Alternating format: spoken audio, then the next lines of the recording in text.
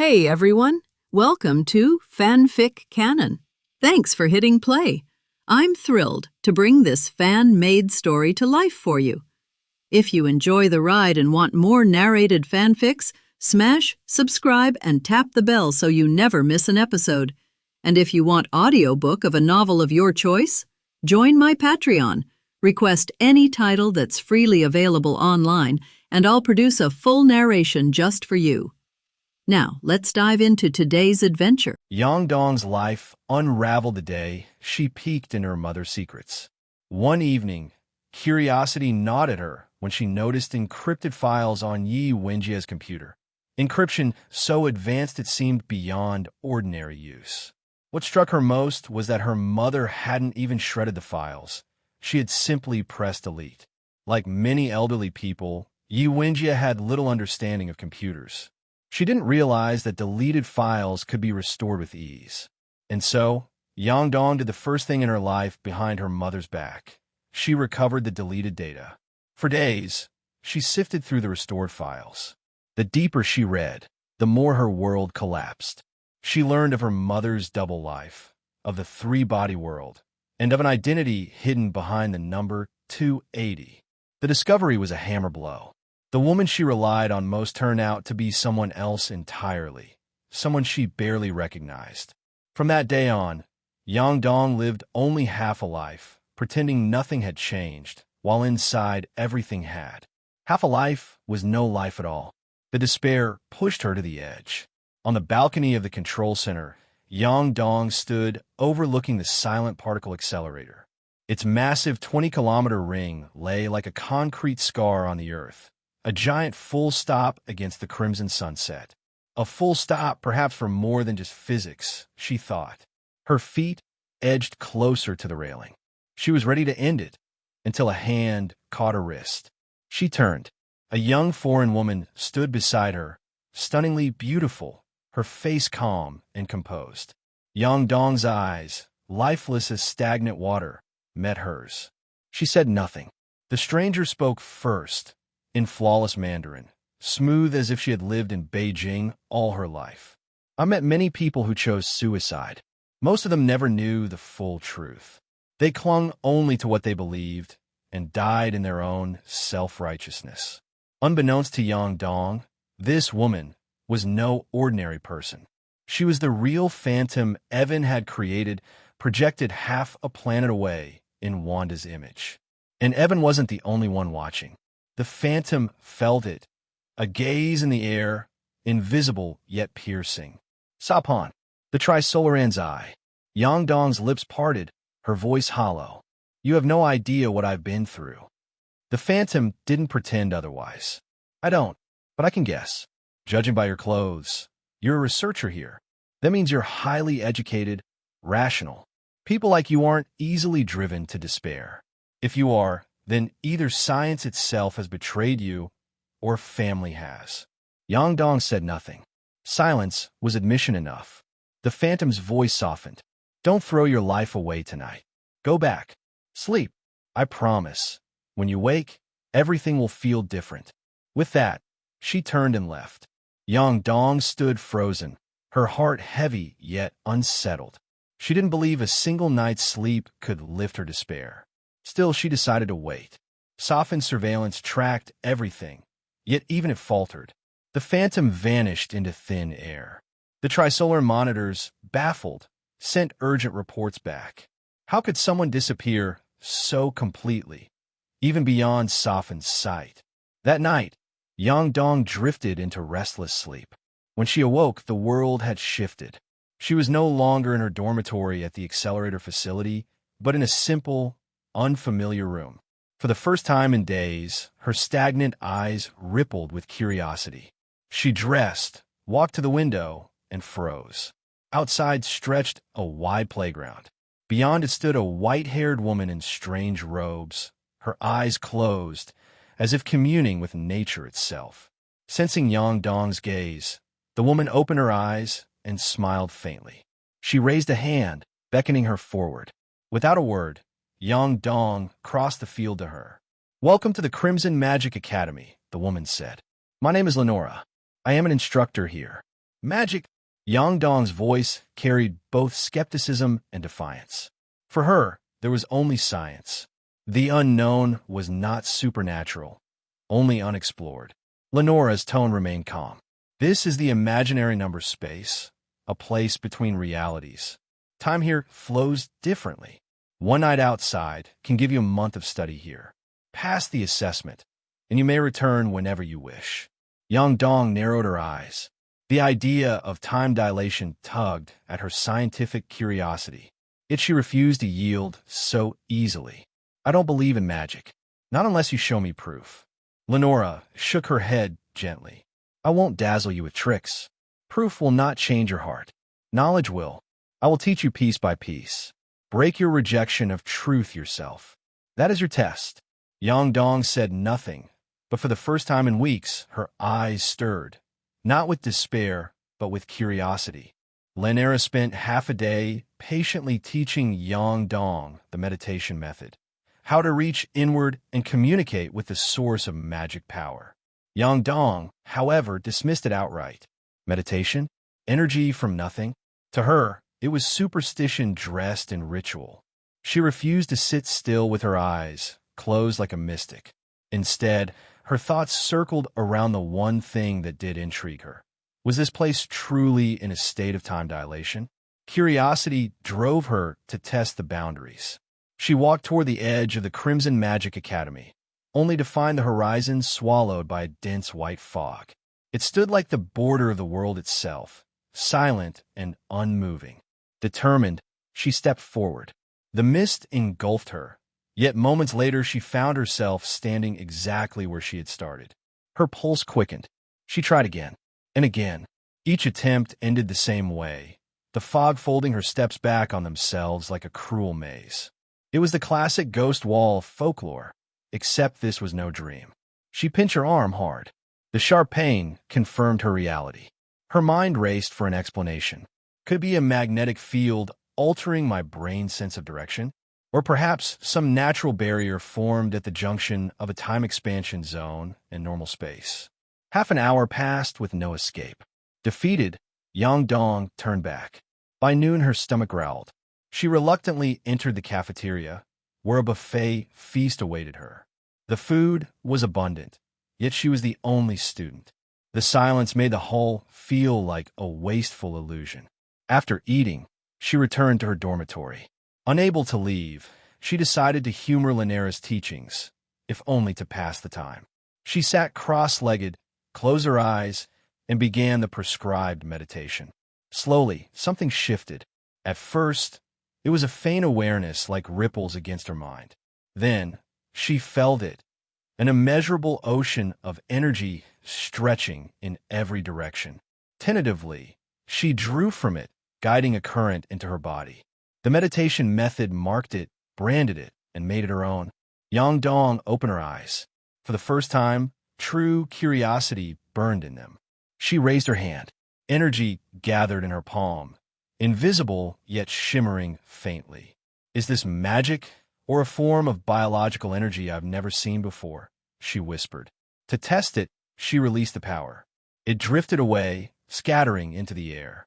Then, with a thought and the meditation method, she pulled it back, impossibly across distance and space, the energy reassembling inside her body without loss. Her mind spun with theories. Quantum entanglement? Energy recycling beyond distance? Some unknown conservation principle? Hours passed unnoticed. When she finally looked out the window, it was night.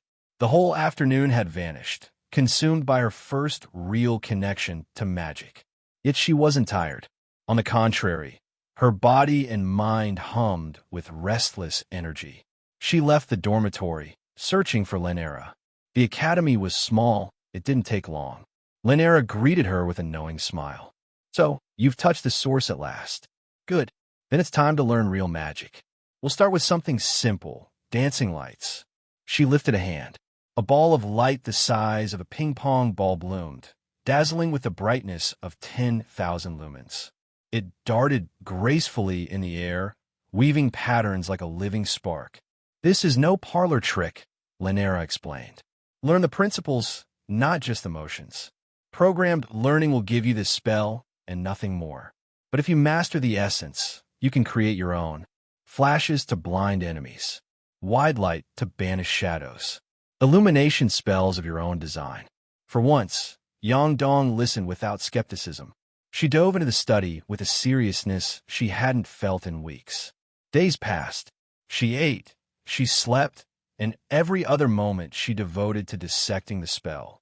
The complexity hidden within even this simple technique astounded her. But she was brilliant, a scholar forged in science. She adapted. On the third day, she raised her hand. A radiant orb of light burst forth, circling her with precision under her control. Elena nodded with satisfaction. You've mastered it. In time, you'll craft magic of your own. For now, let us move on to a new spell. Yang Dong dismissed the orb, her eyes alight with expectation. Her old disdain for magic was gone. This was no fantasy. It was a system of knowledge, profound and strange, perhaps another branch of science yet unnamed. Half a month later, on the academy's playground, Yang Dong practiced her spells, weaving light through the dusk. Suddenly, a young white man appeared before her. Startled, she asked, "Who are you?" He smiled, speaking fluent Mandarin with a calm authority. "My name is Evan Nelson. I studied here too, though long ago. I didn't expect another student to come so soon. Elena told me someone new had arrived, so I came to see. You must be her." Yang Dong straightened, her curiosity piqued. "My name is Yang Dong. Yes, I've just enrolled. I'm still practicing magic, preparing for the entrance exam." Evan's gaze was steady, reassuring. "The exam isn't difficult. Work hard, and you'll pass. I'm certain of it." "Mr. Evan, are there many magicians? Why have I never heard of the existence of magicians?" Yang Dong asked a question that he did not get an answer from Elena. She believed that Evan would be able to answer her questions. "Not much, just you, me, Elena, and a female phantom who doesn't want to reveal her name. Apart from that, there is no fifth magician in this world. You will definitely find it strange, right? But unfortunately, I can't answer this question because I don't know. If you're interested in this, you can find the answer by yourself after you leave here." Evan said nonsense seriously, as if it was true. "Teacher Elena told me that some advanced magic is synonymous with miracles. I want to see it. Can you show it? It's best that it's something that technology can't do." Yang Dong really wants to see the so-called magic. Advanced magic. Actually, technology can do everything, but the technology on our planet is locked by alien civilization. The most intuitive manifestation is that the particle accelerator experiment is interfered with. Evan took this opportunity to tell Yang Dong the truth. Yang Dong's pupil shrank. She originally thought that the results of particle accelerator experiments proved that physics was unevenly distributed on the scales of time and space, which meant that physics did not exist. But now, the senior in front of him told him that there was no problem with physics. The problem was that the science of the human world was locked up by aliens without knowing it. She then thought of the Tricolaran civilization mentioned in the information she restored from her mother's computer. Could it be that the Tricolaran civilization has locked up human technology? After thinking about this, Yang Dong suddenly felt how ridiculous his behavior of wanting to commit suicide before coming here was. Just listen to Evan continue. "There are many alien civilizations in the universe. The reason why we cannot observe them is simply because they all hide themselves. Because any weak civilization that exposes its existence will be exterminated without exception. The number of civilizations in the universe, there are far more than you think. Their population is growing exponentially. Sooner or later, the universe will be filled up and resources will not be enough. In this case, we can only eliminate all civilizations we see in advance. And truly powerful civilizations, which I call God-level civilizations, possess mathematical rate weapons and can easily interfere with galaxies at the Milky Way level and even block galaxies at low light speeds. And their curvature spaceships have a very high energy level, can fly to the edge of the universe and reach the end of the universe in an instant." 117. When Evan said this, he spread his hands and said, "Although I would like to say that magic is omnipotent, The fact is that the magic we have has far less development time than the technology of those god-level civilizations. Technology needs time to advance, and so does magic. In essence, they're all about a means of exploring the truth of the universe. Evan's words gave Yang Tu a great shock. Maybe it was excitement, or maybe fear. Yang Dong's body was trembling a little. The fire in her heart that pursued the unknown gradually began to burn and grew stronger. At the moment, she no longer had any thoughts of committing suicide. She just wanted to explore the unknown. If technology is locked by aliens, what about magic?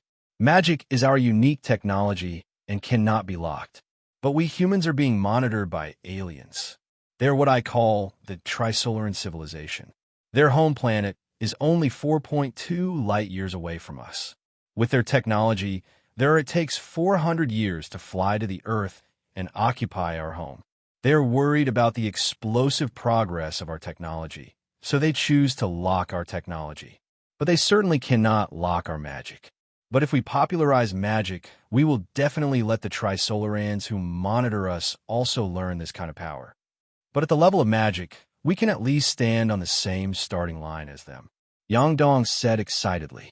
Maybe, but no matter what you plan to do, you must at least learn more knowledge from here first. Well, don't you want to see me perform advanced magic? Let me show it to you.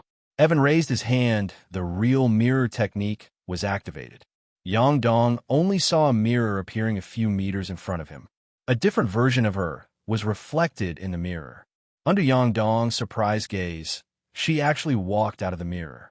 The mirror image of Yang Dong began to cast magic. The magic she mastered was exactly the same as the magic mastered by the real Yang Dong, and even her proficiency in magic was the same. This is the true mirror technique. It can temporarily copy everything, including living things. And the ability that the copied thing can exert during the time it exists will be 100% the same as the original body. If encountered when you reach an enemy, you can use this technique to copy an enemy and let the enemy fight with your own copy. Yang Dong was stunned. This magic is unscientific. Evan dispelled the true mirror spell and cast a second spell. Evan raised his hand and tapped Yang Dong's forehead with one finger, knocking out the latter's soul from his body. Yang Dong found that his consciousness actually floated out of his body. When he looked down, he realized that his consciousness had a thin and transparent body, just like a ghost. She looked at her original body again and found that it seemed to have lost its soul and was about to fall, but was held up by Evan. The scientific name of this magic is astral projection. In words you can understand, it is the so-called soul astral. It can be done whether you make your own soul astral or make other people's soul astral. The projected soul can appear very far away, Lee's side, in an instant. The far distance I'm talking about is on the scale of light years. Evan waved and sent Yang Dong's soul back to his body. Before Yang Dong could ask about soul-related topics, Evan cast his third magic. Evan's body and his clothes began to shape-shift. In an instant, Evan became exactly like Yang Dong. No matter the hairstyle, clothes, shoes, body shape, appearance, or even temperament, irises, and fingerprints, they all become exactly the same. Even the mother can't tell the difference between the real ones and the fake ones. This is shape-shifting. Although it is not as magical as Sun Wukong's 72 transformations, it is very easy to just disguise your appearance. The demonstration ended, and Evan returned to his original state. After seeing this, Yang Dong became more interested in the subject of magic than science. It's almost dawn in the real world. Yang Dong has been at the Crimson Magic Academy in the game world for a month. Today is the day for Yang Dong to take the entrance examination. Only by passing the assessment can she become an official student here, and she can travel between the real world and the Crimson Magic Academy at any time in the future. If she fails the assessment, she will lose the chance to come here again. Yang Dong has been studying seriously for the past month. Currently, she has mastered 5 powerful but very practical spells. With her current level, she will definitely be able to pass the assessment. The assessment process will not be discussed here. Not surprisingly, Yang Dong passed the entrance qualification examination and gained the qualification to enter and leave here at any time. It's dawn in the real world. After the assessment, Yang Dong left here and returned to the real world. WWW. Let's move forward in time. Previously, the real phantom of Wanda's image suddenly disappeared under softened surveillance, which made the Tricolarans pay attention to this. Later, Tomoko focused on tracking Yang Dong, who had been in contact with the other party, but found that Yang Dong's body suddenly disappeared from the bed in the dormitory while he was sleeping soundly at night. It wasn't until early this morning that Tomoko discovered that Yang Dong was back in 390 again and appeared out of thin air. The Tricolaran civilization, which monitored this scene, wanted to know how they suddenly disappeared and reappeared. In order to understand this, the Tricolarans contacted members of the Adventist sect of the Earth Tricolaran Organization, EEO, through Sapon, and asked them to capture Yang Dong and interrogate the other party secrets. If this is not clear, the top leaders of the Tricolaran civilization will become restless. The ETO organization is a group of human traders who worship the Tricolaran civilization as God and want to help the Tricolaran civilization invade the Earth. The Advent faction, headed by Evans in the ETO organization, began planning the kidnapping of Yang Dong after receiving the order. Even if Yang Dong is the daughter of Yi Wenjie, the honorary leader of the ETO organization, these lunatics won't care. Yang Dong, who had just returned, didn't realize that he had been targeted by ETO. The first time she came back, she found her mobile phone on the bedside table to check the time, and found that only one night had passed here. Crimson Magic Academy really exists in the time dilation zone. Yang Dong put down her phone, closed her eyes, and felt her body. She found that the magic energy, Abe, in her body was still there, which proved that everything she had experienced before was not a dream. She thought that the Tricolarans were monitoring human civilization, and maybe she was also under their observation, so she did not use magic here to avoid being targeted. It's dawn in the rabbit country, but it's dark in the lighthouse country. Evan, who is in Los Angeles, is sleeping happily with his wife Kayla in his arms, until it was dawn in the lighthouse country and dark again in the rabbit country.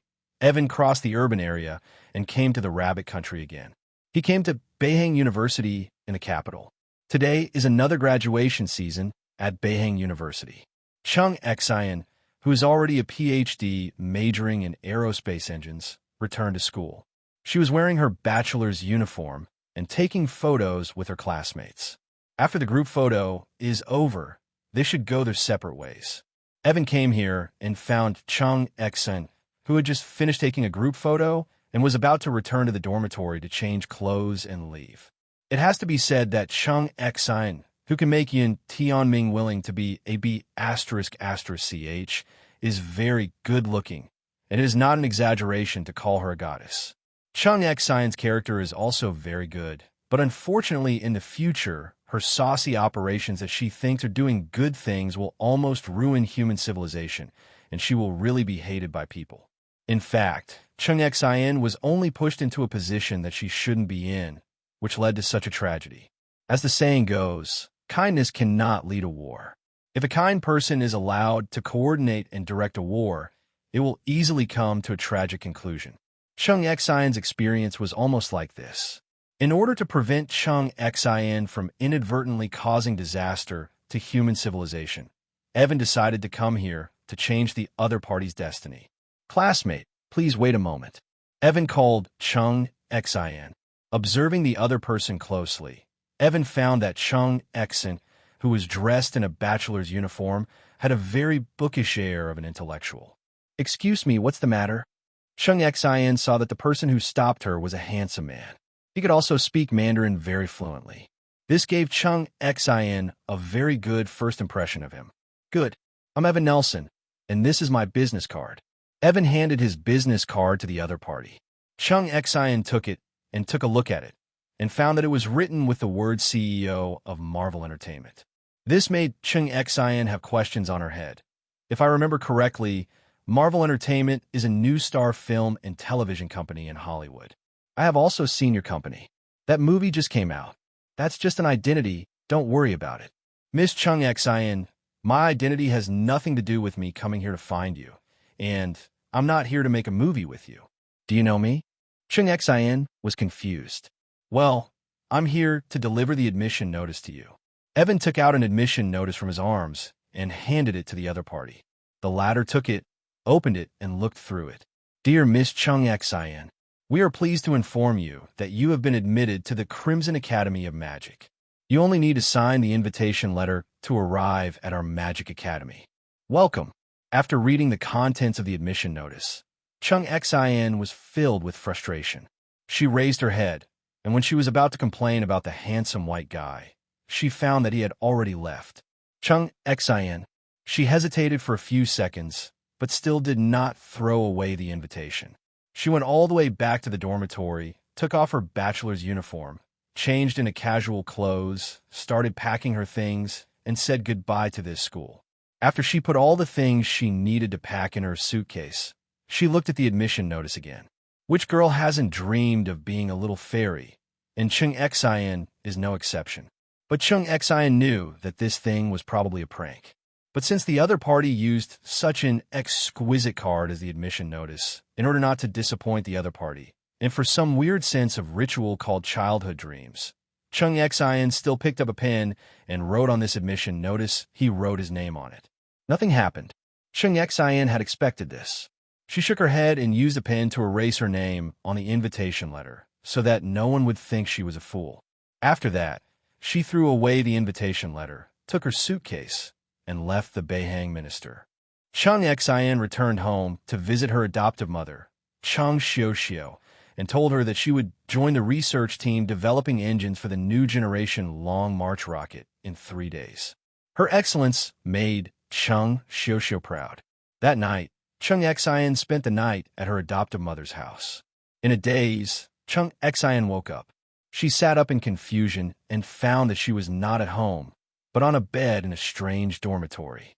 There was another person besides her in this dormitory, and the other person had just woken up like her. But unlike her, there was no confusion in the other person's expression about where this place was. Excuse me, where's this place? Why am I here? Who are you? Chung Xen asked the other party while getting dressed and getting up. This is Crimson Magic Academy. You will appear here probably because you have received the admission notice. My name is Yang Dong, and I'm also a student here like you. Yang Dong said. This is the second time Yang Dong has come to Crimson Magic Academy. Different from the last time, this time she came in on her own initiative. As soon as she entered, she appeared in the dormitory and found that she had an extra roommate. When Chung Xen heard that this place was called Crimson Magic Academy, she immediately thought of Evan, whom she had met before, who had sent her the admission notice of Crimson Magic Academy. At that time, Chung Xen thought it was just a silly prank by the other party, who knew that this academy really existed. Wait, that's not necessarily the case. This might just be a follow-up to that prank. A magic academy or something like that sounds unscientific and cannot exist at all. You must have put a lot of thought into this prank. You brought me here from home, which is already considered kidnapping. It's too much to carry out the prank to this extent. Chung Xen was a little angry.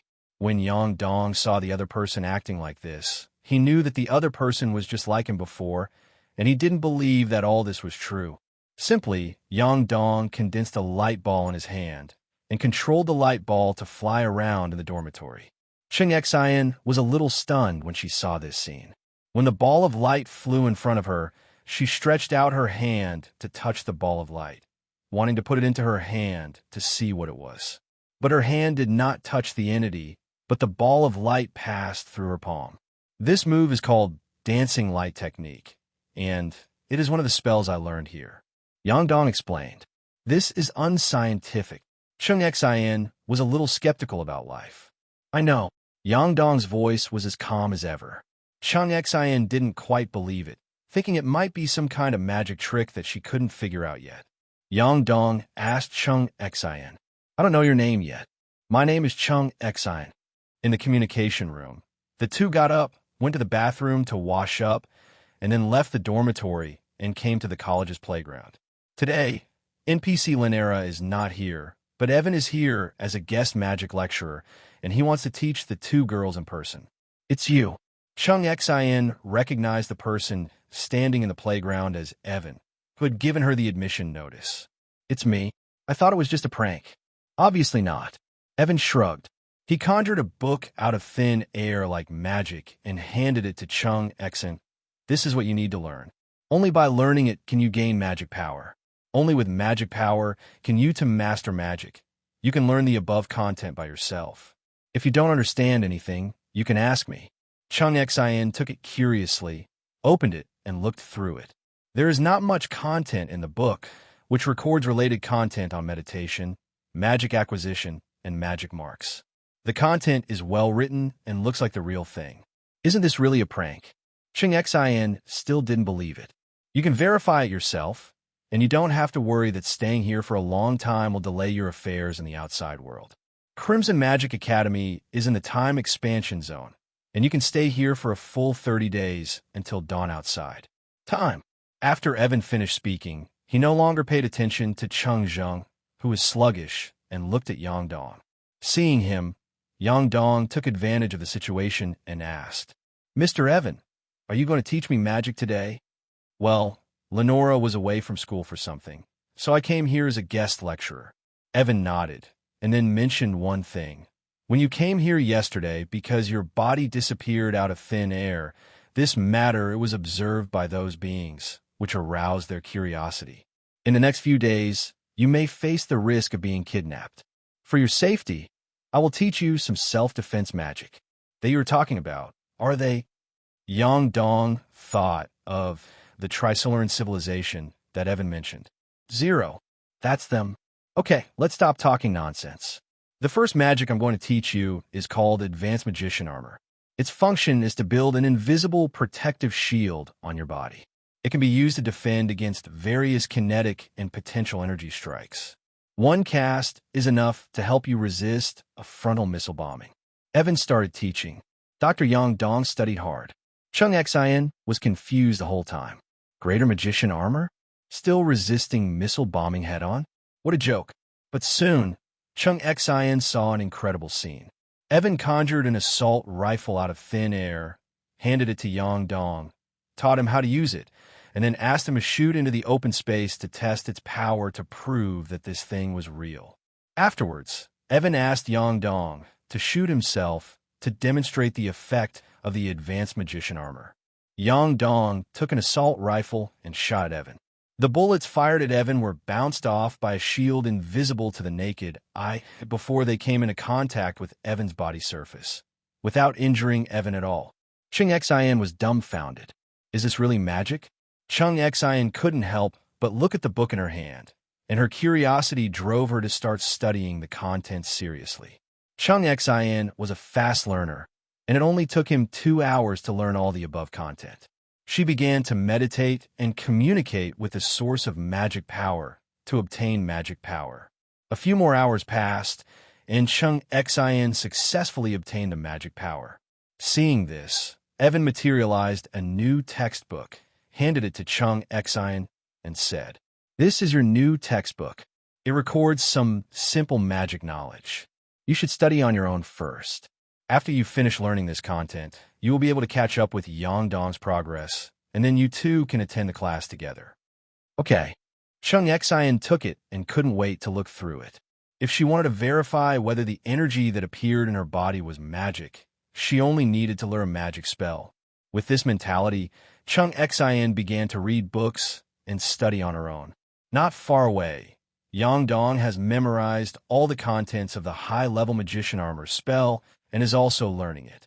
Game World, 3 days later. Yang Dong successfully learned Advanced Magician Armor. Chung Xen also learned the first magic in her life, the Dancing Light technique. By now, Chung Xinchuan had completely believed in the existence of magic. This was not a prank, it was all true. At noon that day, the three of them sat in the college cafeteria to eat.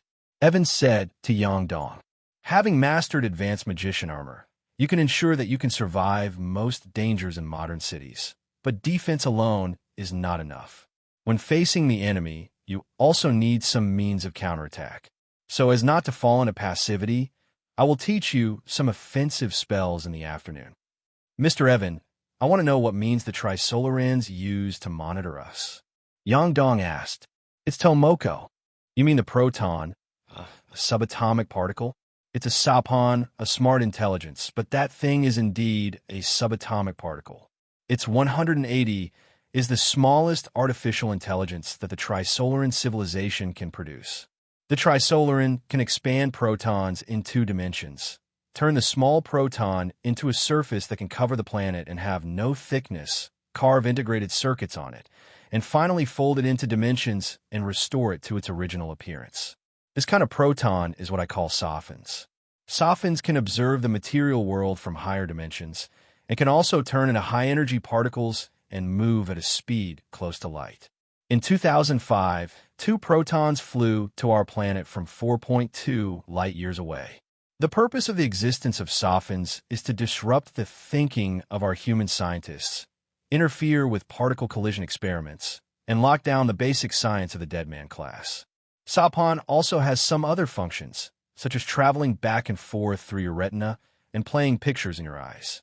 It can also unfold and wrap around the planet in 2 dimensions and flash, giving humans the illusion that the cosmic background radiation is flashing.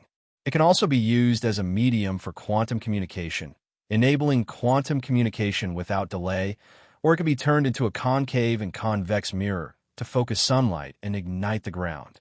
Evan tells the essence of Sapon. Yang Dong was shocked when she learned about Sapon. She didn't expect that the technological strength of the Tricolaran civilization was so powerful. In the face of such aliens, does humanity have any chance of winning? Chung Xen on the side was confused the whole time. Wait a minute, what are the 3-body civilization and sophons you're talking about? Is this something out of a science fiction novel? Chung Xen couldn't help but ask. No, it is something that really happened in reality. Our human civilization has been targeted by aliens. They are a civilization from 4.2 light-years away, which I call the Tricolaran civilization. With their technological level, it will take another 400 years to reach our solar system. In order to avoid the technological explosion of mankind during these 400 years, they launched sophons here to lock up our basic science and disrupt the thinking of our scientists, and create turmoil in society. Currently, an organization called the Earth Tricolaran Movement has appeared on Earth. This organization is referred to as ETO.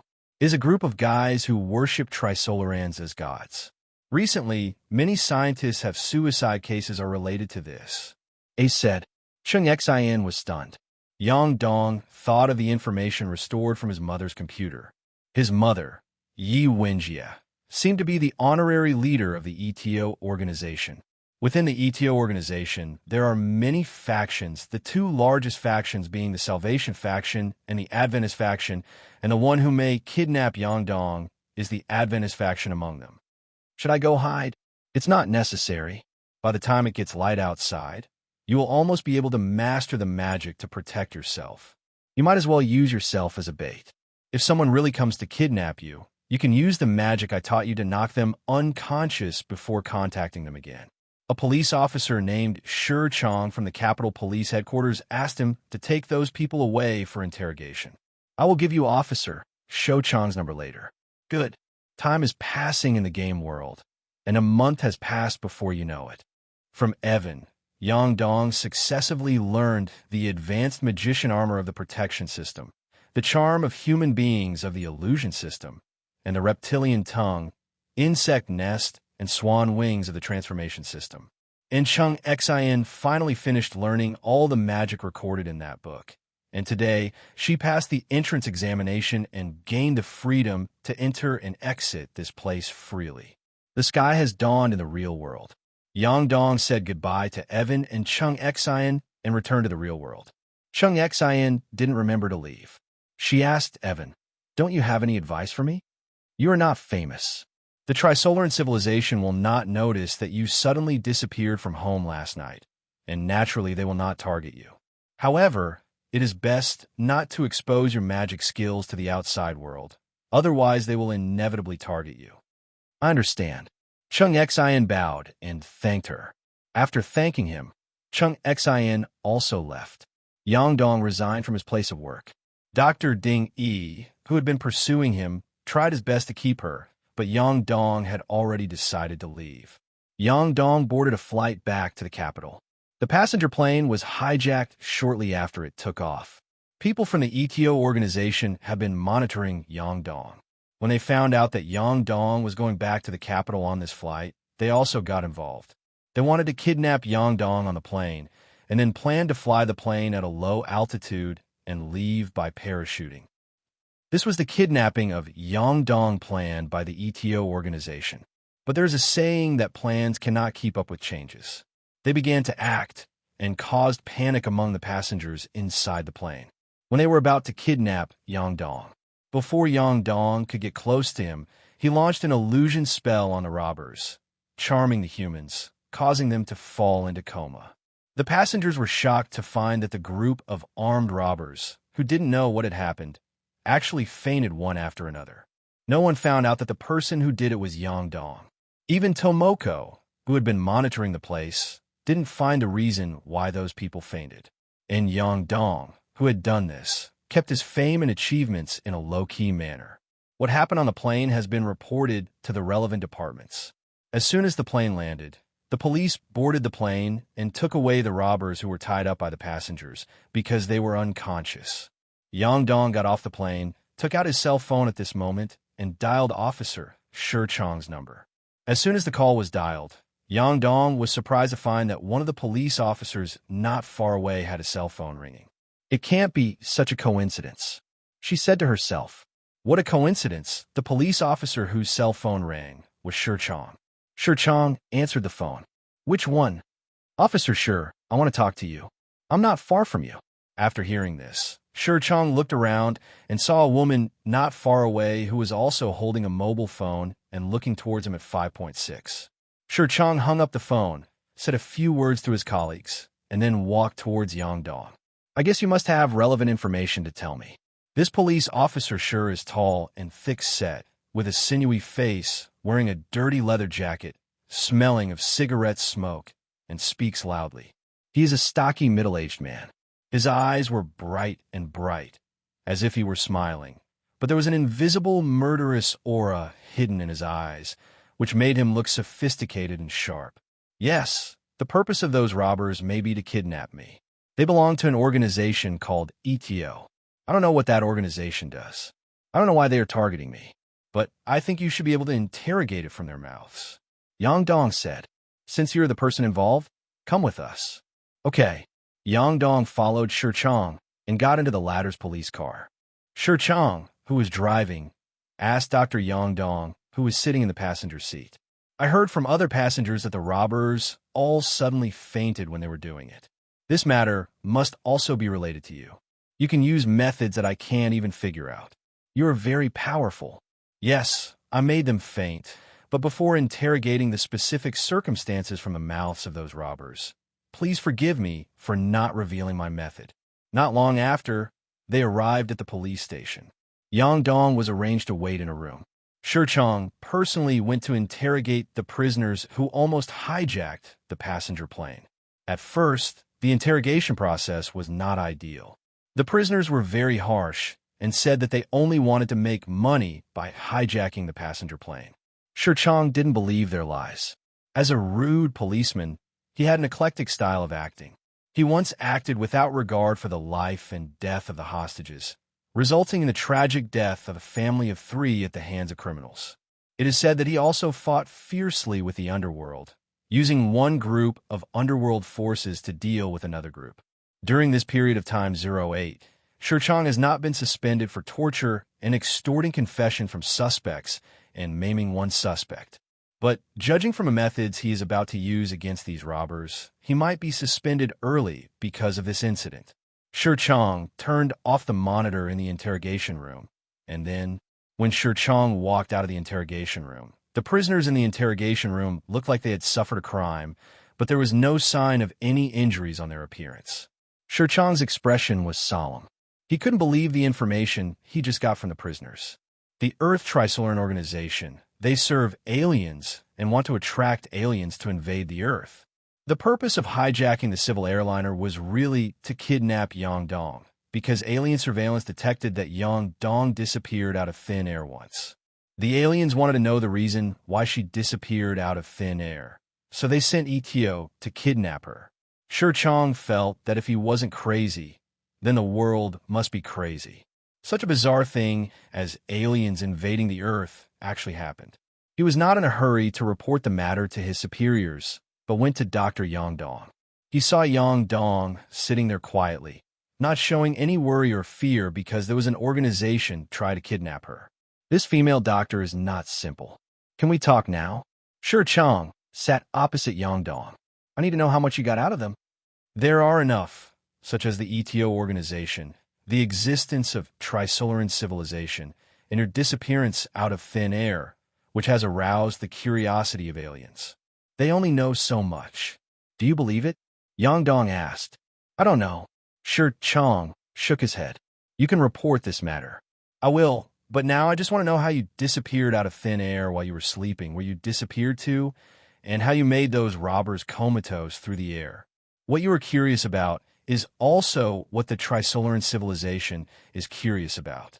I can confirm that the conversation between you and me is being monitored by the Tricolaran civilization, and they can even see the expressions on our faces. Once I tell the truth, you and they will know. Okay, come with me, and I'll take you to meet someone. Shi Chong took Yang Dong and drove to the military area to meet his old leader when he served in the army, General Chung Xen. Shi Chong knew that this matter was not a trivial matter and needed to be known to more important people. But just as their car was driving out of the city, several jeeps were chasing them from behind the road. Shi Chong spotted the suspicious cars through the rearview mirror. Sit tight, I'm going to accelerate. Shi Chong stepped on the accelerator and started to accelerate. The jeeps behind also began to accelerate. Among those jeeps, someone with an automatic rifle leaned out of the window and opened fire on Shi Chong's police car. Fortunately, Shi Chong's car was bulletproof, so it was safe for the time being. Seeing that those people actually had automatic rifles, Shi Chong cursed and immediately took out his walkie-talkie to contact support. But for a while, support couldn't arrive here. Shi Chong immediately thought of the strange methods that Dr. Yang Dong might have and asked her, "Can those methods of yours be used in this situation?" "Yes, you can drive without worry, and I will deal with them."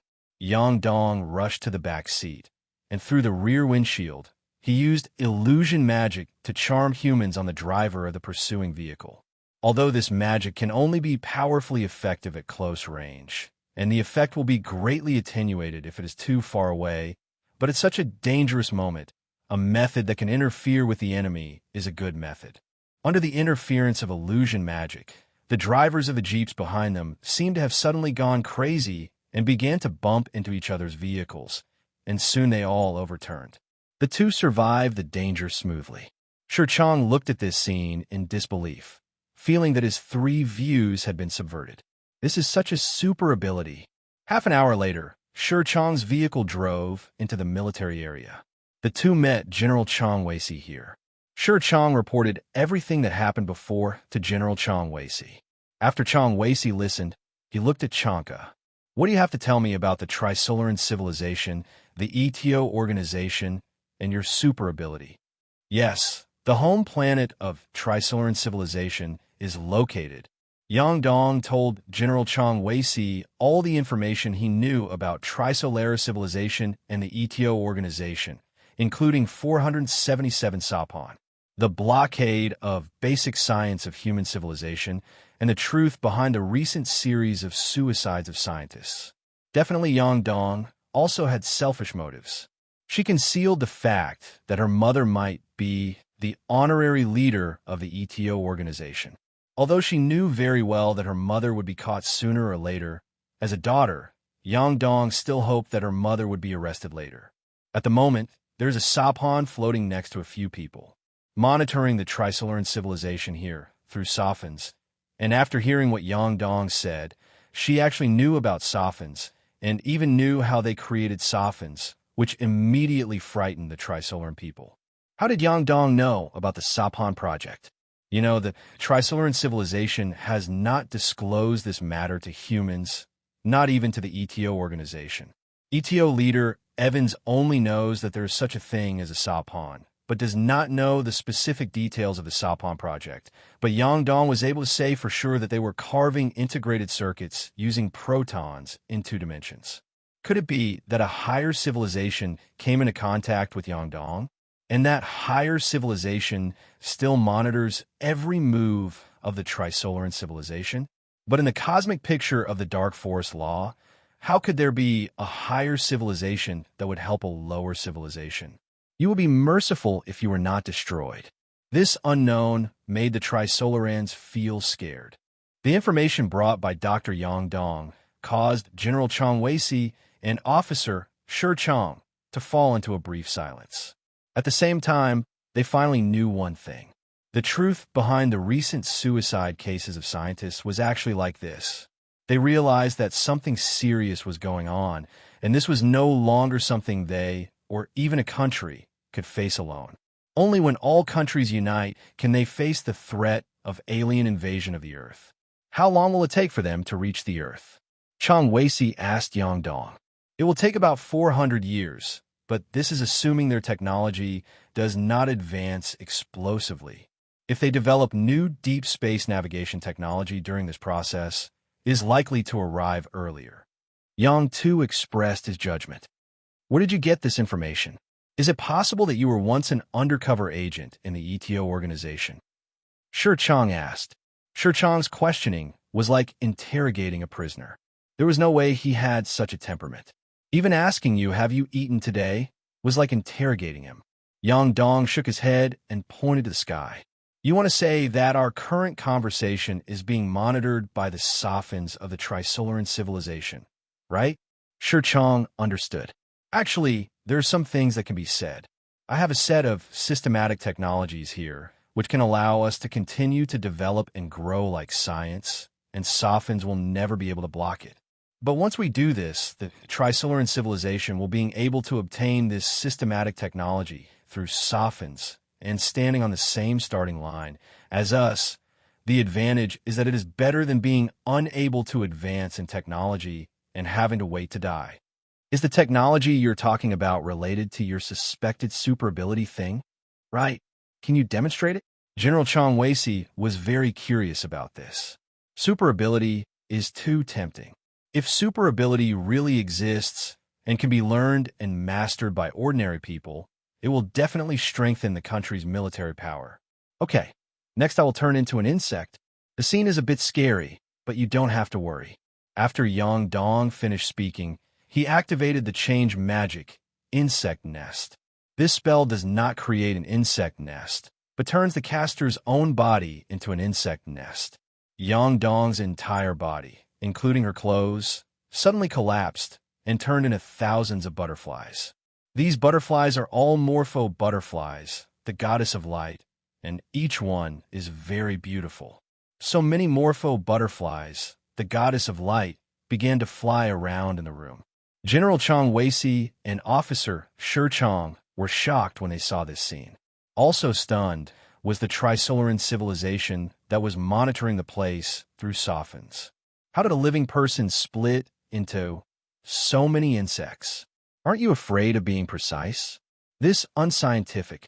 Those butterflies flying around gradually gathered in one place, forming a human shape, and finally gathered back into a complete person who was Yang Dong. But it wasn't over yet. The next second, Dr. Yang Dong's body collapsed again and turned into poisonous spiders all over the ground. These poisonous spiders are also extremely poisonous widow spiders, which can poison a person to death with just one bite.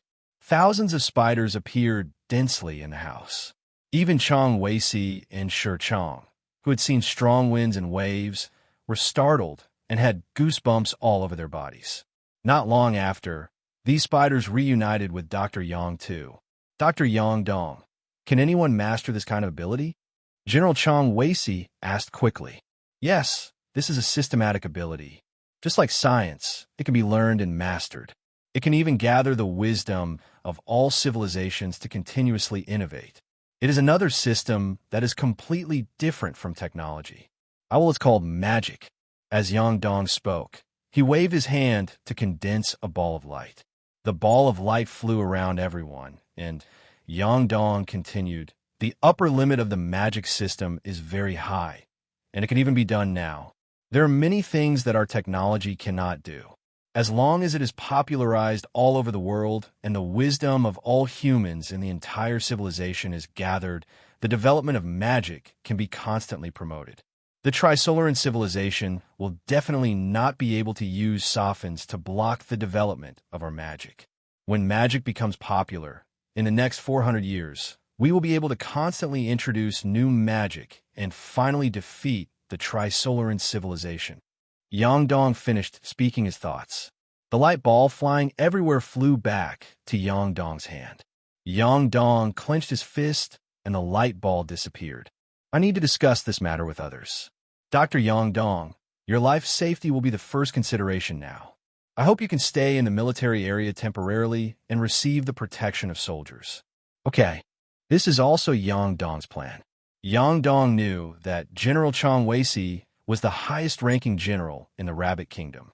As long as he stayed here, he would be able to get in touch with the core of power, which would make it easier for her to popularize magic. At the moment, the top leaders of the Tricolaran civilization were gathering together for a meeting. They were discussing whether to let the ETO organization drop a black bomb on that military area and kill Yang too, who was staying there. Some people voted for it, and some people voted against it. The objection is that they want to explore the power called magic. If Yangdong is killed, they will have no way to obtain that power. After discussion at the meeting, Tricolor civilization decided not to take action against Yangdong for the time being. Evans, the leader of the Earth ETO organization, received an order from Master Ding, who asked them to temporarily give up the arrest of Yangdong. Let's move forward in time. Chung Xen returned to her home in the real world from Crimson Magic Academy. Like Dr. Yangdong, the first time she came back was to check the time until she confirmed that only one night had passed here. Chung Xen felt her body and realized that the magic power was still there, which proved that what happened before was not a dream. Chung Xen tried to use the dancing light technique and succeeded easily. Magic can really be used in reality, which dispelled Chung Xen's last doubt about magic. Dr. Yangdong told me that she plans to popularize magic to all mankind. Maybe I should also join this new cause that will inevitably become the mainstream in the future. This is definitely more valuable than joining the research team to develop engines for the new generation Long March rocket. A bright future. Chung Xen had this idea. Once this idea appears, it cannot be contained. Chung Xen quickly made a decision. That morning, she called to resign from the job that had not yet started. Then she said goodbye to her mother, left home, found a deserted place, and entered again. Crimson Academy of Magic. She will use her time during the day in the real world to continue studying magic at the Red Magic Academy. Only by mastering enough magic can we stand at the forefront of the new era in the future. When she came here, she didn't see Evan again, but she saw Elena, the magic teacher that Evan and Yangdong had mentioned. "Hello, Ms. Elena. My name is Chung Xen. Well, since you're here, let's start class." Elena didn't waste any time. After confirming Chung Xen's learning progress, she began to teach Chung Xen new magic theories and skills. Chung Xen studied very seriously and did not plan to leave here in a short time. She wanted to study and study hard. Lighthouse Country, California, Los Angeles, evening. Evan and Kayla leaned together, chatting and watching TV programs. At this time, Kayla's cell phone rang. She picked up the phone and said a few words, hung up the phone, and said to Evan, "Dear, my colleague just informed me that a scientist at the California Institute of Technology committed suicide and asked me to go there to cover the matter. I will leave first. Go ahead. I won't tell you to be careful. I don't think anything in this world can threaten me." Kayla said confidently, immediately got up, took off her slippers, put on her coat, and hurried out. After Kayla left, Evan also stood up, stepped out of the random door that suddenly appeared in front of him, and came to the Rabbit Country again. Yes, he came here to cause trouble again, but this time the person he was looking for was a member of the ETO organization, and he was also the person in charge of the Scientific Frontier Organization in Asia. The other party is a Japanese Huxia living in Chaoyang District, the capital. However, the other party is not a member of the Adventist faction of the ETO organization, but a member of the Salvation faction. ETO's Adventists and Salvationists use different methods. The purpose of the Salvation sect is to save the Tricolaran people. The purpose of the Adventists is much more extreme. It is to destroy mankind and destroy everyone. Compared to the Adventists, the Salvationists are relatively harmless. The Salvationists hope that the Tricolarans will come to supervise and transform human society. They also believe that as long as the Tricolarans are saved, they may not invade the Earth. The worst-case scenario is to give up other planets in the solar system to the Tricolarans. People live in it. It has to be said that the Salvationists are a bunch of idealists. They know that what they're doing has little hope or is even unrealistic, but they still work tirelessly. Shen Yufei is a member of the Salvation sect. She is also the target of Evan's trip. Evan will come to Shen Yufei to give him the possibility of saving the Lord. As long as Shen Yufei learns magic, he will definitely tell the Tricolarans about the knowledge of magic. At that time, Tricolaran people will try to practice cultivation. If the first Tricolaran person tastes the benefits, more Tricolaran people will try. Tricolarans with transparent thinking will passively spread the knowledge of magic among the group, allowing more and more Tricolarans to understand magic and practice magic. It won't be long before Evan can take down the Tricolaran civilization without a single blow. As for the Tricolaran civilization, when it obtains the knowledge of magic, will it be able to introduce new technologies faster than the people on Earth? Evan said it didn't matter. Use Evan's magic power to develop new magic, and Evan would naturally be able to master it at the same time. This is the benefit of being a magic creditor. If the Earth civilization and the Tricolaran civilization race on the track of the magic system, Evan will only be the winner in the end. Definitely, Evan doesn't just take benefits. He also does practical things and will give human civilization a better future. As for the future of Tricolaran civilization, it depends on the situation. At the moment, Shen Yufei is working in the laboratory of a foreign company. Evan changed his appearance and easily blended into the Japanese company, sneaking all the way to the company's laboratory. This laboratory is not big, and there are only 3 staff members in it.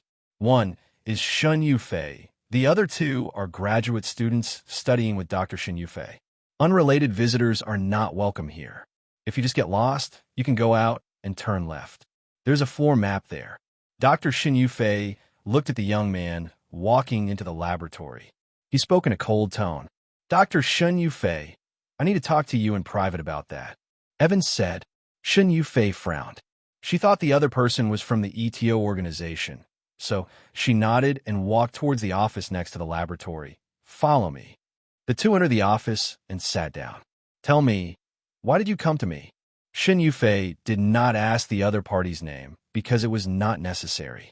Evan, whose appearance had changed, had no intention of introducing himself to the other party, but said, the 3-body problem has no solution.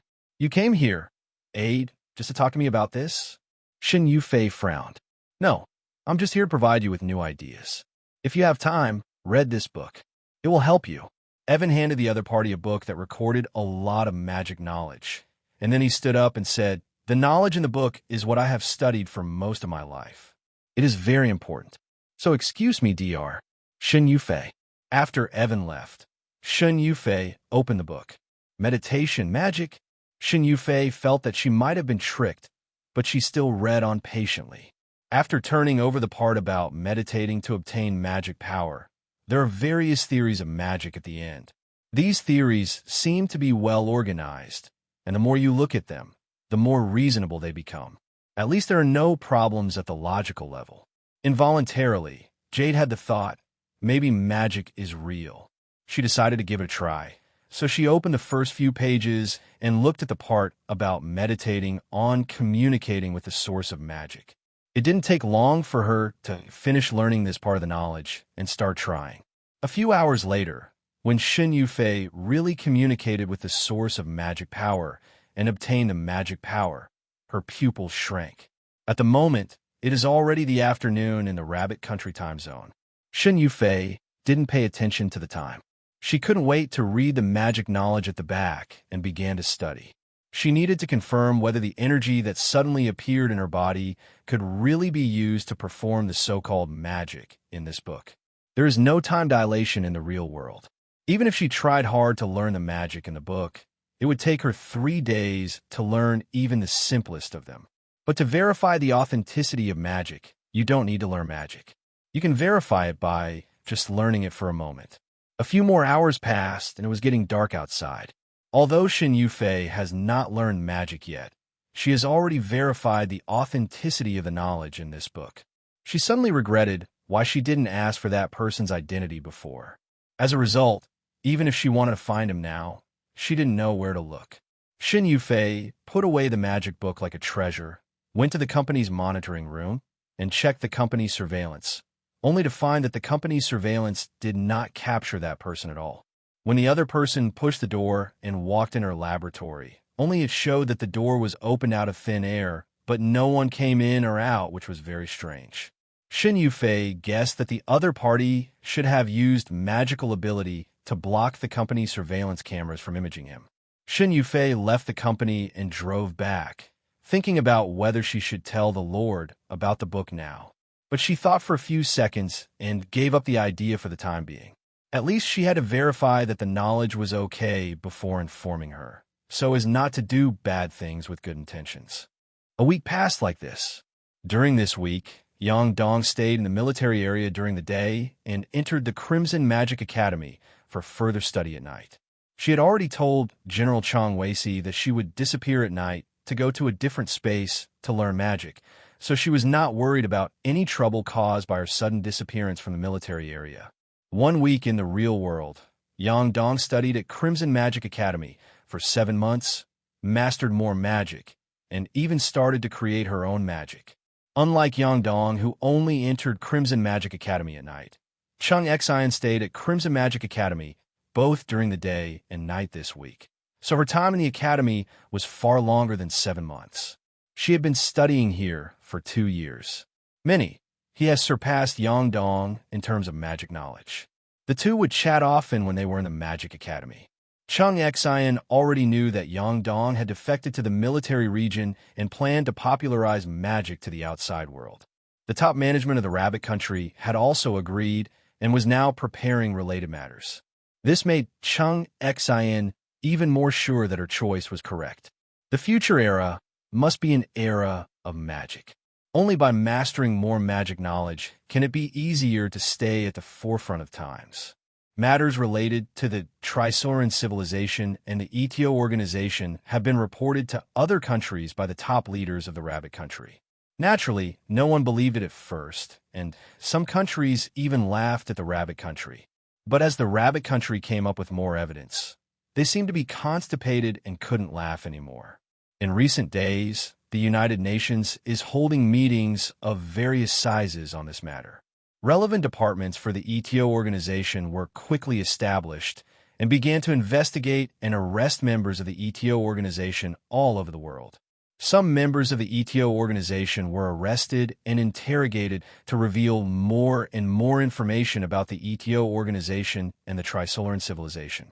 This proves beyond a doubt that everything Rabbit Country says is true. Shen Yufei knew that the ETO organization was exposed and many members were arrested, but she didn't care about it. She spent this week learning 2 magic tricks. She has determined that there is nothing wrong with the power of magic.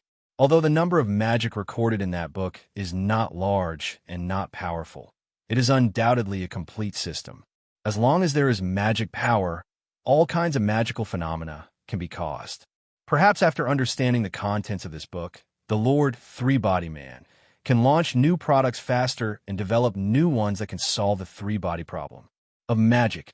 Finally today, Shen Yufei reported the magic to the Lord Tricolaran through Tomoko and opened the book page by page, asking Tomoko to record the information inside. After the Tricolaran civilization obtained this knowledge, Tricolaran scientists began to analyze these magical materials. The Tricolaran asked Xin Yufei about the origin of this book through Tomoko. Xin Yufei told the truth, but she didn't know much, and at the same time she felt more and more regretful. It would have been better if she could have asked for that person's name and left his contact information over there with the Tricolaran civilization. In order to verify as soon as possible whether the power of magic can be mastered by the Tricolarans use people at the bottom of civilization as guinea pigs to let them meditate and communicate with the source of magic. As the mice gained magic power one after another, Tricolaran scientists also began to test the magic power. Although magic is also a kind of energy, it is different from conventional energy. It is not any kind of energy that Tricolarans have ever seen. They cannot even detect the characteristics of this energy. As the Tricolarans who acted as guinea pigs learned magic one by one, the Tricolarans learned that this system named magic could also be learned and mastered by them. Therefore, many magic research groups were established in the Tricolaran civilization, and they began to study the magic system and try to develop new magic. At the same time, they let more mice participate in the practice of magic, but before magic is truly popularized, the Tricolaran civilization will not promote this system in its own society for fear of pitfalls. What no one noticed was that the consciousness of one of these Tricolaran mice had been temporarily replaced by Evan using cost magic, and he had used a clemency on himself to prevent the transparent mind of this body from exposing himself. The three-body man controlled by Evan opened his eyes and looked around. After he confirmed that this place was really the Tricolaran civilization, he withdrew his consciousness from the body of this Tricolaran man. The three-body man returned to normal and didn't realize that for a moment his body was occupied by someone. No one else noticed either. One day, half a month later, outside the suburbs of the capital of Rabbit Country, a very special academy has opened. This is the first magic academy established in the Rabbit Kingdom. It is heavily defended and guarded by many soldiers. Most of the first batch of students admitted here were soldiers, while a few were scientists in various fields. The reason why scientists are invited is to allow scientists to get in touch with magic as soon as possible, and then conduct in-depth research on the magic system and constantly introduce new ones. 0. Many of the scientists admitted here are well-known figures, such as Dr. Wang Miao and Dr. Ding Yi. There are also well-known characters among the military students, such as Zhang Beihai. In addition to the military and scientists, some special domestic individuals are also required to enroll, such as police officer Shichan. The lecturers of this college are Dr. Yang Dong and Dr. Chung Xen. At present, the older students who come to this school for further studies do not know what this school teaches. Their superiors just ask them to come here for further studies. For example, two doctors, Wang Miao and Ding, did not know the purpose of their superiors asking them to come here to study. At the moment, this group of older students were waiting in the school playground. 0. Suddenly, Dr. Ding Yi saw Dr. Yang Dong, whom he had pursued, walking from a distance. He just wanted to go over and say hello to him, but found that he was walking towards the stage. Dr. Ding Yi realized that Chanka might be an insider. Yang Dong walked up to the microphone on the high platform. My name is Yang Dong, and I am the dean of this college. I think many people in the audience still don't know why they came here, and they don't know what they want to learn here. I can answer this question first. This school is officially established and recruits students from military soldiers and scientists from the scientific community. The purpose is to allow you to contact and learn a knowledge that I call magic. As soon as the words fell, the place below suddenly became noisy. Magic or something, it sounds outrageous. Yang Dong ignored the noise below and continued. Don't you think it's incredible? At first, I refused to believe it like you, but magic exists. People above have realized this. This is why this college can the truth behind its establishment and the reason why you are here. Magic is not what you think. It is similar to science. Both need to gather the wisdom of everyone to continuously introduce new things. So far, the magic we have mastered has exceeded our technological level. Now, we need to transform our civilization from a one-way street of only developing technology to a two-way street of science and magic. And you will be the first people in human civilization to come into contact with magic. In order to let everyone have a deep understanding of what magic is, next I will perform a magic show for everyone with Dr. Chung Xen, the deputy dean of our school. Are you kidding? This is all just to expose us all to superstition. Dr. Wang Miao thought this was ridiculous. Not necessarily. Didn't you see that the military was involved? How could this college be run without instructions from above? Dr. Ding, he said, but even so, it's hard for me to believe this kind of thing. Wang Miao said, we will soon know whether it is true or false. Dr. Ding, he was in a trance when she said this. The goddess Yang Dong, whom she had been pursuing but could not get, has now transformed into a goddess of this college. Dean, he still wants to spread magic, which seems a bit unreal to him. On the other side of the military students, Zhang Beihai was thoughtful. He is a person who is good at thinking. At the moment, he was thinking, does magic really exist? 850. If this is true, I am afraid it will change the historical process of the entire world. And they will also be the first witnesses. On the stage, Yang Dong left the microphone. Chung Xen also walked from behind the scenes to the stage. The two stood facing each other. In front of thousands of older students in the audience, the magic performance began. Chung Xen made the first move with a blazing fireball. A huge fireball with a diameter of 3 meters appeared out of thin air, carrying a high-temperature heat wave, rolling on the ground, and crushing towards Yang Dong. Yang Dong silently recited the spell and cast the change spell, Swan Wings. A pair of angel-like wings sprouted from her back. Between her wings and the cave, she lifted off from where she was and avoided the candle flame fireball that could only roll on the ground. Seeing this, Chung Xen dispersed the fireball, then silently recited a spell and activated the second spell. Then he saw balls of light floating out from Chung Xen's body. These light balls suddenly burst in a bright light. This is a flash technique that can blind people. But when Chung Xen used this move, Yang Tu had already closed his eyes in advance. Chung Xen's flash technique did not dodge Yang Dong, but it dodged the older students in the audience. However, because the students were far away and it was daytime, the students were not blinded by the flash. At most, they were blinded. Eyes hurt. The spell exchange between the two became more and more exciting, and the two women were able to master various spells at their fingertips. The mirage technique that can create mirages constantly changes the environment on the stage. A large number of advanced phantoms that could form phantom duplication appeared, causing multiple Yang Dong and Chung Xen to appear on the field at the same time. Release the sonic boom, ice cone, and dragon extinguishing techniques that can cause powerful damage. There are also rainbow rays with rainbow special effects and fire magic that can control flames. All kinds of magic emerge in endlessly. The students in the audience were dumbfounded. This is super ability. But if it's super ability, then the two people have too many super abilities. Is it really magic? Gradually, more and more people believe that it is magic. This performance lasted as long as it lasted before it was over. But then there's the show. Chung Xen stepped back from the stage.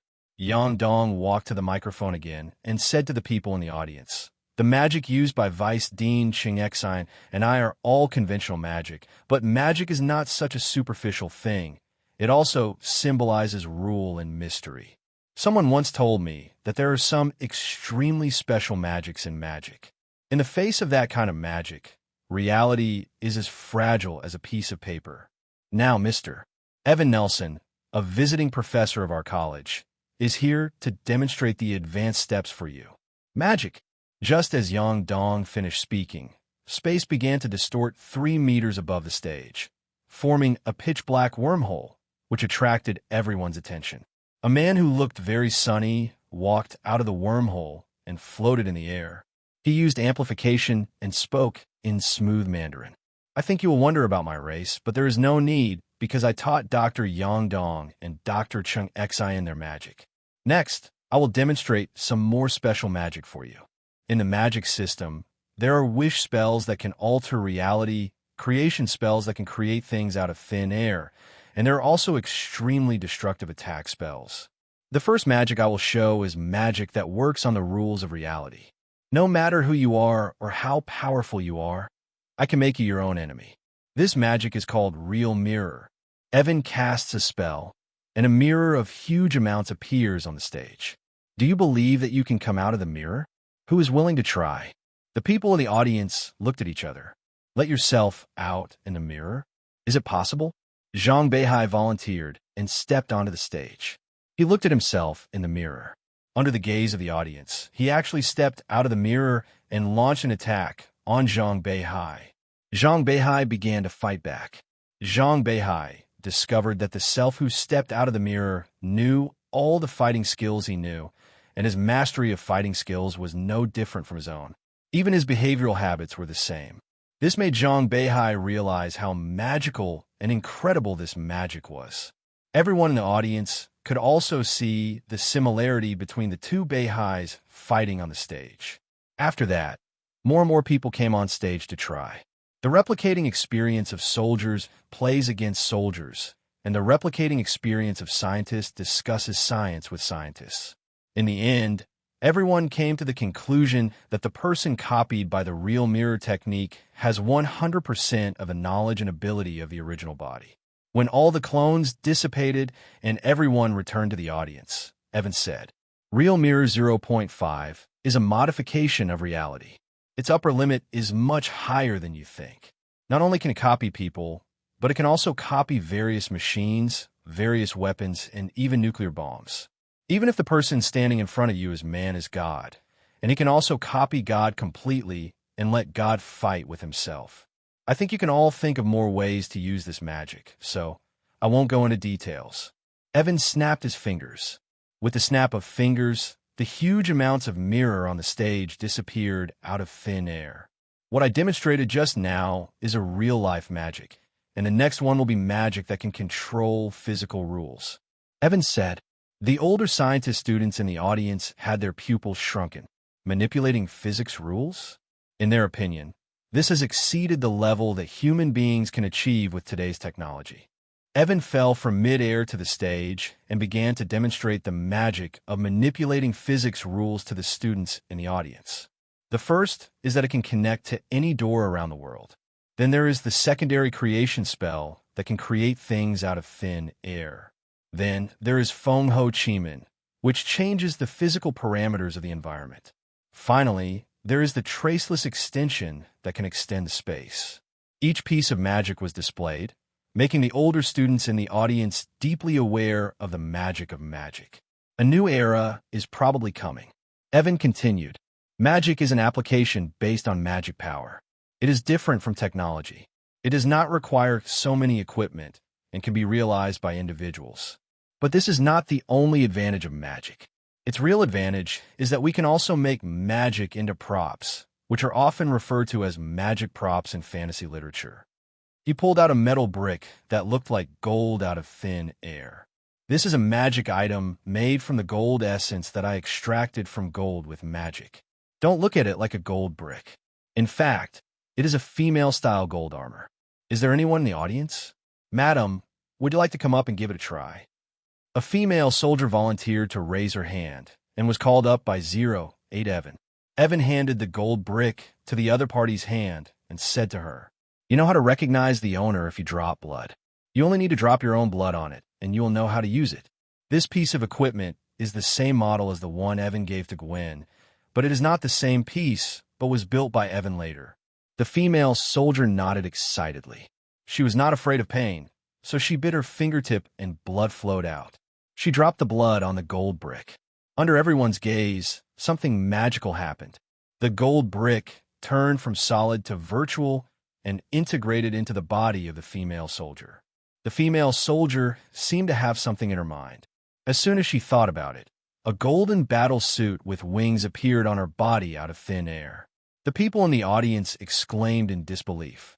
Evan smiled and said, I think many of you here may have watched the cartoon Saint Seiya when they were children. And this armor was modeled on the sacred clothing of Athena in that cartoon. It has enough defensive power to resist anti-material firearms and even missiles head-on. It can also enable the wearer to fly at supersonic speeds, increase strength, speed, and explosive power, and can be retracted from the body and released from the body at any time. After hearing this, the female soldier began to try. This set of armor automatically retracted into her body, and then the armor resurfaced again. She tried to control the golden wings behind the armor. The wings began to flap, and the female soldier took off on the spot. Although it was her first time to fly, and she was not very skilled at flying, causing her to stagger as if she was about to fall down at any moment, she did fly. There were even more exclamations from the audience. Not long after, the female soldier fell down. Evan said to her, "You are lucky. This set of equipment has been claimed by you. From now on, it will be yours. You can definitely give it to others for research.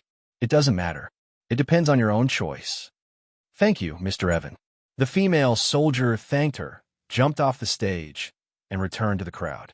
Then she was surrounded by a large group of female soldiers, who kept stroking the extremely attractive armor on her body. Evan continued, "Most of you here must have read fairy tale novels. Although magic and fairy tales are not the same thing, you can actually pretend to be a fairy by using magic, like this." Evan opened his mouth and spit out a crystal sword. The crystal sword grew bigger and bigger, and soon became 5 meters long and 30 centimeters wide. It was suspended in front of Evan. Evan jumped on the crystal sword and performed a sword flight in public. Many of the soldiers and students in the audience were fans of fairy novels. After seeing this scene, their eyes lit up, and they couldn't help but begin to dream about their future as sword-wielding flight.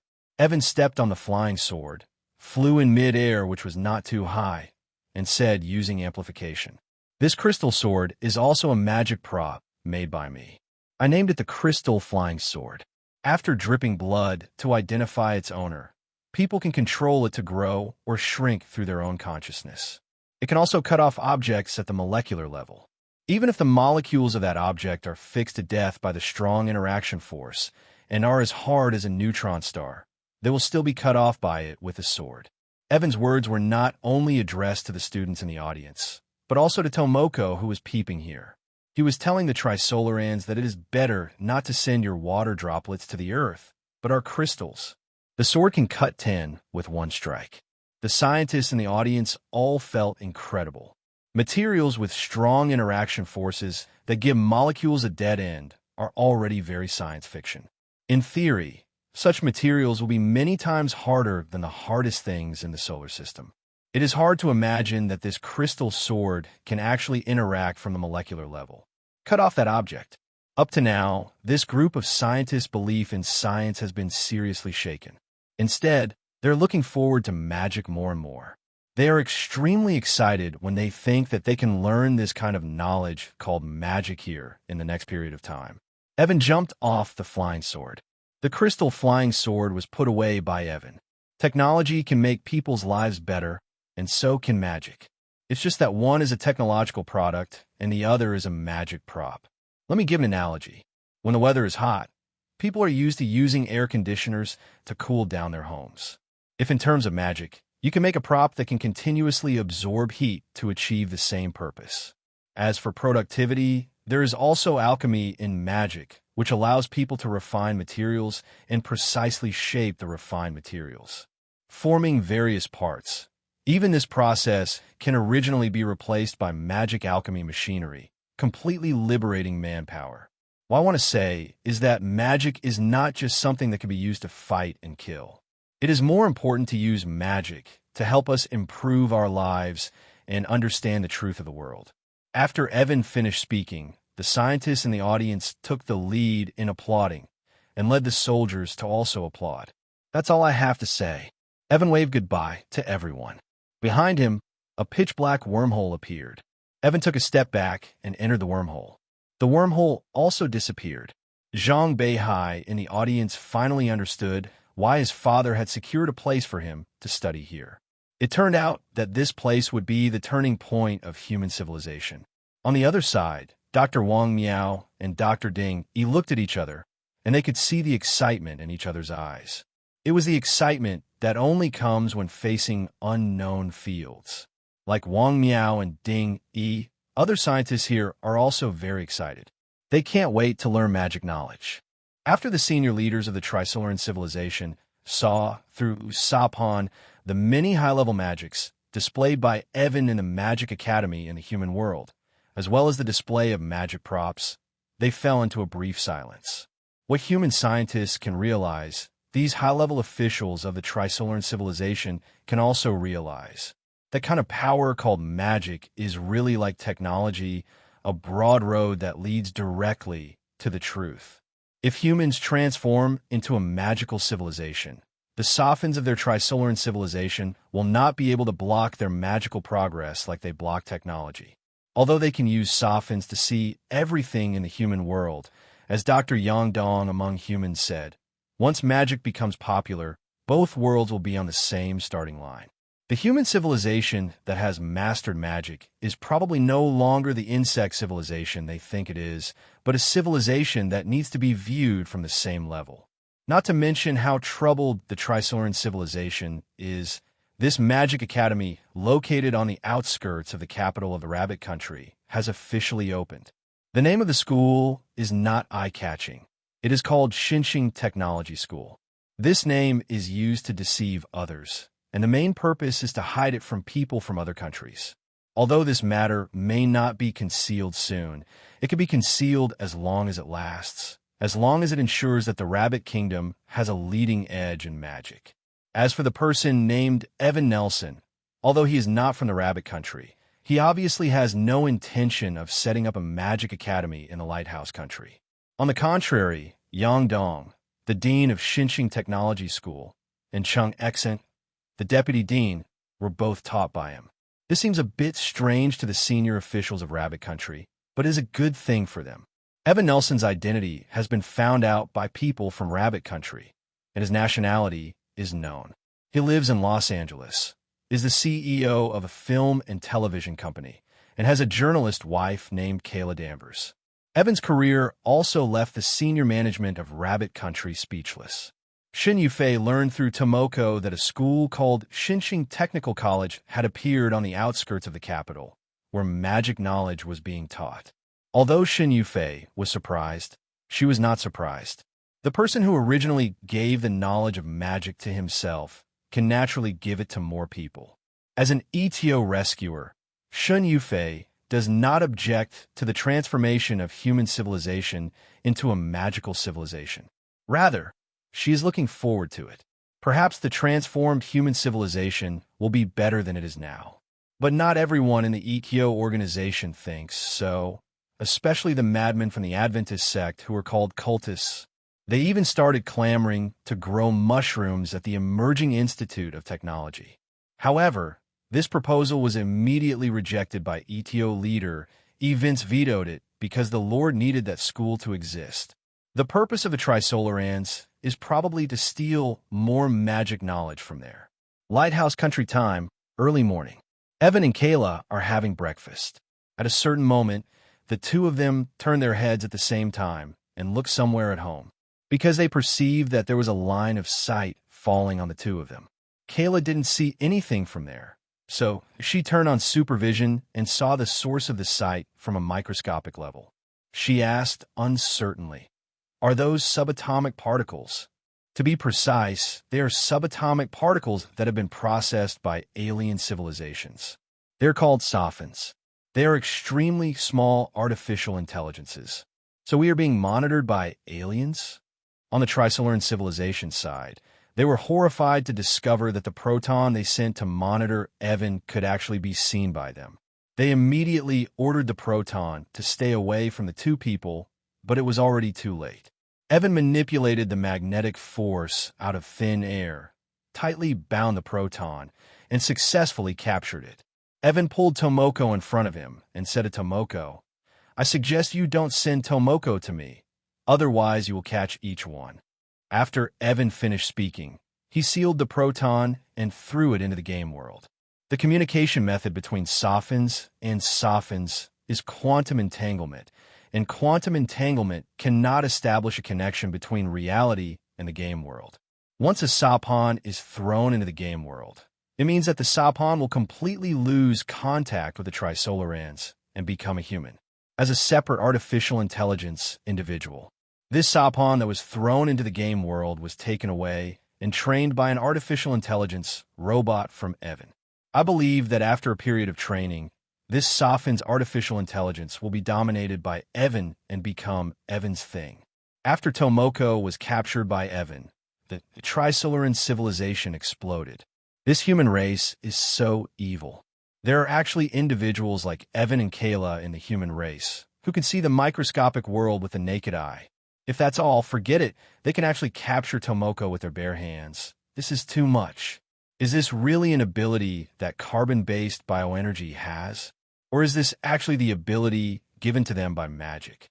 If it is really magic, then the importance of magic is much more important than they imagined.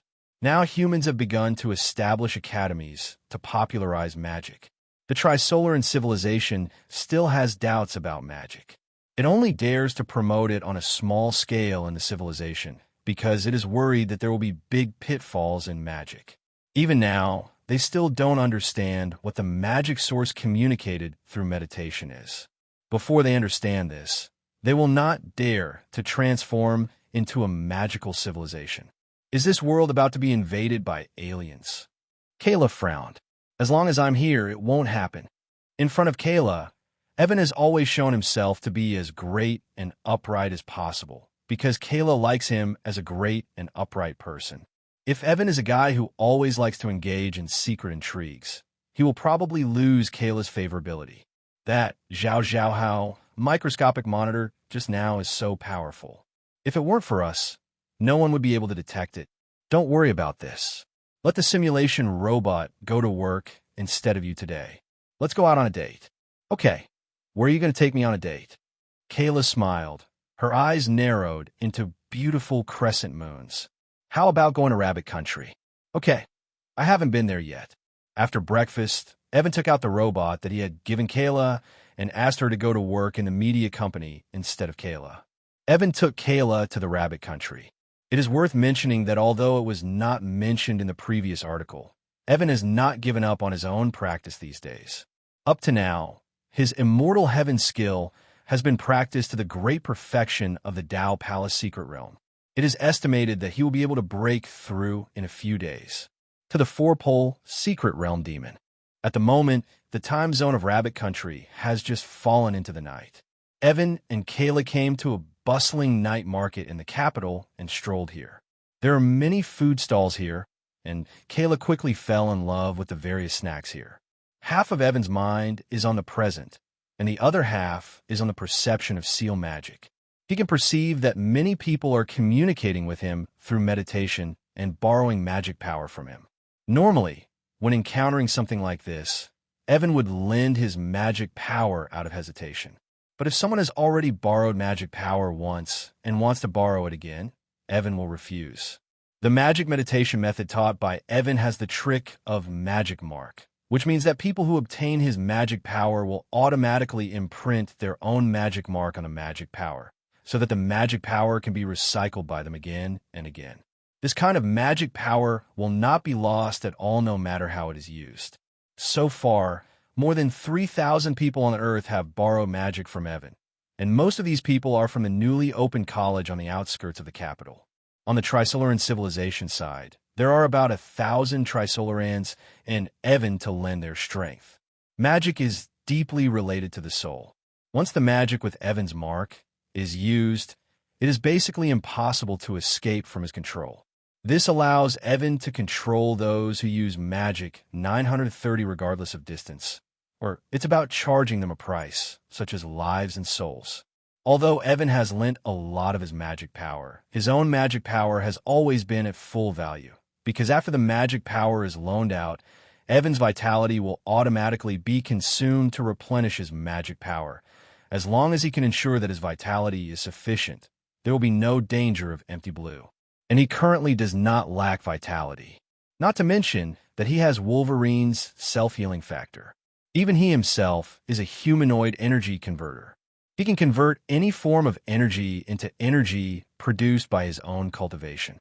It can be turned into his vitality, and the vitality can reversely replenish the magic power. This is the advantage of studying multiple systems. With this advantage, even if he lends his magic power to all humans and Tricolarans in the two civilizations, he will not feel weak. He and Kayla spent a few days in Rabbit Country before returning to Los Angeles. For a long time, Evan stayed at home and practiced hard. The magic school on the outskirts of the capital of Rabbit Country has trained many talents who master magic. Later, other countries discovered this and became interested. After a certain exchange of interests, the magic school welcomed international students from various countries. These international students, IEB, were sent by their respective countries to learn magic. It is not difficult to imagine that when they succeed in their studies here, they will definitely bring the knowledge of magic back to their respective countries. By then, more magic schools will pop up, and human civilization will also transform into a magical civilization. Evan no longer pays attention to these, and only practices behind closed doors. It is commonly known that he plays with himself. He only occasionally pays attention to the outside world and the Tricolaran civilization. As time went by, the Tricolaran civilization saw through Sapon that more and more people in human civilization mastered magic, and more new magic was being researched by humans, so they became a little anxious. Since no problems have been found in this system so far, then there is probably no problem. So the Tricolaran civilization began to use the magic knowledge learned from the human world in its own civilization due to its popularity. Evan, who was practicing in seclusion at home, suddenly felt that there were many Tricolaran people in the Tricolaran civilization who were borrowing magic power from themselves through meditation. Evan lent his magic power without hesitation. Because he borrowed too much at once, Evan was a little weak and had to take several small arc reactors to recharge himself before he recovered. Being so tired is not without its benefits. Ever since the Tricolaran civilization popularized magic, they have naturally come under Evan's control.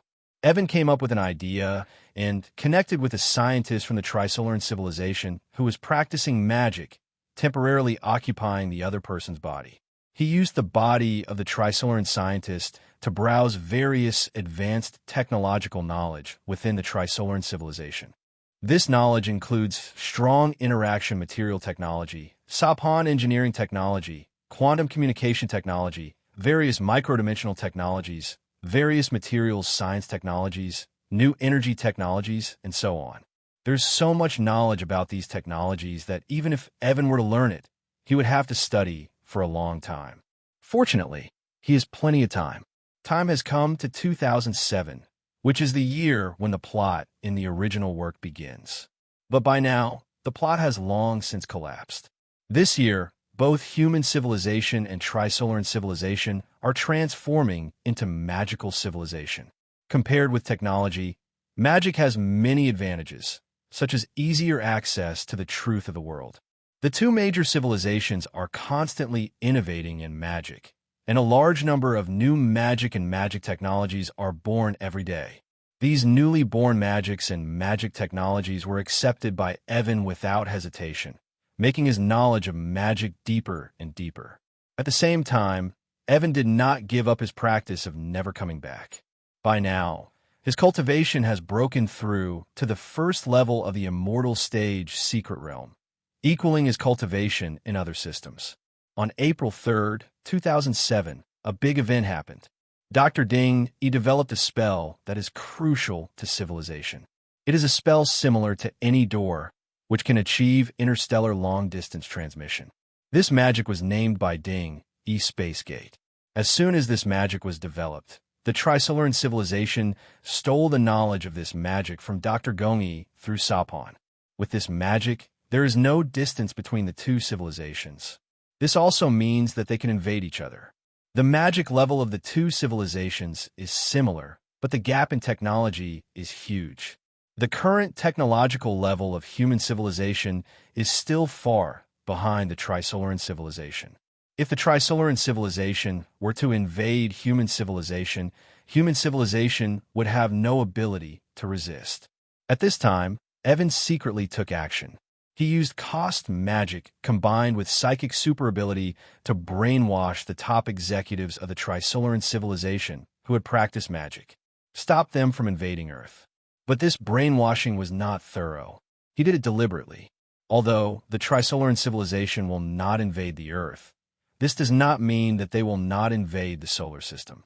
A few days later, on Mars in the solar system, a space door of huge amounts opened, and Tricolaran warships flew out. Tricolarans want to live on Mars. Although the environment on Mars is not very good, it is better than their home planet. At least it has always been the constant era here. With the technological level of the Tricolaran civilization, it is easy to transform just Mars.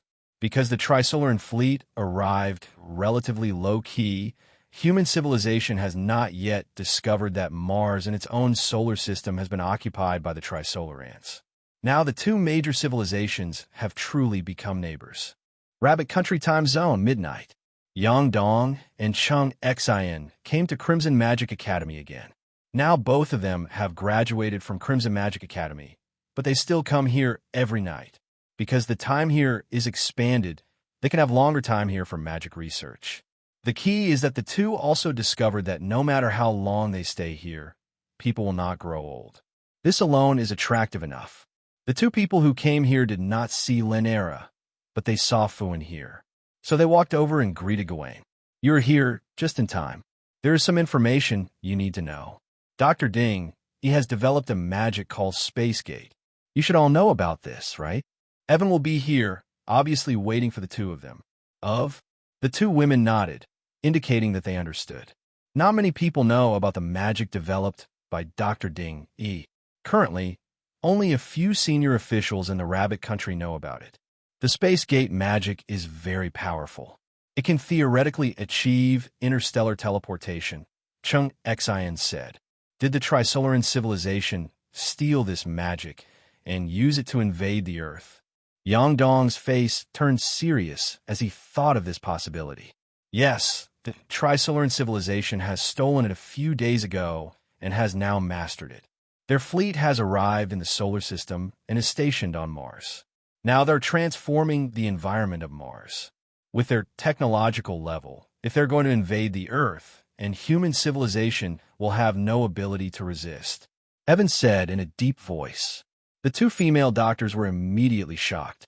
What should we do? Can we be safe? Chung was anxious. Evan started talking nonsense seriously. Don't worry. You have all heard me popularize the Dark Force Law. In the universe, civilizations are born and die every moment. I once rescued a civilization that was attacked by the Dark Forest during interstellar travel. She is a relatively special individual. She is also the only survivor of that civilization. Her individual strength is very strong. When you leave here, go find her and go with her to the home planet of the Tricolaran civilization to find their senior officials. Negotiate. Use her individual strength to deter the Tricolaran civilization and allow the two civilizations to coexist peacefully. Who are you talking about? Yang Dong asked. My wife, Kayla. Evan gave Kayla a new persona. Yang Dong. Chung Xen. I've heard about your wife, but she should be no different from us humans, right? Do aliens look similar to humans? Yang Dong was puzzled. You can consider this a coincidence. With heavy hearts, Yang Dong and Chung Xen left Crimson Magic Academy. The two of them split up. Chung Xen went to the Lighthouse Country to find Kayla, while Yang Dong went to the top management of the Rabbit Country to inform them that the Tricolaran civilization had invaded the solar system.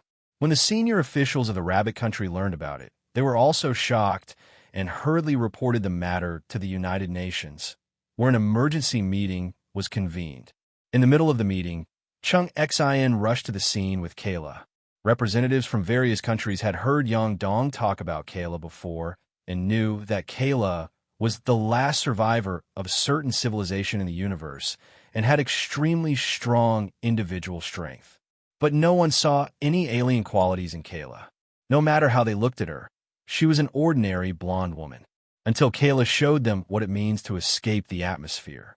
Kayla is no longer the same Kayla she once was.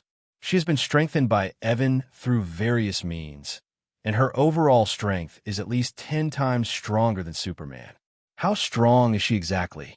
Let's put it this way. She can accelerate to nearly the speed of light in the atmosphere for a short time, and in the vacuum of the universe, she can accelerate to nearly the speed of light instantly. Her body of steel is stronger than a neutron star. Her heat sight is powerful enough to penetrate the moon in 10 seconds.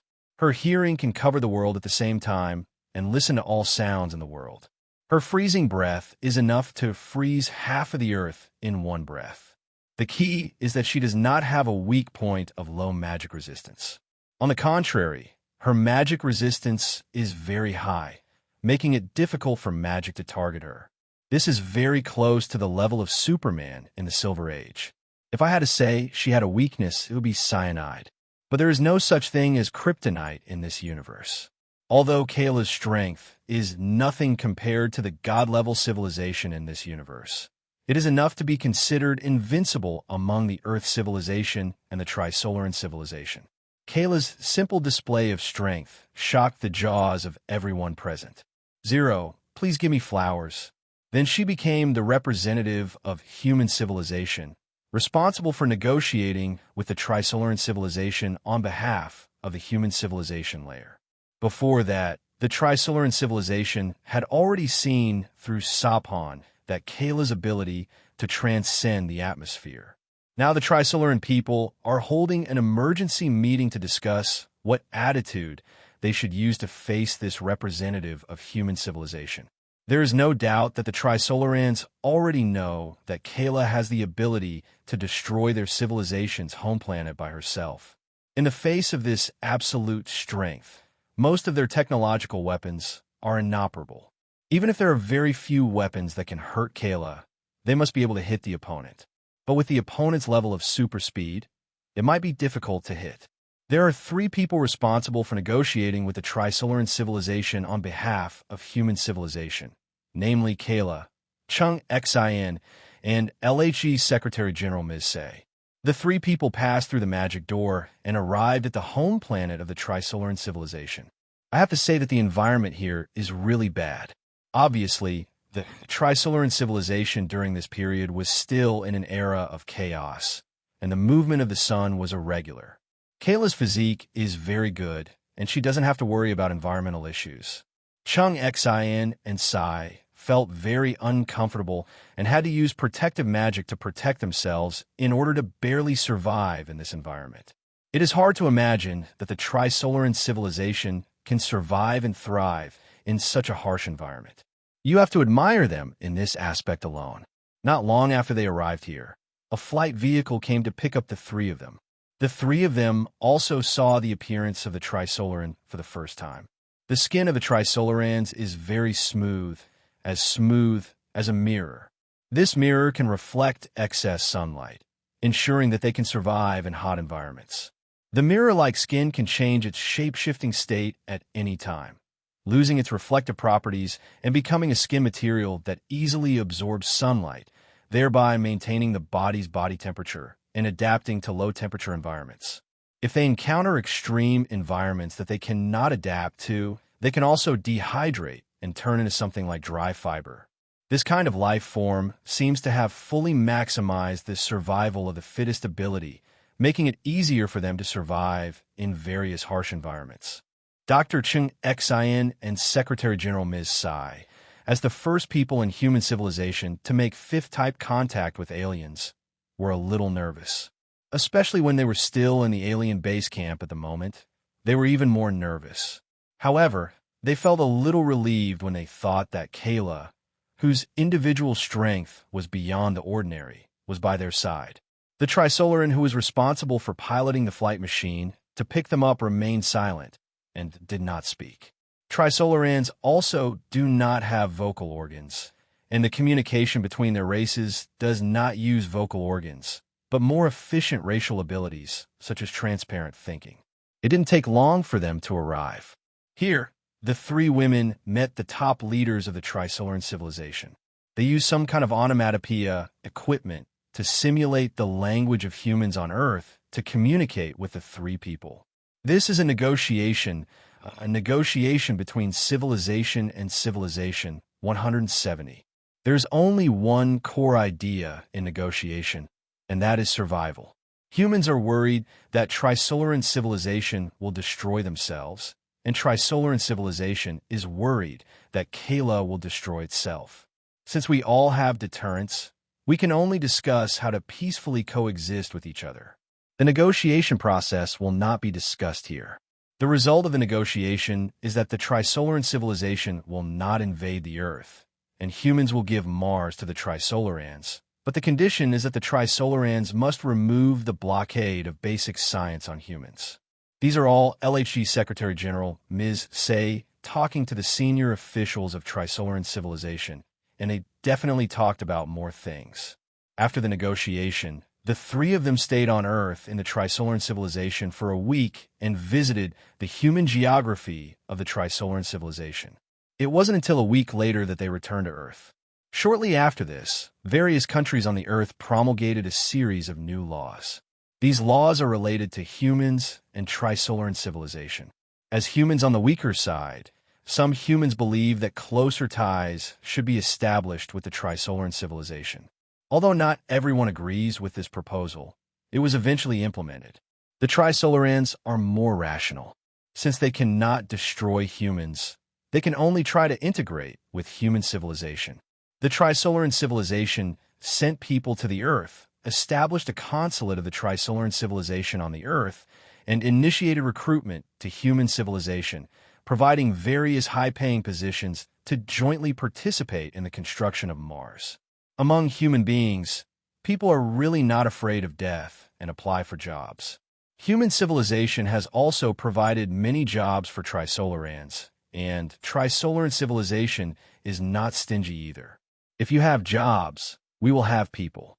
There are many extremists in both civilizations. In the early stage of the integration of the two major civilizations, these guys caused a lot of trouble, but this is not harmful.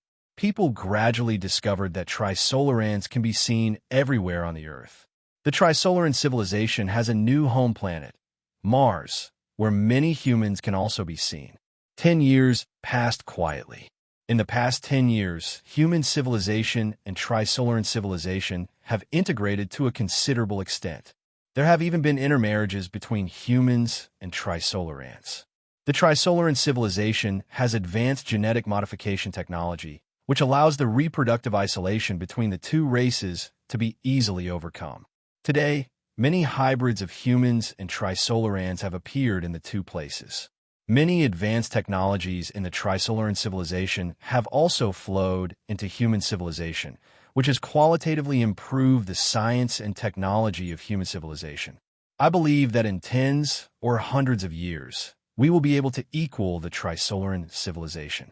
The integration of the two major civilizations, who is the most embarrassing, is undoubtedly the guys in the Adventist faction of the ETO organization. Most of those guys have been arrested, but a few are still on the run and are wanted by the two major civilizations. They are living a miserable life and are simply not human inside and out. Fortunately, the people of the ETO rescue faction left the TO organization one after another after the two major civilizations integrated. The collision between civilizations has created a lot of sparks, and the technology of the Tricolaran civilization has also entered the big explosion stage, improving rapidly. The magic technology of the two civilizations is also advancing rapidly, and they have begun to use space gate magic to explore the surrounding star fields and have discovered some pretty good planets that can be inhabited with just a little modification. However, due to population problems, the colonial plan has not yet been launched. Evan and Kayla hide their fame and success and continue to live a low-key life. Evan spent 10 years in the real world and more than 150 years in the training room to practice the immortal heavenly art to the level of a saint in the fifth heaven of Sendai. Evan at the saint level has a physical combat power that is approximately equal to that of Silver Superman. Counting magical powers, is firmly ahead of Silver Superman Zero. Like the sun in the solar system, he can shatter it with a wave of his hand or refine it in an instant. Evan also built himself a holy weapon. Although the material used is not particularly good, is indeed a holy weapon at the saint level. The style of this weapon is as shown in the picture. The diagram is handed over to Tao and Principal and is engraved with what Evan has learned, including but not limited to formation knowledge, magic knowledge, supernatural power knowledge, and technological knowledge. Its name is Chung Xen diagram. By activating the Chung Xen diagram, an array space will be formed.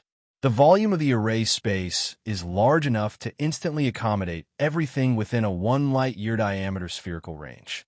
The formation space composed of the Chung Xen diagram can also be used as a trapping formation, a killing formation, a confusing formation, a formation cave, and multiple functions are integrated into one. The environment inside the formation space can be freely transformed, and the formation space can also be extended outwards, turning everything within a half-light-year radius around itself into its own formation field, rewriting the reality within the range to a certain extent. On weekdays, the Chung Xen diagram can also be transformed into various styles of treasured clothes, which can be worn on the body. The Chung Xen level defense is enough to withstand external attacks at the level of a superplanet outbreak. In the future, as Evan improves his cultivation, masters the methods, and smelts higher materials into it, the level of this holy weapon will also increase, and it will eventually evolve into a supreme emperor weapon, or even a semi-immortal weapon or an immortal weapon. Device. In short, the future is promising.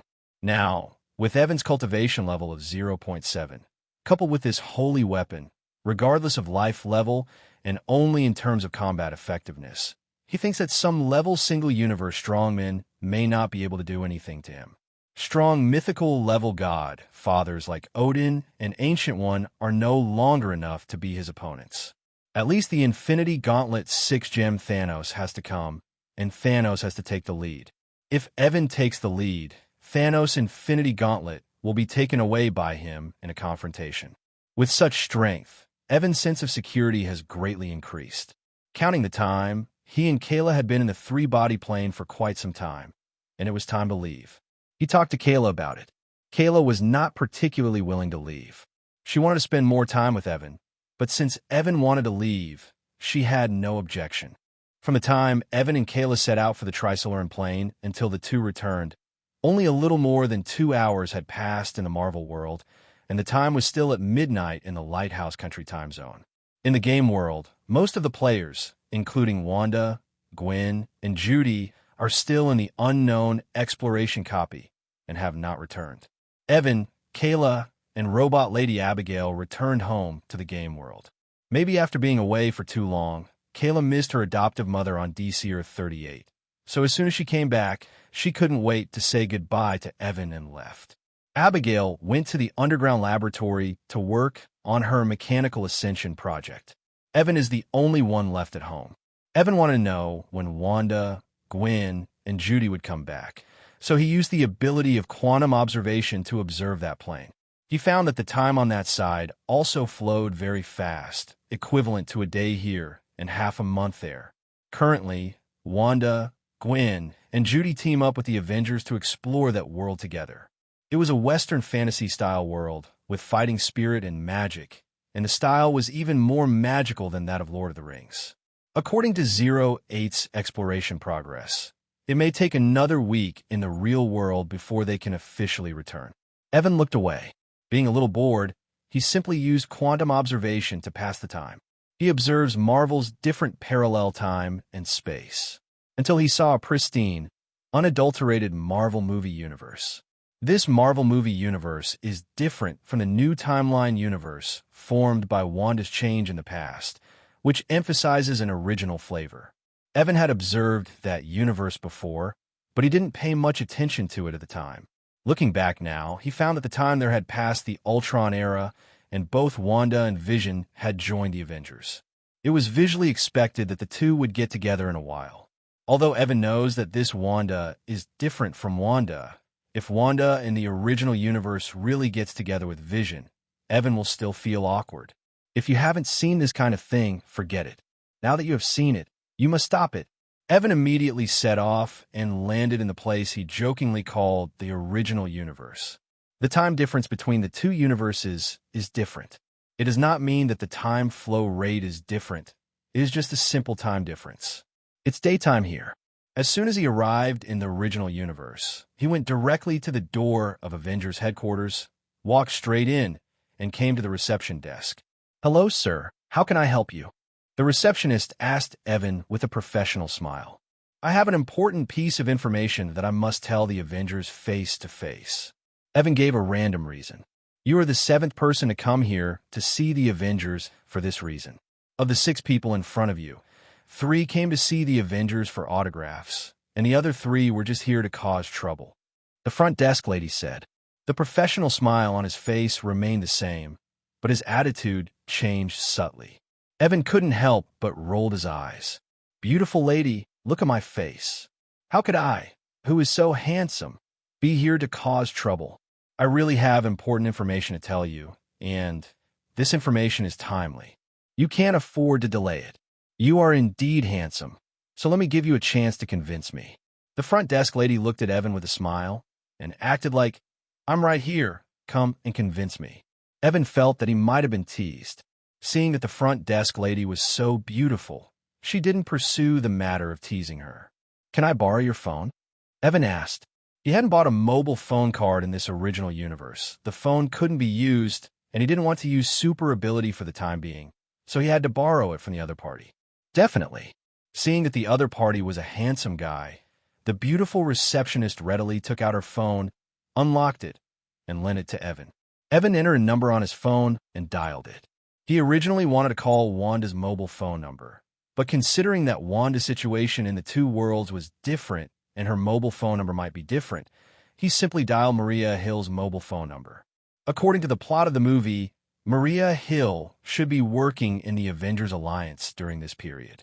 The call was quickly answered, and Evan put the phone on speakerphone. Maria Hill's voice came from the receiver. "Which one? Is this Miss Maria Hill?" Evan asked.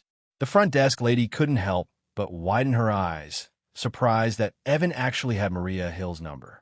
The front desk lady knows that Maria Hill was once a high-level agent of S.H.I.E.L.D. She came to work here after S.H.I.E.L.D. was disbanded, and she has a very high position. She couldn't help but guess Evan's identity. Could it be that the other party is also a former S.H.I.E.L.D. agent? "It's me, are you? My name is Evan Nelson. I am currently on the 1st floor of Avengers Alliance headquarters. I have important information to tell you." "What information?" "It's not convenient to say it on the phone. Then you go up to the top floor, come to the innermost office, and tell me face to face." "Good." Evan hung up the phone and returned the phone to the front desk. "Beauty, I'm going up." Evan pointed to the elevator nearby. The front desk lady nodded. A few minutes later, Evan arrived at Maria Hill's office. There are only other parties here, 260 people. Evan sat across from her. "Good morning, Miss Hill. Tell me, Mr. Nelson, what information you brought us." Maria Hill crossed her arms and looked at the young man in front of her. "Don't worry, I have another purpose here. I want to meet Miss Wanda Maximoff." Evan said. Her brother passed away not long ago, which made her a little autistic. Now she doesn't want to meet with outsiders. "But as long as your intelligence is valuable enough, I can make the decision to let you meet," Maria Hill said. Evan nodded, and then talked about the information he brought. The death of Tony Stark's parents was not an accident, but a homicide. The person who killed his parents was the Winter Soldier James Buchanan Barnes, also known as Bucky in the Captain's Mouth. Bucky was brainwashed by the Hydra organization at the time, just did such a thing. But I think Mr. Tony Stark will not care about this. Once he knows the truth, he will definitely go to James Buchanan Barnes for revenge. I think that the captain will not turn a blind eye at that time. If this matter is not handled well and is used by someone with ulterior motives, it may lead to a split within the Avengers. How about this? What is the value of my piece of information? Where did you get the information? Is the information accurate? Maria Hill's expression became serious. Evan did not answer directly, but said another thing. Not long ago, there was a man named Helmut Zemo, who may be a Hydra member. Due to the Sokovia launch incident, his wife and children died at the hands of Ultron, so he was preparing to seek revenge on the Avengers. Revenge, and he happens to know the truth about the death of Tony Stark's parents. If I were him, I would definitely make a fuss about it.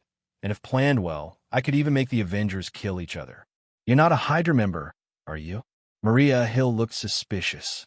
If I were Hijacking, I wouldn't come here to tell you this information.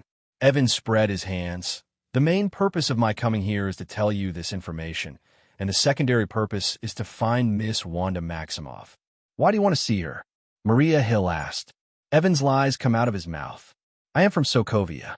During the Ultron incident, Miss Maximoff saved my family. I came here specifically to express my gratitude to her. Evan's acting skills are very good.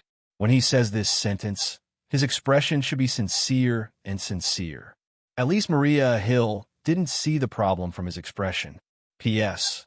In order to distinguish the two Wandas, in the following third person, Crimson will be used to refer to Wanda in the original universe. A quarter of an hour later, Evan arrived at the door of Scarlet's suite at the Avengers Alliance headquarters and rang the doorbell. Not long after, the door was opened. But it was not Crimson who lived here who opened the door, but Vision. Maybe the mind gem on Vision's forehead has some kind of fate with Scarlet, which makes Vision very close to Scarlet. Vision has been comforting Gao's dead worker in a clumsy way for a few days now. If Evan doesn't come, I'm afraid it won't be long before Crimson is accidentally captured by Vision. Who are you? Vision asked. My name is Evan Nelson, and I'm here to see Miss Maximoff. Is he at home? Evan asked. Evan didn't do anything to Vision, his love rival, because it wasn't necessary. Yes, please come in. Vision measured his body.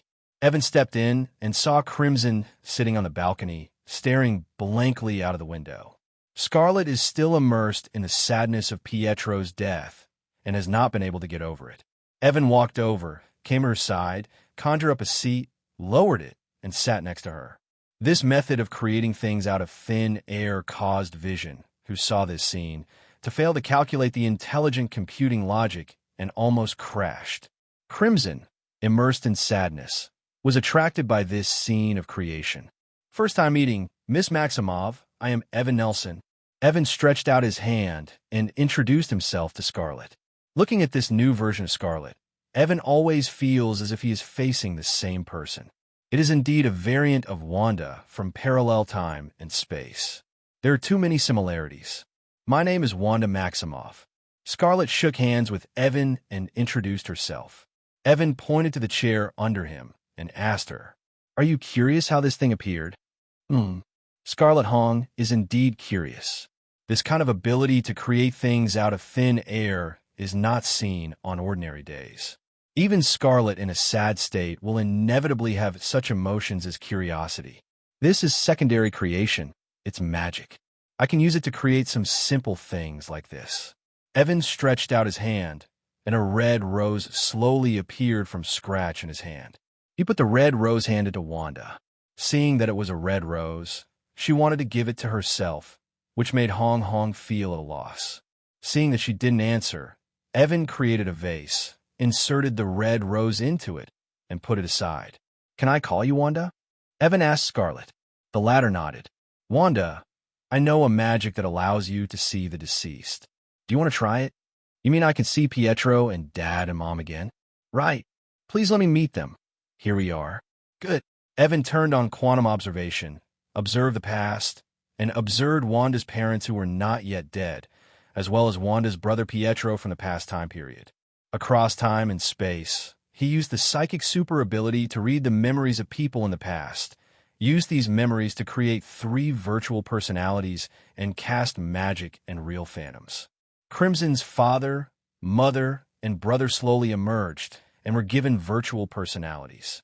This makes the 3 real phantoms indistinguishable from the relatives in Crimson's cognition, and the memory level is also the same. Seeing these 3 people, Crimson rushed forward excitedly and hugged them tightly. Evan smiled slightly, stood up, and said to Vision, who was almost dead behind him, Give him space. Vision nodded and followed Evan out of here. As soon as the 2 walked out of Wanda's suite, they saw Maria Hill approaching. She said to Vision, Vision, I need to use your network ability to help me investigate a person. Okay, Miss Hill. Phantom responded.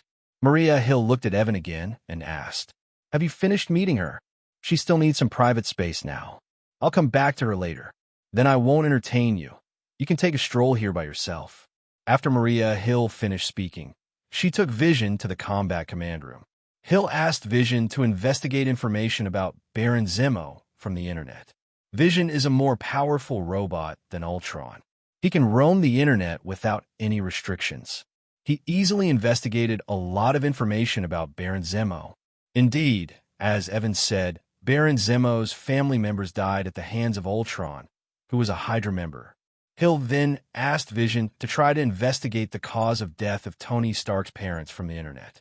Unfortunately, Vision is not omnipotent. Even Vision cannot investigate some information that is not recorded online. However, some cobweb horse traces found have also been able to prove that Tony Stark's parents did not die in an accident, but died of homicide. Thinking about the intelligence brought by Evan, Hill knew that this matter was not a trivial matter. If it was not handled well, big problems could easily arise. She pondered for a moment, then said to Juan, help me contact the captain and ask him to come here. Okay. Half an hour later, the captain came. What do you want from me, Hill? Steve Rogers asked. Steve, do you know the cause of death of Tony Stark's parents? Maria Hill asked the captain. At this point in time, Steve Rogers didn't know about this yet, so he shook his head. Tony Stark's parents were probably killed by James Buchanan Barnes. Maria Hill told this piece of information. 2. Steve Rogers was shocked after hearing this. Is this true? How could Bucky do such a thing?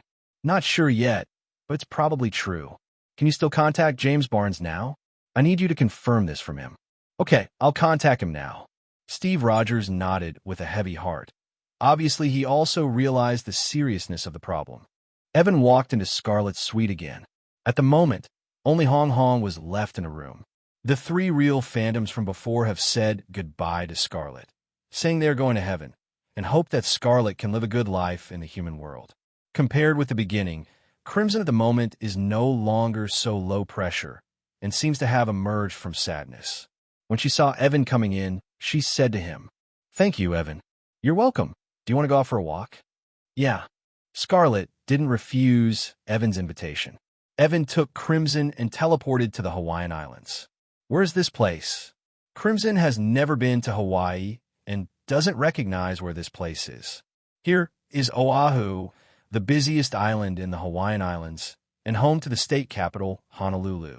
Countless attractions can be found here, including Diamond Head Volcano, Waikiki Beach, Iolani Palace, and the world-famous surfing spots of the North Shore. The food here is also very good, especially fresh seafood and traditional heavy Hawaiian food. Evan said with a smile, It could take me to Hawaii in an instant. Isn't this magic? Scarlet was surprised. She didn't expect that Evan could take her from New York to Hawaii in an instant. I thought magic was just something in fairy tales. Then you think of me as the prince in the fairy tale. Then Miss Cinderella, do you want to take a walk with me here? Evan stretched out his hand to Scarlet. With a blush on her cheeks, she hesitated for a moment and finally put her hand on Evan's hand. Evan successfully held Crimson's hand. The two walked hand in hand. Crimson's cheeks were very red, but she did not reject this feeling. Why are you so nice to me, even though we didn't know each other before today? Scarlet Hong asked the doubts in her heart. Since I'm so good to you, do you also want to be good to me? Evan asked. Scarlet has a relatively introverted personality. She didn't know how to respond to this question and made a big blush. While Evan was dating Scarlet, Captain America contacted Bucky and confirmed from the other party that it was Bucky who killed Tony's parents. Maria Hill on the side, after verifying the correctness of the intelligence, immediately sent Captain America and Vision out to capture Baron Zemo. This matter must be kept secret and cannot be known to Tony Stark. Otherwise, the Avengers there must be something wrong internally. Baron Zemo, the insider who is planning to cause trouble, must be controlled. But this is actually just a temporary measure. Some things may be exposed once they happen. It is best to think of a solution that can solve the problem once and for all. Otherwise, once Tony learns about the matter, it will be undesirable whether it is to prevent Stark from taking revenge or to help Stark kill Bucky. As for resolving hatred, Maria Hill didn't think that the hatred of killing relatives could be resolved so easily. Even if Bucky killed Tony's parents in a brainwashed state, it would be impossible to convince Tony to let go of his hatred. Fortunately, Tony Stark doesn't know about this yet, and still has time to think about solutions to the problem. Maria Hill couldn't think of a good solution for the time being, so she contacted Natasha Romanoff and asked her to come up with a solution. Natasha Romanoff has been a killer, a spy, and an agent. She has rich life experience. She can think of a good solution, right? Natasha Romanoff came, and Maria Hill told her about it. Natasha Romanoff wanted to roll her eyes. How do you ask her to think of a solution for this kind of thing? No matter how she tries to help with this kind of thing, she will easily become a human being, and it will be completely thankless. Don't ask me. You should ask Fury at this time. That guy is cruel and evil, and he always has a lot of team tricks. Natasha Romanoff spread her hands. Since SHILD disbanded, I haven't been able to contact Fury. He usually contacts me. Hill felt helpless. At this time, a third voice suddenly appeared in the office. I have a solution. Hill and Natasha Romanoff looked at the source of the sound at the same time. Hill recognized the speaker as Evan. How did the other party enter your office? Obviously, the office door has not been opened. Could it be that the other party teleported in? The visitor is officially Evan, but it is not Evan himself, but the real phantom that Evan projected over from a long distance. Who is this? Natasha Romanoff asked Maria Hill. He is Evan Nelson. He brought the information about the truth about the death of Stark's parents. Maria Hill introduced, and then she asked Evan, what can you do? James Buchanan Barnes, who killed Tony Stark's parents, was not an act of subjective will. Under this premise, some things can work. Evan's real phantom. Walking aside, he sat down on the sofa and crossed his legs. Like? Natasha Romanoff asked him. For example, we can take action and kidnap Tony Stark, James Barnes, and Steve Rogers, lock the three of them together, and then show up as a mysterious person to reveal the truth to Tony Stark.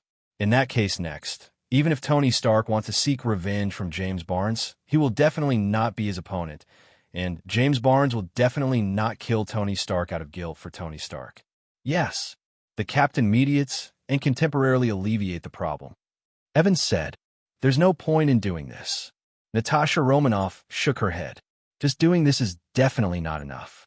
At this time, the mysterious man who is the mastermind behind the scenes should reveal his identity. The mastermind behind the scenes can be Ultron, because Ultron is likely to survive.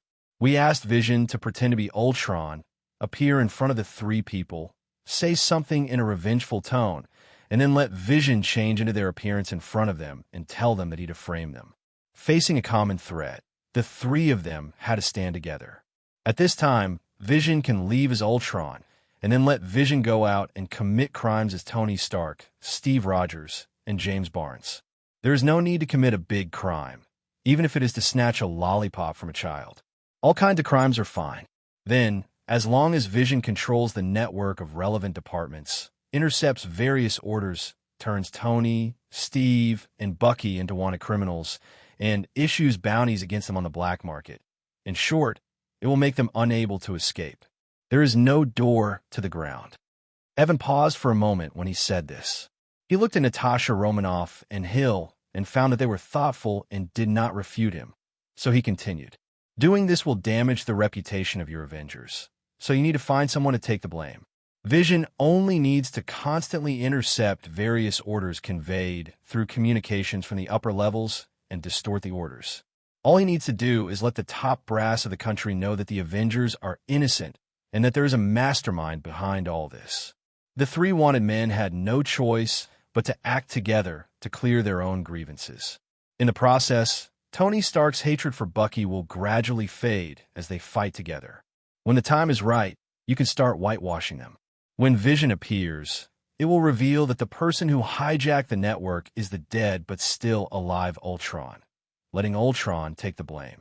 Vision monitors the entire internet on the grounds that Ultron will not cause trouble again. Stark, Captain, and Bucky were completely cleared. The reputation of the Avengers has been restored, all problems have been solved, and everything has been accomplished with one stone. Evan's plan is finished.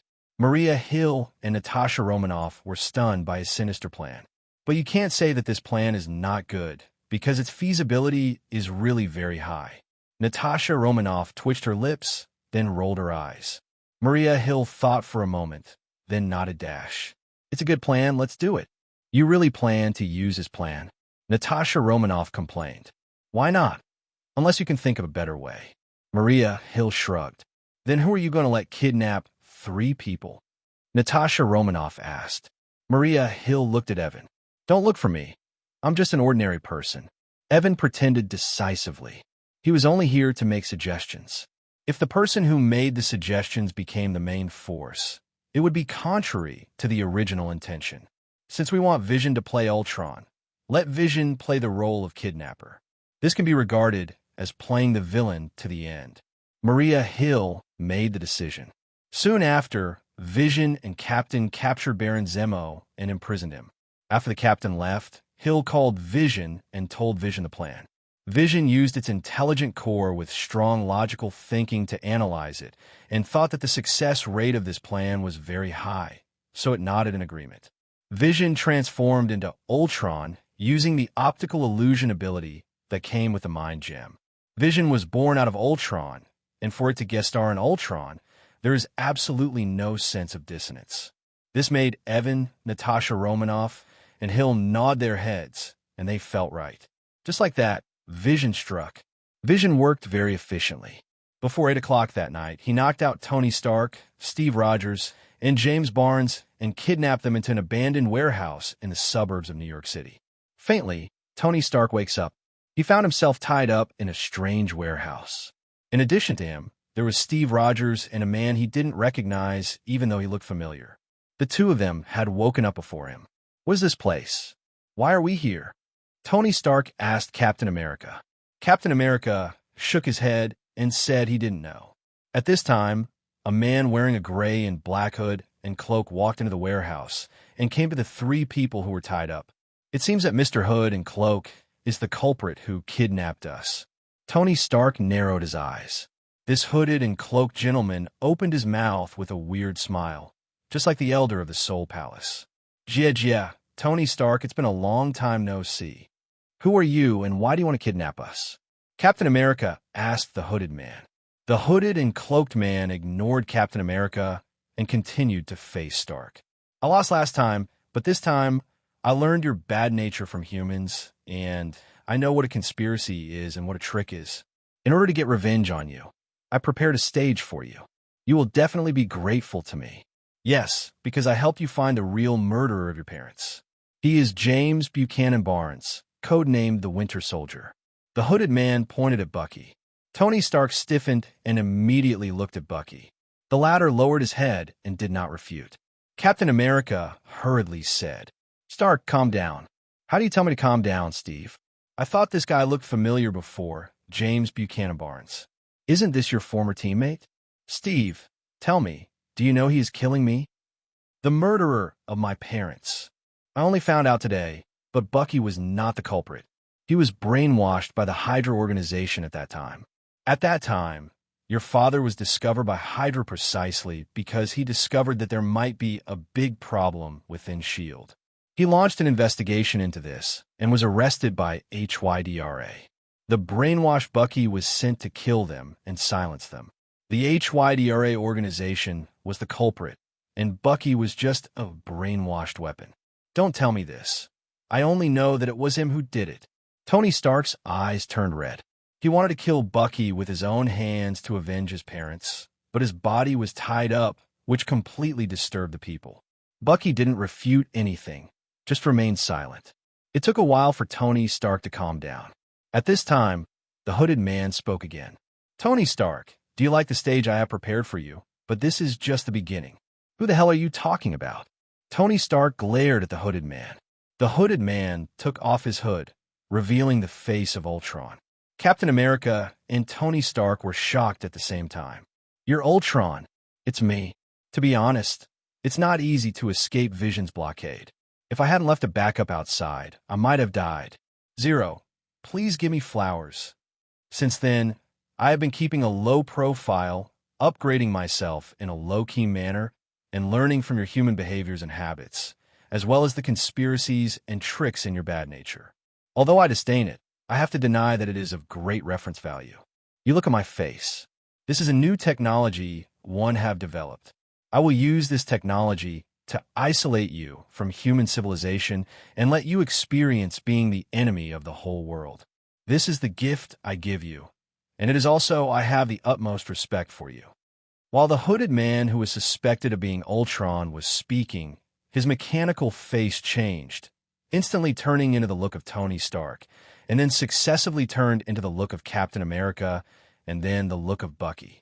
The hooded man who looked like Ultron once again smiled like a Soul Palace elder, then turned and left. Steve Rogers and Tony Stark both felt bad. Could it be that Ultron was going to use their identities to commit crimes outside and then blame them? Damn it, someone can come and untie me. Tony Stark was anxious. Captain America and Bucky were silent, but both tried to break free. It took them a whole night to finally break free. Captain America went to help Tony Stark untie him again. Tony Stark regained his freedom and then glared at Bucky, but did not go up to fight the murderer. Tony Stark is still very smart. He knows that without a steel battle suit, he is a weakling. In this case, dealing with the Winter Soldier will not end well at all. I swear I will kill you. Tony gritted his teeth. Although I'm sorry, I won't just sit back and die. Although Bucky regretted what happened back then, he also wanted to continue living. At the moment, the outside world already has wanted notices for Tony, Captain America, and Bucky. The three people's crimes seemed serious, but in fact they were all framed. The three people were officially issued a wanted order, and it was a kind of death order. In fact, the official itself did not know when it issued such an order. On some black markets and killer websites, rewards were also posted for three people, regardless of life or death. Major media platforms have also begun to report that Captain America and Iron Man in the Avengers have committed crimes against humanity and have become wanted criminals. This immediately shocked the whole world. Tony, Captain America, and Bucky, who had just escaped from the suburban warehouse, saw several police cars driving towards them with their sirens honking before they left for long. The policeman in the police car took out his pistol and opened fire on them as soon as he got out of the car, as if he didn't care about life or death. These police officers are not real police officers. They're just criminals who were brainwashed with Mind Gem by Vision, who was playing Ultron. Vision asked them to pretend to be police officers and open fire directly. The purpose was to give Tony Stark and others the perception that several of them had been given a kill order from above. The guns are all real, so are the bullets, and so are the guns. Only if you do it realistically enough will you be able to pass Sanji. The three of them were indeed deceived. They just opened fire without asking. Are we under a killing order? Tony Stark hurriedly found a bunker to hide. Captain America and Bucky began to fight back. With the cooperation of the two, most of the 780 policemen were knocked unconscious, and only one policeman was caught and interrogated by several people. The policeman who was interrogated said that the killing order was an order from the top management. As long as he killed them and brought back the bodies of a few people, he could receive a reward of 1 million yuan. Why did the higher-ups issue a death order to us? Captain America asked the police. Because you killed many of Big Shot's relatives. This incident obviously didn't happen, but Stark and others didn't know it. When Stark heard this, his face suddenly darkened. Damn Ultron. He actually caused such a big trouble by pretending to be them. Even if he jumped into the Potomac River, he wouldn't be able to clean it up this time. The three of them could only flee temporarily, because there are bounties for three people on the black market and there are official bounties. Many people are interested in the bounties. This has created a situation where the three of them can see enemies no matter where they go. Bucky aside, the wanted Tony and Captain America have been in the news of major media. Almost all news media around the world are reporting on this matter. $1% at. Many citizens do not believe that Iron Man and Captain America committed a crime, thinking that this may be a frame-up. In fact, the top leaders of the Lighthouse Nation were also confused. They didn't issue an order to arrest Iron Man and Captain America. Why did the people below seem to have received their order? In order to find out what was going on, the top leaders of the lighthouse country called their subordinates to ask, but the result was that their subordinates didn't know why. The top leaders of the lighthouse nation gradually realized that someone might have forged official orders and intercepted official communications to frame the Avengers. Although the official high-level officials also disliked the uncontrolled Avengers, being exploited by unknown forces has touched the bottom line of the high-level officials. As a result, the higher-ups began to order the cancellation of the wanted order, but all the orders they issued through communications would be intercepted by Ultron, disguised as Vision, and forged into false orders. The people below would only receive the higher-ups' comments on Iron Man, Captain America, and Bucky. Killing order. The orders from the top can't be conveyed at all. Want to convey commands correctly? Can. Just go to your subordinates in person and verbally convey the order, and there will be absolutely no problems. Executives were aware that their communications have been cut off. In a world where all wireless communication methods are intercepted and tampered with, they are extremely careful. This is definitely a major cybercrime incident. And here at Avengers headquarters, not a Falcon, Minsher, Wanda, Mary Hill, and others all looked very anxious. Definitely the only ones who are really upset are Falcon and Wanda. The rest are insiders who are just pretending to be upset. Falcon wants to support Cap and Stark. Vision said, "The official has issued a notice to us, asking us Avengers not to leave here. Otherwise, we will be regarded as criminals." But Captain and Iron Man were obviously framed. Falcon became anxious. "We all know that, so we can't mess up. I'm investigating the truth of the incident from the internet. Please give me some time." Vision said, "Who says robots can't lie? Vision can." Vision at the moment is monitoring Tony Stark, Steve Rogers, and James Barnes through various channels. The three people were still running around. Maria Hill nodded to Natasha Romanoff on the side. The latter understood and said to Vision, "Find a way for me to contact the captain and the others." Vision said, "They fled to a small town at the moment and were about to pass a phone booth. Captain America, Stark, and Bucky came to a small town, and at the moment all three of them had gone through certain disguises. Although their disguise methods are very unprofessional, as long as they're not seen at close range, it is still not easy to see their true identity. Among the three people, at least two were in a very bad mood. They have been working so hard to protect this country, but this country issued a killing order to them without asking. If it had been anyone else, I'm afraid they would have had to do it on the spot, black and zero." Tony Stark, who was exhausted both physically and mentally, no longer had the energy to be hostile to Bucky, his murderer.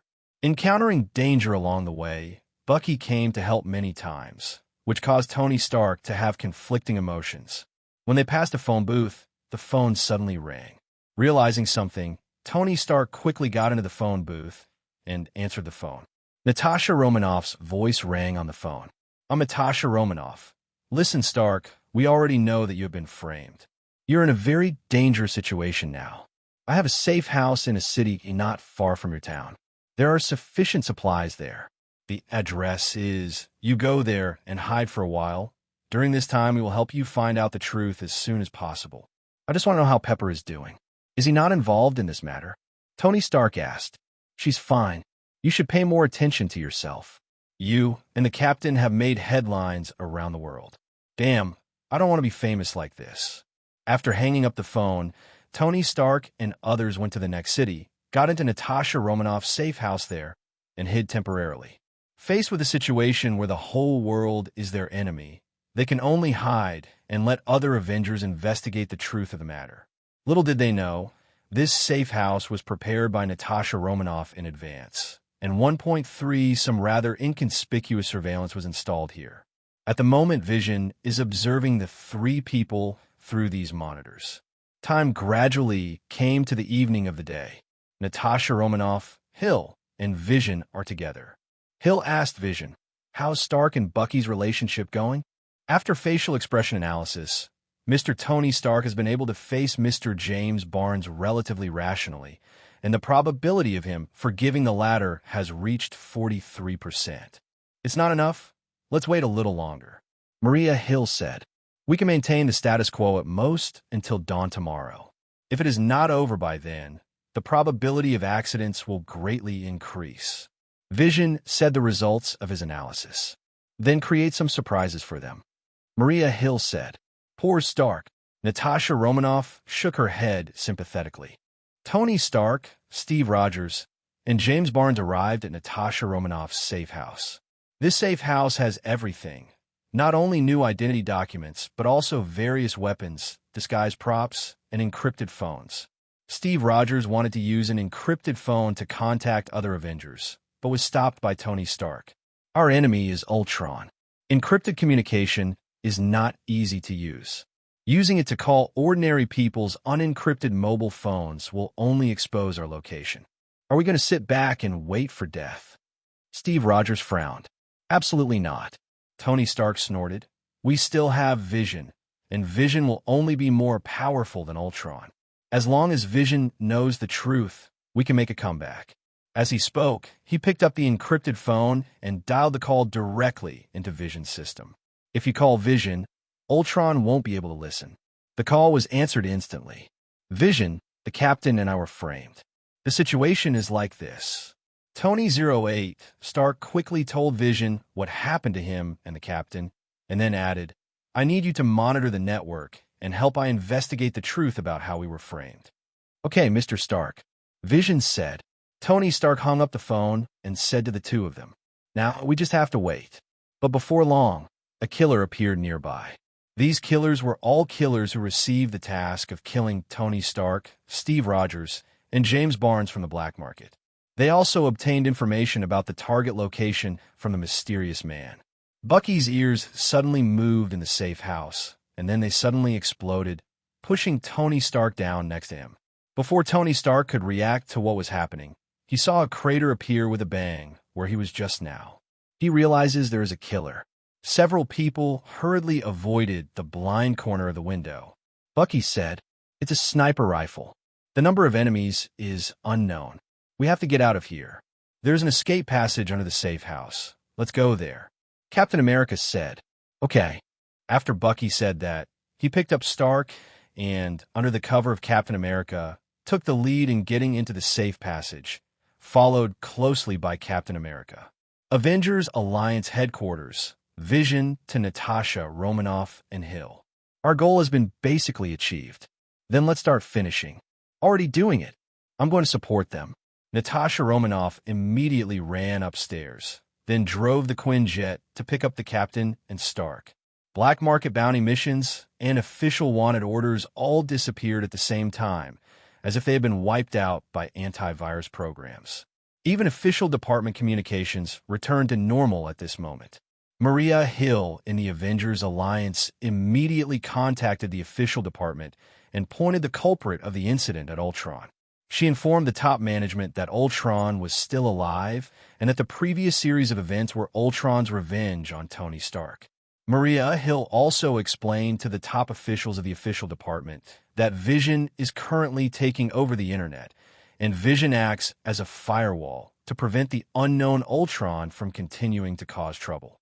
Actually, human official departments do not want Vision to take over the entire internet, because this means that all networks and communications will have no privacy in the future, but if this is not done, the threat of Ultron cannot be ignored.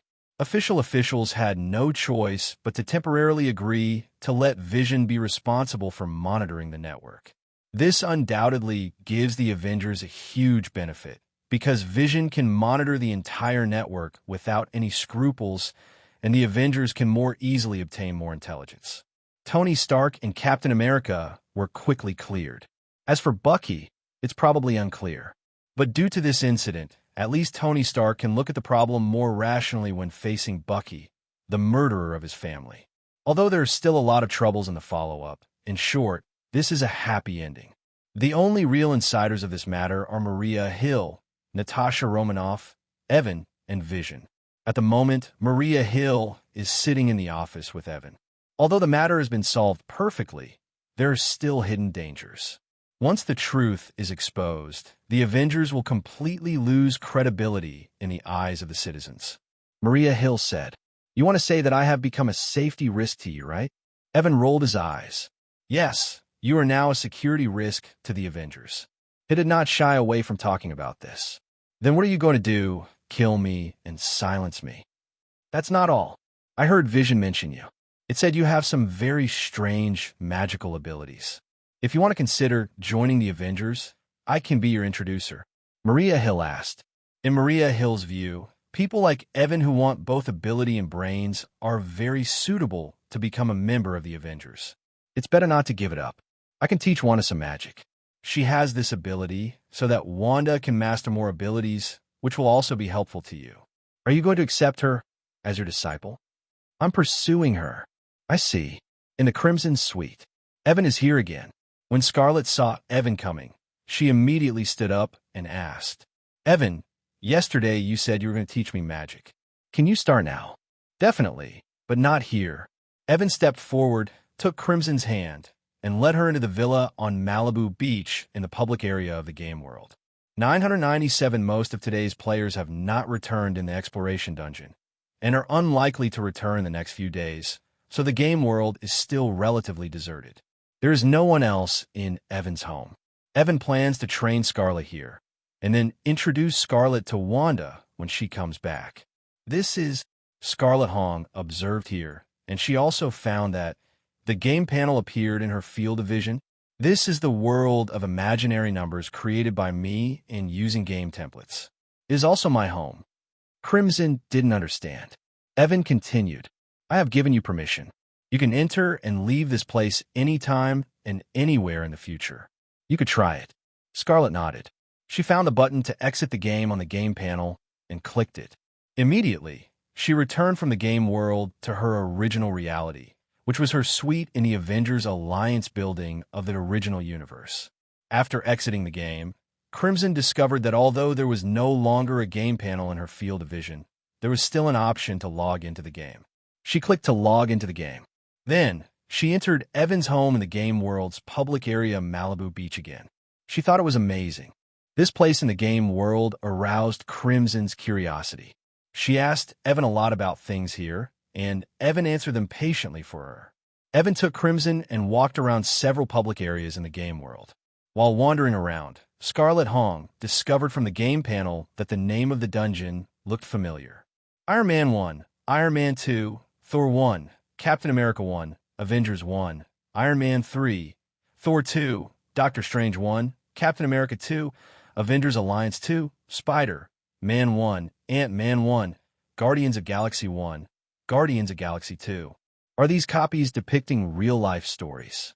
Scarlet asked Evan. Yes, if you're interested, you can go in and experience it later. Yeah. Scarlet Hong expressed her expectation, and then she asked a question that she was more concerned about. I found some girls' things in your house before. Do you have a girlfriend? You may not believe it when I tell you. Not only is my girlfriend's name the same as yours, she's also called Wanda Maximoff. Even your looks are the same. The crimson forehead is full of question marks. Evan gave her some popular science about the concepts of parallel time and space variance and multi-universe. Crimson is in a trance. Evan is actually a visitor from parallel time and space. And the other person is his transformed boyfriend? Seeing that Crimson was stunned, Evan continued. A few days ago, I discovered the existence of your world and your existence through quantum observation. At that time, I felt a little awkward when I saw you and Vision together, so I planned to fight with each other and went there to find you. This it is the antecedent. Then you'd better give me a satisfactory consequence. Otherwise, I will be very angry. Evan, who was blushing straight, looked like I might blacken you at any time. Be my student from now on, and I will be responsible for teaching you magic knowledge and making you a powerful witch. Then what if I want to fall in love with someone else in the future? Then I will continue to beat the Mandarin ducks. You be asterisk, asterisk, asterisk, asterisk, asterisk D. Crimson. In the next few days, Evan did not go to the authentic universe again. Whenever Scarlet is free, she will log into the game world and come to Evan to learn magic. In the evening, Kayla will also come, but Scarlet will leave before night, so Kayla has not seen Scarlet. Until 4 days later, Wanda Gwen, Judy, and most of the players finally returned from a magical world. Probably because they hadn't seen each other for a long time. As soon as Wanda and Gwen came back, under Judy's resentful eyes, they took Evan back to the bedroom to talk about old times. After finishing, Evan looked a little tired and said, "Tell me about your experiences during this time." The two women began to tell each other about their experiences in that magical world. In fact, there is nothing much to say. It is nothing more than an adventure experience in a magical world. Except an adventure is an adventure. Judy rolled her eyes when she heard the love sound coming from upstairs. She sat on the sofa in the living room and took out some of her gains in the magical world from the storage space. Most of them are some more magic props. These are the treasures she collected in that world. In fact, not only Judy is collecting these things, but other players, such as SHILD players and Avengers players, have also collected many magic props. These things were not valuable in that magical world and belong to the category of daily necessities. But in this world dominated by technology, they have considerable research value. Judy, who has learned enchantment from Evan, can see that the enchantment technology on these magic props is not the same technology as the enchantment that Evan taught her, but the two technologies are compatible with each other, complement each other, and achieve better effects. When Judy was in that magical world, she not only took risks and collected magic props, she also learned the enchanting technology of that world through various channels, and she learned some of the essence. Nowadays, she can be regarded as an enchanter to some extent. She organized these things and put them all in her room, planning to study them later. She left the bedroom and came to the living room again. Although it was already night, she was not sleepy now because she had rested before returning. Just when she was about to go out for a walk, she suddenly found someone appearing in the house out of thin air. "That's Wanda?" "No, the temperament is different." "Who are you?" she asked the other person. "My name is Wanda Maximoff. Who are you?" "Wanda number 2? "Number 2? Crimson was confused. "Ahem. I mean, you're Wanda from parallel time and space, right?" Crimson nodded. "Hello. I am Judy Alvarez, Evan's sister." Judy introduced herself, and then she asked Scarlet, "Which parallel time and space are you from?" "Even if you ask that, I don't know how to distinguish different time and space." Scarlet Hong was a little troubled. "Then tell me the story of your world." Judy asked, gossiping. Scarlet Hong told her some stories about what happened in her world, as well as the story of her acquaintance with Evan. She lectured for 2 hours. Judy listened silently. After listening to it, Judy approached Hong Hong with a smirk and asked, "You like my brother, right?" Who likes him?" "He already has a girlfriend, and there is more than one," Scarlet Red said with an unnatural expression. Apparently, Evan had already told her these things. "You don't have to deny it. I know the other you, and am very familiar with your character. If you really like Evan, I have a way, Tion G's, to get you together." "W. What can I do?" Scarlet Hong asked subconsciously, and after asking, he quickly added, "I'm just asking casually. You can integrate with another you, body with body, soul with soul. You can complete yourself while retaining yourself. In that state, although you only have one consciousness left, you will still have a sense of yourself. Integrate the other person's feelings." Judy came up with a bad idea. Crimson really thought about this matter seriously. After integrating, will you really not lose yourself? Absolutely not. Let's try it first. I know an integrate magic that allows two people to temporarily integrate together and burst out with stronger power. But the integration time cannot exceed 24 hours. Otherwise, they will not be able to separate. You can experience it first this way. 17. Then, let's try profit. Well, come on. Judy taught Scarlet a set of moves that looked like gymnastics. This set of actions is the precursor to the combination magic. When Scarlet learned it, the two of them did this set of moves together, and then something magical happened. The two bodies actually really fit together and integrated into one piece. After merging, the appearance of the two people has changed slightly, and they have the same characteristics as Scarlet and Judy. They do not feel that they are controlled by the other person or that they control the other person. They feel that they are themselves. Both of them feel this way, which is not subtle, because they're the same person at the moment. Memory sharing, soul sharing, body sharing. Even personality and consciousness are shared states. This is a very strange state. The two of them stayed in this state and played for a few minutes before the combination was released. Although the state is lifted, the memories they gain from each other still exist. It turns out your past was so rough. Crimson looked at Judy in surprise. Your past was worse than mine. Judy was also surprised. Because they merged once and had memories of each other, the two of them became the people who knew each other best in the world, and their relationship instantly rose to the level of best friends. Time gradually came to 2009-6015. According to the normal timeline, this year will take place the stories of Captain America 3, Civil War, Black Widow, Black Panther, Spider-Man, Homecoming, and the first half of Doctor Strange. But due to Evan's intrusion and the Marvel superhero game, the story of Black Widow and Doctor Strange ended prematurely. As for whether the story of Civil War and the return of the hero will happen, that depends on the situation.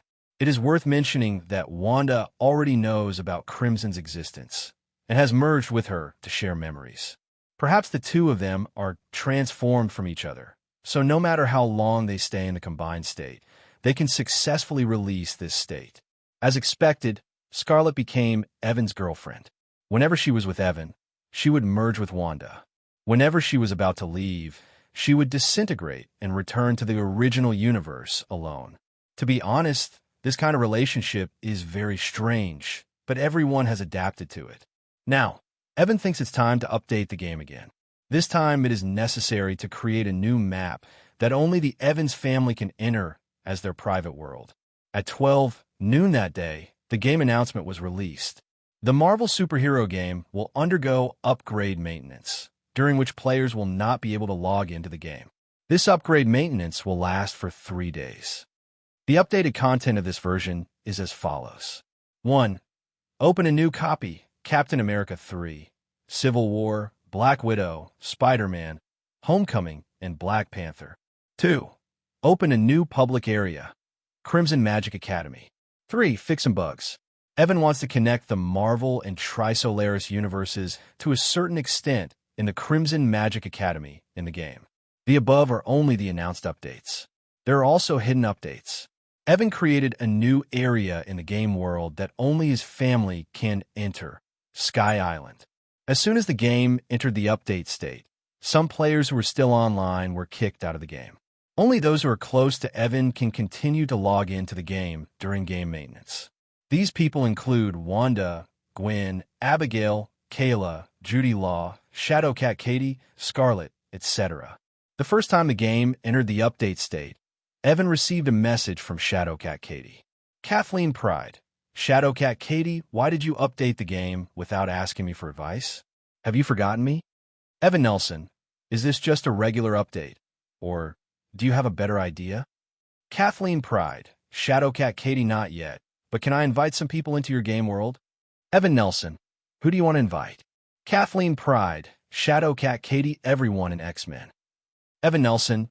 Next time, I will consider it when I update next time. Wanda, Gwen, Kayla, Laura, Judy, and others approached Evan one after another and asked her if she had created a private world that only belonged to them. I'm not an amnesiac. I definitely still remember this. Let's go over and take a look now. Evan led everyone to a new area that only they could enter, the Sky Island. This area is not connected to other areas. This place has its own time dilation effect. One day in the outside world can pass 30 years here. This island in the sky is relatively large and has a gray environment. It has mountains, waterfalls, and lakes. The environment is beautiful and the air is fresh. It is an excellent place to live in seclusion. Evan took everyone here to visit and looked for a suitable place to build a residence. After wandering around for a while, they found the right place. This is a quiet bamboo forest in the center of the Sky Island. Everyone uses their own methods to build a love nest here. Not long after, the bamboo building made of bamboo was freshly baked. The bamboo building is simple and elegant, very stylish. From now on, everyone will no longer live in the public area in Malibu Beach, at least not all the time. This will be everyone's new residence. Living in this small world where no one will disturb you. Just thinking about it makes people full of expectations. This is already 1 week after Evan's family stayed here, Sky Island time. During the day, Wanda was sitting alone on the edge of the Sky Island. At the moment, Wanda is in a state of fusion with Crimson. In this state, Wanda's ability in certain aspects will be greatly improved, and she can even sense multi-universe and vaguely sense her peers in different parallel time and space. Wanda is trying to communicate with her peers. As time passed, gradually, her consciousness successfully connected to a peer in a certain parallel time and space, and took over control of the other person's body. Her current behavior is a bit like a magic called dreamwalking in the Book of Darkness. Although the process is different, the effect achieved is the same. The same person Wanda opened her eyes, she was in a state where Wanda had taken over her body at the moment.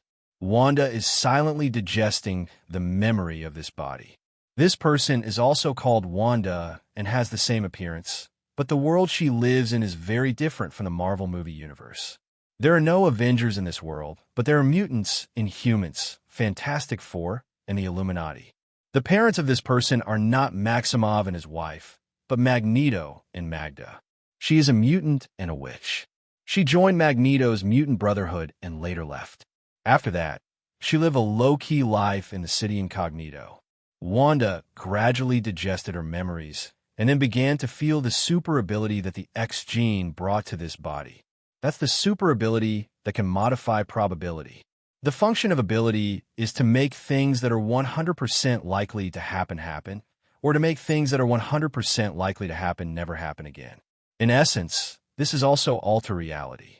If origin magic power can be added to this ability, the effect will be qualitatively changed, and the ability of alter reality will be even stronger. Wanda controlled reality across time and space, copying the X-gene bloodline from this peer to her own body, and also gained the super ability to control probability. Wanda regards this as her own way of practice and allows herself to grow. After a while, Wang Yin stopped controlling the parallel time and space body. At the same time, she also released the state of fusion with Crimson. Crimson separated from her body. The two felt themselves at the same time and found that each other had gained the super ability to control probability. Because they are often together and their memories are often shared, Wanda and Scarlet have a strange ability. They can sense each other's thoughts even if they don't speak. In the past, Evan always helped them and gave them a lot of good things. Now that they have become very powerful, they just want to give Evan something. The two communicated at a conscious level and quickly made a decision. They entered the combined state again, then left here and went to the original universe. Through the Prince's reset method, they ignored the distance and path, instantly crossed the distant distance, and arrived at the Nova Legion headquarters in the Andromeda Galaxy, Xander Star. From here, they stole the Cosmic Spirit Ball that Star-Lord left here, and obtained the Power Gem from the Cosmic Spirit Ball. Then they returned to the game world, Island in the Sky, found a remote place, and used the Power Crystal Gem to conduct real-life experiments. Transformation. Under normal circumstances, infinite gems will lose their effect if they leave their original universe. But Wanda used origin magic power to modify the rules of this gem so that it can exert its due power anywhere. Power gems contain endless cosmic energy, which can give living creatures super abilities in various physical systems. In the Marvel world, many superheroes' super abilities are related to cosmic energy. For example, the ability of the Fantastic Four and the ability of the Eternals. Theoretically, as long as you hold this gem, you can simulate those abilities. This is not just a comic setting. In fact, the Power Stone in the Marvel movie universe also has this setting. However, the Power Stone is like a high-voltage switch. Not many people can keep their bodies intact after touching it. Under the influence of origin magic power, the Power Stone no longer looks like a gem, it becomes a bracelet. While it has no side effects, it allows the wearer to master powerful power and simulate various physical super abilities. Wanda named it the Super Ability Bracelet. She put it on and tried the effect. After confirming that there was no problem, she went to the lakeside of Sky Island and found Evan, who was practicing cross-legged practice here. Hearing footsteps approaching, Evan stopped practicing, opened his eyes, and saw Wanda coming. "Evan, I have a gift for you. Why did you suddenly think of giving me a gift? You have always given me things before, but I have never given them to you," Wanda said as she took out the super ability bracelet and handed it to Evan. Evan took it, felt it carefully, and discovered the essence of this thing. "Zero, please give me flowers. This is the Power Stone. Well, I turned the Power Gem into something like this. As long as you wear it, you can simulate all forms of physical super abilities. Come and try it," Wanda said expectantly. Evan put it on and quickly figured out how to use it. He tried to use this super ability bracelet to simulate the speed force that only exists in the DC plane next door. In an instant, lightning with lightning speed surrounded him. In his eyes, the whole world became almost motionless in super slow motion. Evan originally just wanted to give it a try, but he didn't expect that he actually succeeded. After releasing the copycat speed force, Evan smiled and said, "I love this gift. That night during dinner, I went back to the outside world before. My mother wanted to know when we would have a baby, but I didn't want to have a baby. Gwen was a little distressed. The purpose of human beings to reproduce the next generation is to continue the race. But if the individual has if you can live forever, then it is not necessary to reproduce offspring. As a result, Gwen was complained by Laura. That's very good, but don't say it again, otherwise I'll feel like I'm being charged for your phone bill. You can turn into a baby and pretend to be Gwen's child and be taken back to see Grandma by Gwen," Judy said with a wicked smile. Laura showed a dead fisheye expression. She noticed that Evan was distracted, so she decisively changed the subject. "Dad, what are you thinking about?" Before Evan could speak, Kayla said, "Maybe the rotation of the Earth distracted him." Evan said speechlessly, "First of all, this is not the Earth, and there is no rotation. Secondly, I am thinking about holding an official event in the game world, with rewards so that all players can participate." After hearing what he said, Judy, Wanda, Laura, Kayla, Gwen, and others all became interested. Everyone discussed this matter. 3 days in the real world passed quickly. Marvel superhero game maintenance has finally ended. As the players went online, a window popped up in front of them, displaying a system announcement. Marvel superhero game will hold its first official prize-giving event. Event theme: Survival Adventure. Activity content: players participating in this activity will be sent to the real copy plane at the same time, with survival as the ultimate goal. Reward rule: the longer you survive, the more generous rewards you will get, and everyone will have rewards. The following are the rewards that the top 3 can get. First place, ESO Magic Battleship. Second place, Self-Selected Super Ability. Third place, a practice technique that can make people immortal and enhance their physical fitness. Registration method: please enter the 757 row through the game panel before dawn outside to register.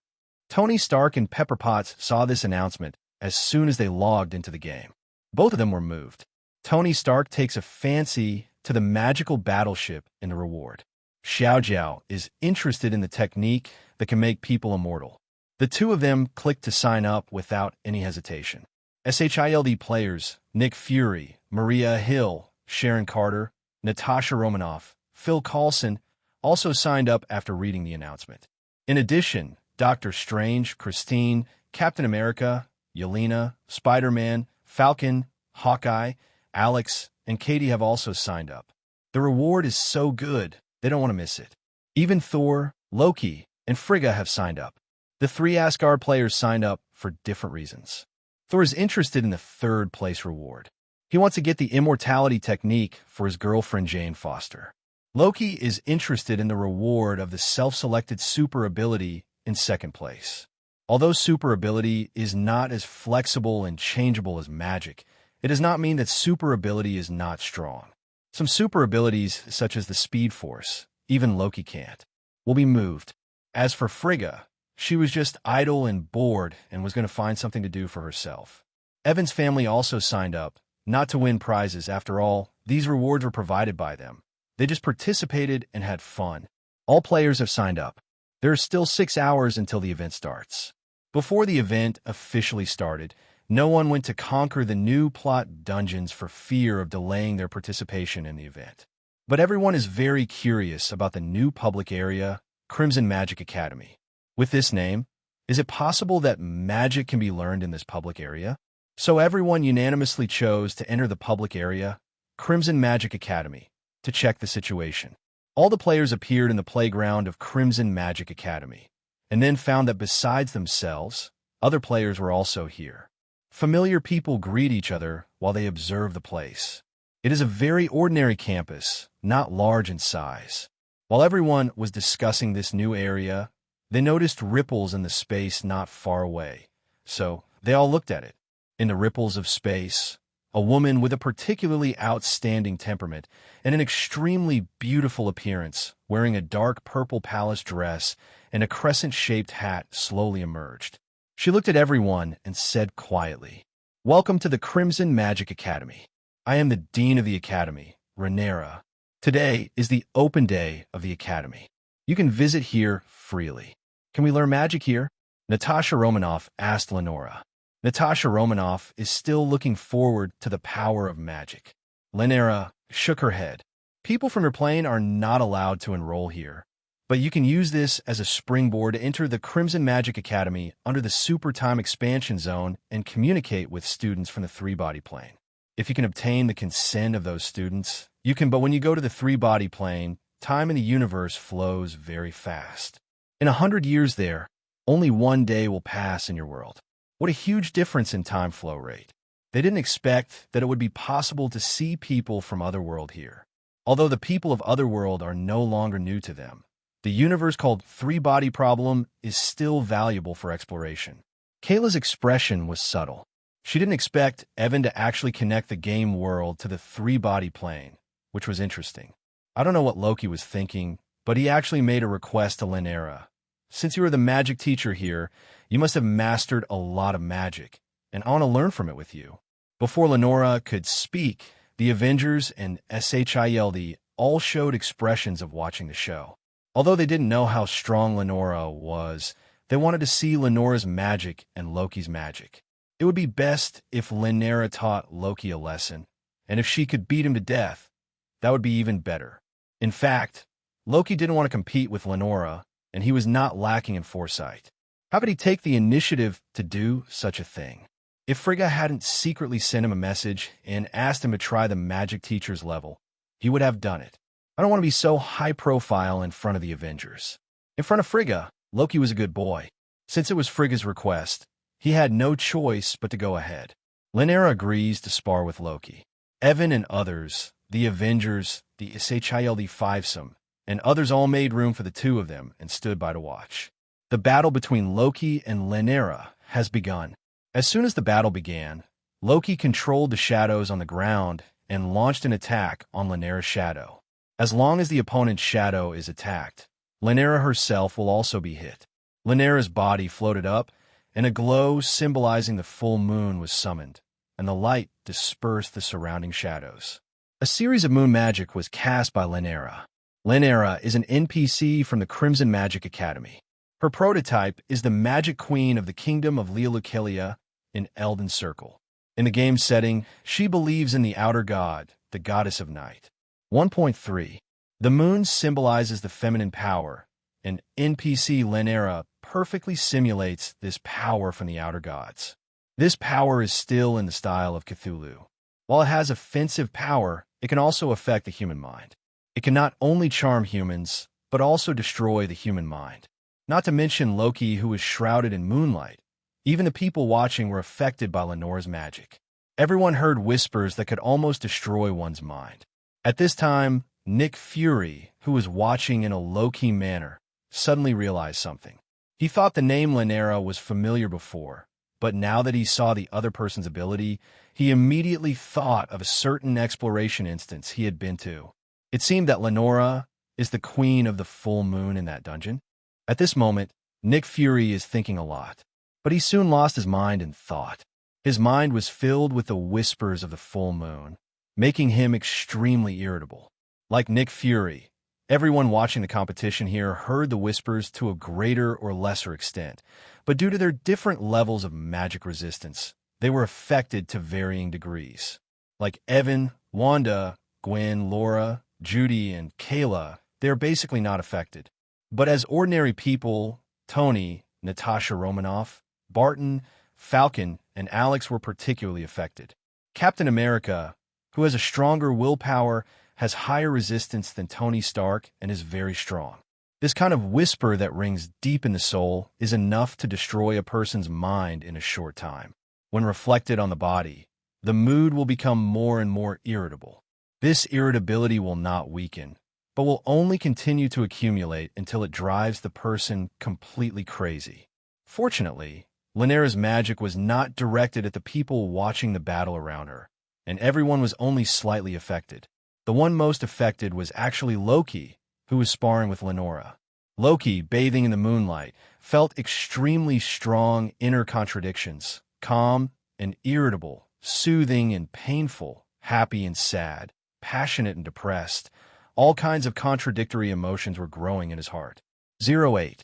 Realizing that Lenora's magic was evil, Loki knew that if he didn't fight back, he would be driven crazy.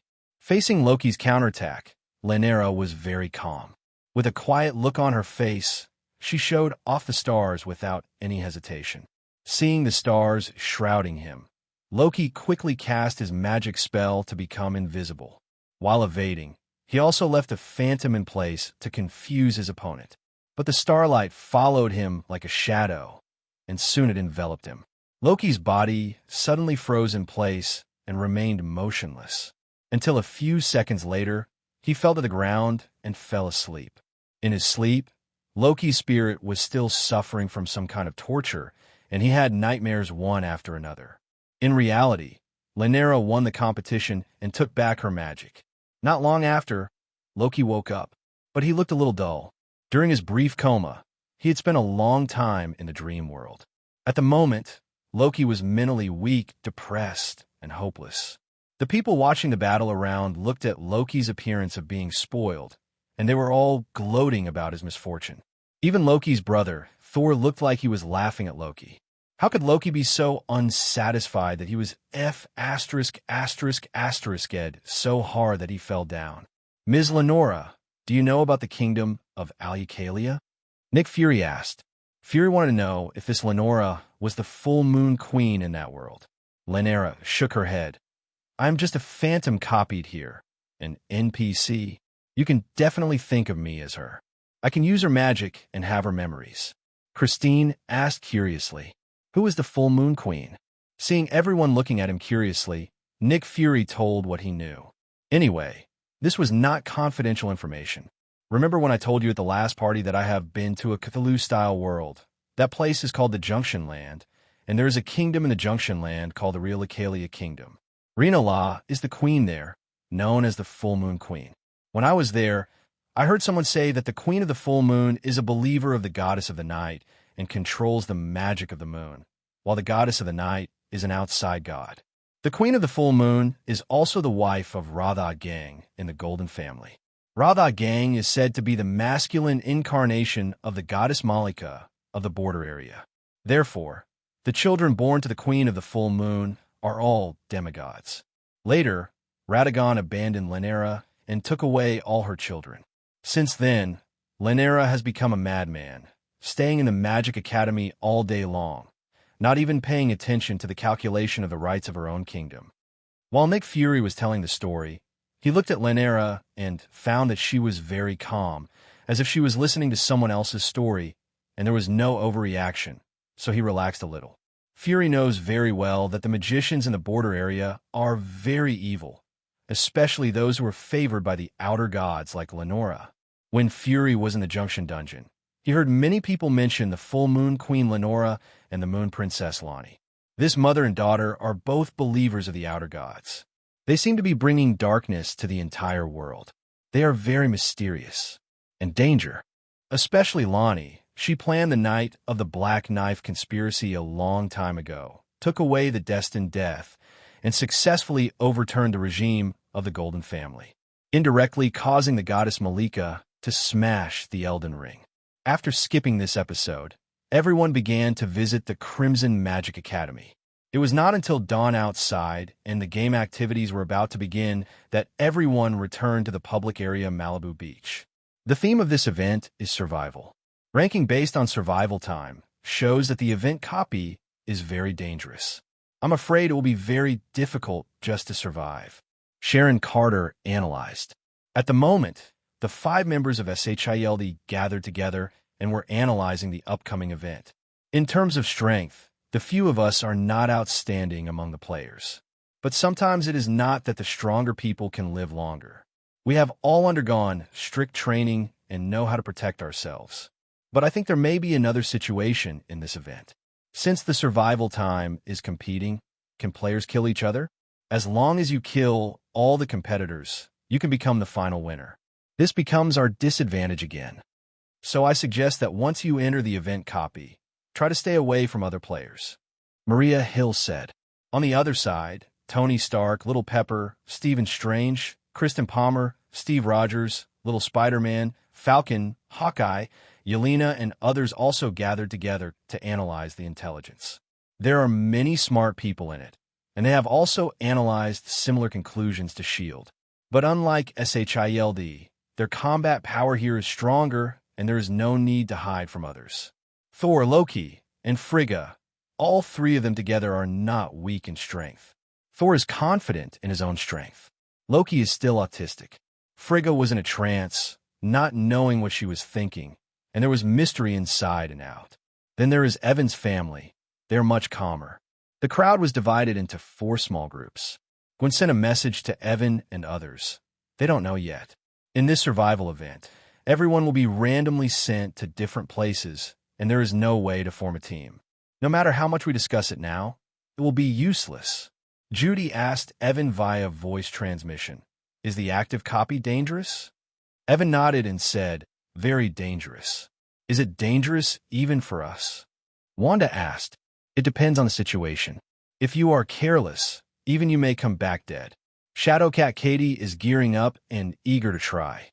Then let's compete and see who can survive to the end. Participating in an almost certain death event also means that we are likely to experience real death. Alex said helplessly, "Look on the bright side. At least there will be rewards for surviving until the end." Judy said, "Those rewards are what you are supposed to take out. I could just go with my brother-in-law. It's better than dying once in the dungeon." Alex was speechless. The active copy of the game is a real world, and it is also an extremely dangerous world. This world is the place Evan observed not long ago. As Evan's strength improves, he can get more feedback on his observations of other planes. That world, well, it's a hodgepodge of horrors with many familiar horror stories happening there, such as Silent Hill, The Ring, The Grudge, Death God is Coming, Saw, Van Helsing, The Shining, The Conjuring, The Exorcist Island. Judging from the horror stories that Evan has observed from the timeline of that world, there are tens of thousands of them. This is not the most extreme thing. The most egregious thing is that it also has certain weird elements mixed into it. In that world, ignorance is a kind of happiness, and the more ignorant people are, the safer they are. If you know too much, you will be in danger. Because there is a strange rule over there. If you know the mystery, you will have spiritual vision. The more mysteries you know, the stronger your vision will be. As your spiritual vision improves, the whole world will gradually change in your eyes. In the concept of mystery, there are 2 completely different concepts: what you see and what you cannot see. Those things can only hurt you if you can see them.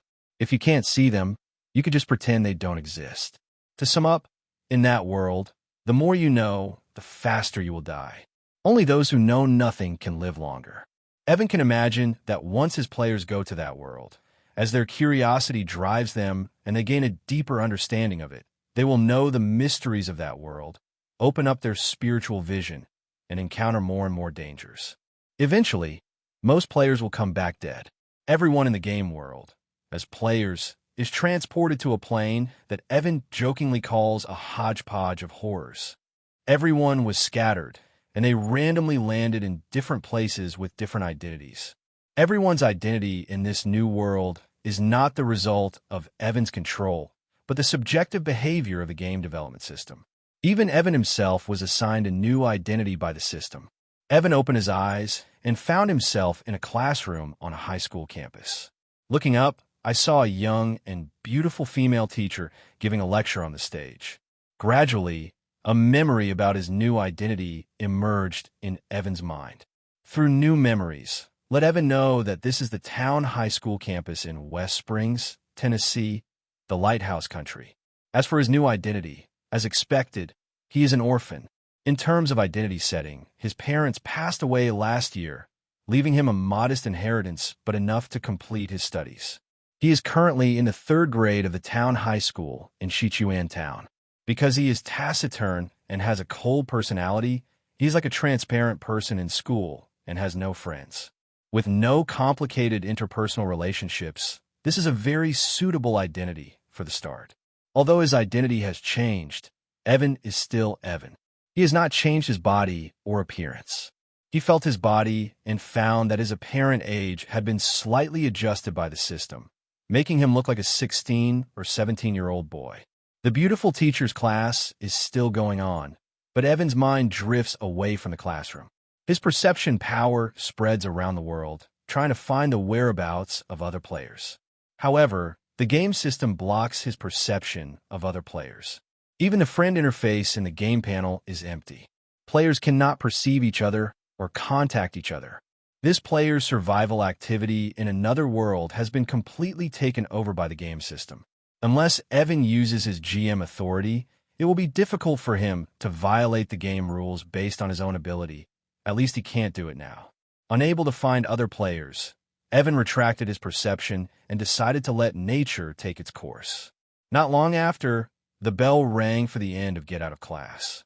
The beautiful teacher announced the end of Get Out of Class and left the classroom. The class suddenly became noisy. Not far away, several school belle female classmates gathered together, and their chat topics attracted Evan's attention. What they were talking about was related to something that happened recently. About 3 days ago, members of a student club in the school that specializes in exploring and researching paranormal phenomena collectively developed paranoia and claimed to have seen horrible things. They also said that such things could be seen everywhere. At first, others thought it was a prank by the Supernatural Society. But the next day, no students from that club came to school. Later, someone said that those people were crazy. This incident not only caused a stir in the school, but also many citizens in the town were talking about it. Although this is a world where supernatural phenomena occur frequently, in fact, most ordinary people do not believe in those gods and ghosts. So no one knows how the members of the Supernatural Society went crazy. Evan, who knew the rules here relatively well, could probably guess what happened to the students of the Supernatural Club. It must be that they accidentally learned about some kind of mystery, which caused them to collectively open their spiritual vision and see things that ordinary people could not see. That kind of spiritual vision can only be opened by understanding the mystery of the world. Not even Evan has that kind of psychic vision. In other words, someone as powerful as Evan cannot see the other side of the world unless he takes the initiative to understand the mystery of the world. There's a saying that there are very few foreigners in the series. Today's young people are very courageous and extremely curious. There are especially many such groups in this country. Great. For example, the girls who were talking about the paranormal club were communicating quietly at the moment. They wanted to know the truth about the crazy students in the paranormal club, so they planned to sneak into the school quietly tonight, to satisfy their curiosity by going into the club room of the Supernatural Society to investigate. Evan was speechless. Sure enough, foreigners are not unreasonable. They all like to commit suicide too much. After school in the afternoon, Evan left school and followed the guidance of his memory to the home of his new identity. At 7 o'clock in the evening, Evan stayed home alone, closed his eyes, and started perception. During his perception, he discovered that the 4 school beauties in his class sneaked over the wall into the town high school campus and walked toward the club room of the Supernatural Club. The 4 female classmates took advantage of the darkness to sneak into the campus and arrive in front of the Supernatural Society. I don't know where they got the key here, and they entered easily. This club room is not big, but the atmosphere of mystery is not small. There are some things that are mysterious at first glance, such as tarot cards, crystal balls, and rabbit legs. Most of the items are just fake and of no use, but there is one item that really contains a mystery. It is a book that looks very old. These four brave female students, while exploring the Supernatural Club, checked everything here and discovered that ability. Come and take a look. There are some very interesting things recorded in this book. Female student A said to her classmates. They all came together and read the book together. The book is not thick, just a few pages to be precise. There isn't much on the first page, just a warning. I don't want anyone to look at me. Don't turn to the second page. I've warned you. The four women looked at each other. Female student B complained. Rather than saying it is a warning, it is better to say that writing this sentence is more likely to arouse people's desire to read more. Female student A said, "Whatever, I want to see what is written on the second page." 11. Female students C and D agreed and urged female student A to quickly turn to the next page. So, the next page was opened. The content of 273 on the second page is not much, just one sentence. The four of you obviously did not listen to my warning, so I will give you another warning. Those who are curious will die of curiosity. Those who stare into the abyss will be stared into by the abyss. When you see me, I see you. This is the final warning. Don't turn to the third page. Don't turn to the third page. Don't turn to the third page. How does it know there are four of us? Female student C asked in surprise. It's just a coincidence. Female student D said, "Hurry up and turn to the third page. I'm really curious about what's written on the next page." Female student B urged. The third page was opened. "I'm right behind you. I've seen you." For some reason, the four women all felt a chill covering their bodies. Several people looked behind them in unison. They saw a woman in white standing 3 meters behind them. The woman looked at them with a smile. The four girls were shocked. You're a human or a ghost?" Female student A said in horror. The woman in white took a step forward. The corners of her mouth split open, revealing a bloody mouth. She approached the four people and scared them back. But at this moment, the door to the club room was suddenly kicked open, and a handsome young man walked in. This movement attracted the attention of the four girls. When they looked at the viewer, they all recognized him as the handsome but insignificant classmate in their class, Evan Nelson. When they saw each other, they seemed to have seen a savior and asked him for help. "Tell me, what did you see?" Evan asked the four girls. "There's a ghost right in front of us." Female student B pointed to the female ghost in front of them, who was slowly approaching them. Evan guessed that these four women must have turned on their spiritual vision and saw things that only those with spiritual vision could see. He immediately stepped forward and walked towards the female ghost where only the four women could see. As he got closer, Evan felt the coldness. Through this perception guide, Evan locked the location of the female ghost even though he couldn't see it yet. If you can feel it, you can also touch it with special means. Under the gaze of the four women, he put his hands on the female ghost's shoulders.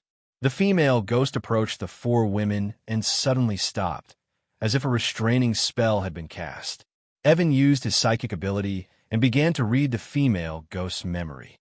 The other party's memory is very confusing, without logic, only fragmentary picture fragments. Evan relies on his own brain power to piece together the other party's messy memories like a jigsaw puzzle. Gradually, the female ghost's memory was sorted out completely by Evan. In the process, Evan gained some understanding of the mystery of the world, which enabled him to open up a special spiritual vision unique to this world and see clearly the appearance of the female ghost in front of him. He saw the female ghost, and the female ghost also saw him. However, because the female ghost was restrained by Evan and could not move, she did not attack Evan. Evan quickly digested the female ghost's memory. This female ghost was a human being during her lifetime. After her death, her soul was contaminated by something and turned into an evil spirit that could only be seen by those with spiritual vision. The thing that entrusted her existence was that ancient book. Everyone who reads that book will encounter this female evil spirit, who will suck their sanity and eventually become a madman. Evan successfully analyzed the existence form of the female evil spirit and analyzed the occult knowledge called soul sustenance. This kind of knowledge can exist as a special kind of magic and can be learned and mastered by people. Evan withdrew his hand from the evil spirit's head. The female evil spirit's body returned to action. She turned around and looked at Evan with a complicated expression. Because Evan sorted out her memory, the female evil spirit recalled everything she had experienced during her lifetime. "Can you send me to death?" the female evil spirit asked Evan. The memory of her life awakened the good nature of the female evil spirit, but the memory of being an evil spirit was still there, which made her know how many people she had killed over the years. She didn't want to do this, so it was very painful, and she could feel that her memory was slowly returning to chaos. I was afraid that within a few hours, she would turn back into the evil spirit that only knew how to harm people. Evan shook his head and said calmly, "When you stare at that world, you can no longer leave there." The world Evan is talking about is a world that can only be seen by people with the highest degree of spiritual vision, that is, the other side of the world. The world in the eyes of the female evil spirit is different from the world in the eyes of normal people. It is like a real hell over there. The female evil spirit smiled sadly. "Then kill me. I don't want to turn back into an evil spirit. I know you can do it." Evan nodded and took a photo of the book from the desk, not far away. When the book came into his hands, it instantly ignited a flame. As the books were burned, the female evil spirit's body slowly faded. When the book was burned to ashes, the female evil spirit died completely. The 4 female classmates who watched this scene were all stunned. After the shock, they were excited. They all stared at Evan, who had successfully exorcised the demon with bright eyes. "This is super ability, it must be. Evan, are you the legendary exorcist? Ordinary people don't have the ability to pick up object from the air and make fire out of thin air. I guess Evan must belong to some kind of ancient, mysterious organization." That's what the novels say. I have to say that young people today are so bold. They were almost scared to death by the female evil spirit before, but now they are so excited. Evan was surrounded by 4 girls. Listening to their chirping, Evan's head suddenly got big, and he interrupted them immediately. "Don't be too happy first. You have come into contact with the mysterious people and have opened up your spiritual vision. This is not a good thing. Do you still remember what the crazy classmates in this club said? That will also be your next step. What happened when we came down?" Evan said solemnly. Female classmate A was the first to react. She said, "They claimed to have seen horrible things and said they were everywhere." The other 3 female classmates also reacted. Evan said gloomily, "Once people come into contact with a real mystery, people will open up their spiritual vision. The more mysteries they are exposed to, the higher the intensity of their spiritual vision. As the level of spiritual vision increases, the world will gradually appear in your eyes. If you become another person, you will see many things that ordinary people cannot see. But don't think this is a good thing. Some things can only hurt you when you can see them. So, I give you a suggestion. Then, no matter what you see that is not consistent with common sense, pretend that you can't see it, and don't let those things realize that you can see them." The 4 girls felt cold all over and were so frightened that they nodded repeatedly. Evan took them and walked outside the school. During this process, the 4 women did see many things that ordinary people could not see. In the school at night, many people appeared. These people came and went as if they had been living here. The key is that they looked no different from living people. If they didn't know in advance, they might even take the initiative to say hello to those people. The 4 girls were all scared, and at the same time, they were a little curious about what those things that seemed to be human beings were. Evan warned several people, "Don't try to understand those things, because they all symbolize mystery. The more you understand, the more dangerous you will be." Female classmate C asked fearfully, "I want to know, can spiritual vision be turned off?" There is only one way to turn off spiritual vision, and you should be able to think of it. Evan revealed a cruel fact. Unless the four girls dig out their own eyes, they will have to live with these dangerous things for the rest of their lives, living in fear. Once they accidentally let those dirty things realize that they can see them, they will encounter unknown consequences. After leaving school, Evan sent the four girls home one by one at their strong request. The next day, Evan came to school. The four school beauties also came, but they looked very lethargic. Apparently, they didn't sleep well last night because they discovered that there was that kind of dirty thing in their respective homes. To be honest, it's scary, but they have to pretend they can't see those things, otherwise they will encounter misfortune. Under such great psychological pressure, it's strange to be able to do well. When the four girls saw Evan entering the classroom, they immediately came over and asked Evan for help. These four girls are considered to be the most beautiful girls in the school. Seeing them gathered around classmate Evan, everyone in the class showed different emotions. In the perception of people in the class, Evan has always been very low-key, as if he is a transparent and inconspicuous person. But for such an inconspicuous person, he is surrounded by four beautiful classmates in the class. What kind of luck is this? Some male classmates even became jealous of Evan. You have all discovered that there are many people in our town, far more than the total population of the town. There's also my home. I thought my home only had 7 bedrooms and 2 living rooms, but I was wrong. I went back home last night after I got home. I discovered that there were actually several rooms in my house that I didn't know about. They were 10 rooms and 10 living rooms. The family members were not just a family of 3 as I thought. There were at least 7 people living in it. Female classmate A said fearfully. The situation of the other 3 is similar. The key is that they still can't distinguish which ones are living people and which one's a dead man. Once they accidentally talk to dead man, they will probably die too. Faced with this situation, they can only turn to Evan, the expert. Facing 4 pairs of pitiful eyes, Evan sighed and said, "At least you are still alive and know the concept of spiritual vision. There are many people in the world who have spiritual vision but don't know anything. Those people often they died miserably. You have only just opened your spiritual vision now, and the world seems normal to you. The real tragedy is those who have seen another world." What would it be like to see another world? Female classmate D asked curiously. For those who can see another world, dying normally is considered a blessing. Evan said quietly. The 4 women were silent. After a long time, female classmate A among the 4 girls asked, "Classmate Evan, I heard that you are an orphan and you are alone at home. If possible, I would like to live with you. So, please give me flowers." After female classmate A finished speaking, the eyes of the other 3 female classmates suddenly lit up. Yes, as long as you live together with Evan, you can get protection from him. So they all made requests to live with Evan. Evan is in a bit of a dilemma.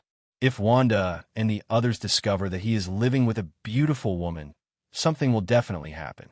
Seeing Evan in trouble, female classmate D said something bold. "As long as you are willing to take me in, you could do anything to me." The other 3 female classmates were all shocked and looked at female classmate D in disbelief. They didn't expect that the other girl was willing to pay such a high price. But then they thought about it. Although Evan was a little transparent in the class, he was very handsome. If something happened with this handsome guy, at least they wouldn't resist it too much. 0. So they made the same choice and said that no one was responsible, as long as the other party could protect them. Evan was speechless. You all have families, right? Is it really okay if you don't go back at night? This is our own business. So that night, these 4 female classmates all moved into Evan's home. Evan would agree to let them move in, not because of their beauty, but simply because he didn't want to see 4 young girls die unexpectedly. Late at night, the 4 women were lying in a bedroom, their expressions all subtle. They thought they would be forced to show up tonight, but Evan didn't seem interested in them and didn't mention it at all. Should we be more proactive? Female classmate A asked her 3 companions. You really plan to sacrifice yourself? Female classmate B was speechless. At least he is handsome and capable. If we can build a good relationship with him and learn a few tricks, we can protect ourselves in the future.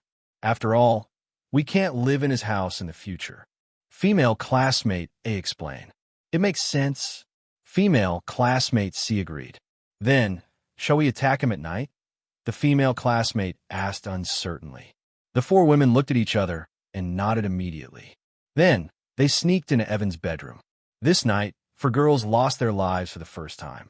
These four school beauties who were supposed to be secondary characters finally have their own names in this book. They are Persephone, Agnes, Cynthia, and Ella. The next day is Saturday. There is no need to go to school today. The four girls living in Evan's house were, as expected, bedridden. When they woke up, it was already 10 o'clock in the morning. They didn't see Evan on the bed, and they didn't know where he had gone. Several people sat up and looked at each other coolly. The atmosphere suddenly became a little awkward. As best friends, it would be okay for them to sleep in the same bed. They are best friends after all, but the problem is that last night Cynthia was the first to break the silence. That guy is as strong as a beast. He obviously challenged the four of us by himself, but in the end, the four of us were defeated. My legs are still weak, and I probably won't be able to get out of bed all day long. This is better than the guy who is impotent after single-handedly challenging an opponent. I have decided to live here and never leave. At worst, I will be with that guy for the rest of my life. When Ella said this, there was actually some expectation in his tone. You won't be conquered by him. Agnes complained. Don't you have any? Ella stared at the three best friends. When the children look at each other, they can see shyness and anticipation in each other's eyes. Okay, I admit that I am conquered. As long as that guy can maintain the fighting power of a beast, I will keep following him. Bethany said, because of this incident, the relationship between the four best friends has become invisible. The four girls only got up in the afternoon. Although their legs were still a little weak, they had to get up to wash up and eat because of their hunger. They didn't find Evan in the villa. He must have gone out. Fortunately, there is a lot of food in the refrigerator. Several people also discovered a phenomenon. There is no dirty stuff that can be seen everywhere in Evan's home. There seems to be some kind of protective power here to prevent the entry of hidden things. This gave several people a strong sense of security. Evan is wandering around the town at the moment, observing and studying the weird things that can only be seen under spiritual vision, and analyzing the mysteries of different weird things, and then analyzing some weird systems that can be practiced by people. Magic. As Evan's understanding of the mystery of this world deepens, his spiritual vision is also improving rapidly, and he can see more and more weird things. The whole world is slowly changing in his eyes, and it is no longer the same as in the eyes of normal people. The world is different. In the evening, Evan went home. He found that the four girls were still at home.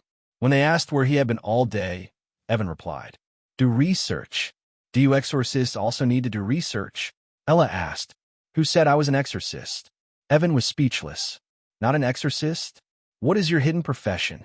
Agnes asked curiously. Secret. Seeing that Evan didn't want to talk, they didn't ask any more questions. You guys chat. I'll make dinner. Persephone took the initiative to assume the responsibility of the cook. I'm going to help. Agnes also entered the kitchen. Evan took off his coat and went to the sofa. Cynthia and Ella came over, sat on both sides of Evan, and chatted with Evan. Evan simply let go or gave up on the treatment. He held a beautiful woman in one arm and enjoyed hugging her from left to right. Nothing major happened in the next month. During this month, Evan was not only enjoying the gentle land, he was also working tirelessly to analyze the weirdness and sort out a set of magic. Evan named this series of magic, Weird Magic. This set of magic was analyzed by Evan from the weird things that are ubiquitous in this world but unknown to ordinary people. The magic of the weird department belongs to the Cthulhu style of spells. It is characterized by lack of destructive power, but very weird. At present, he has not passed this set of magic to anyone. He plans to give the knowledge of this set of magic to his four daughters as a parting gift when he is about to return in the future. It is worth mentioning that because of Evan's persistence and bravery in some aspects, he completely conquered the four girls. Now, the four girls are quite submissive to someone. Now, 1 month later, the school has ushered in a long holiday. On the first day of the vacation, Evan said to the four girls, "Let's go on a trip." Where to travel? Ella expressed her expectation. Maine, Silent Hill. Evan said, "I haven't heard of that place. Let me check it out." Persephone took out her mobile phone and checked Silent Hill online. After a while, she said, "I found it. It seems to be a very mysterious place. Tell me quickly." Agnes urged. Persephone read out what she found on the internet. A long time ago, Native Americans, Indians, discovered a mysterious place near the northeastern coastline of North America. They regarded it as a way to communicate with the dead. The holy place is called the Place of Silent Souls. In the following hundreds of years, with the influx of European colonists, the Indians were forced to abandon their homes and move to inland areas further west. The colonists followed the Indian custom and named the valley Silent Hill. By the beginning of the 17th century, it had become an important node in the North American fur trade. Until 1692, a witch hunt broke out in Salem, Massachusetts, and a relatively small follower sect was also affected. One of the founders of the sect, Jennifer Carroll, was killed by the Puritans. Burned as witches, most of the believers chose to leave Salem and move to the Silent Hill area further north. In 1812, when the Second War of Independence broke out, Maine was still part of Massachusetts. Silent Hill became the first area affected by the war. The federal government built a field hospital in Silent Hill. Later, Maine separated from Massachusetts and joined the Lighthouse State as an independent state, becoming the 23rd state. With the decline of the fur trade, Silent Hill was gradually forgotten by people, and the state government built the first state prison in the valley near the town. However, in 1830, the discovery of large-scale coal mines made Silent Hill prosperous again. On 1.6 knew a large number of immigrants poured into the town. During this period, the authorities continued to receive reports of people disappearing inexplicably in Silent Hill, but because the floating population was so large, investigations often went unanswered. After that, many tragedies, disappearances, murders, corpse dismemberment cases, cult sacrifice cases, coal mine accidents, etc. occurred in Silent Hill. Until more than 10 years ago, Silent Hill had been completely abandoned. Ella complained, "It's really a troubled place. I guess there must have been a supernatural event there, and it wasn't just a single supernatural event." Cynthia guessed, "Yes, many supernatural events did occur there. It is a place with many mysterious remains. Even now, it is still very dangerous there." Evan confirmed Cynthia's guess. The day of travel is set for tomorrow. For the comfort of traveling, Evan pretended to go out to buy a car, but in fact he took out the RV from his dark pocket. Bethany, Agnes, Cynthia, and Ella were all excited to see Evan driving back in a luxury car. The next day, they drove the RV towards Silent Hill in Maine. Tennessee is very far from Maine, separated by Potts Erie, Ohio, Pennsylvania, New York, Vermont, and finally Maine. If you don't drive all night, it will take about 3 days to reach your destination. Evan and others were not in a hurry. During the day, they drove to enjoy the scenery along the way and stayed in the RV at night to experience the RV life. It wasn't until the morning of the 4th day that they finally arrived at their destination. There are still 2 hours drive from Silent Hill. There are some things you need to know before we officially arrive there, Evan said to the 4 women 08 in the car while driving. The 4 girls came over and pricked up their ears to listen. Speaking of which, after this period of time, the 4 girls have adapted to their spiritual vision and will not be startled when they see some monsters that ordinary people cannot see. Although they will still feel scared, they're no longer completely free after leaving Evan. Without a sense of security, the reason why they still follow Evan is because they have been conquered, and they also want to learn some skills from Evan to deal with dirty things. Evan said that he will teach them after a while. Nowadays, children have a deep desire to explore the other sides of the world that are unknown to ordinary people. The 4 girls are very courageous and adventurous, and they are all looking forward to the Silent Hill they are about to arrive at. Evan said, "The land of silent souls and Indian legends is real. Through some special means, people can communicate with decedents there. This is not very dangerous in the first place, but there is a tradition in Silent Hill, and there are some cultists there. Worship the fallen angel and often perform sacrificial rituals.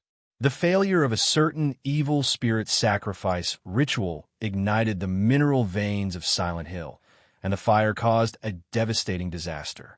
Tracing back to the cause, it is actually caused by people worshiping evil spirits by performing fire sacrifices.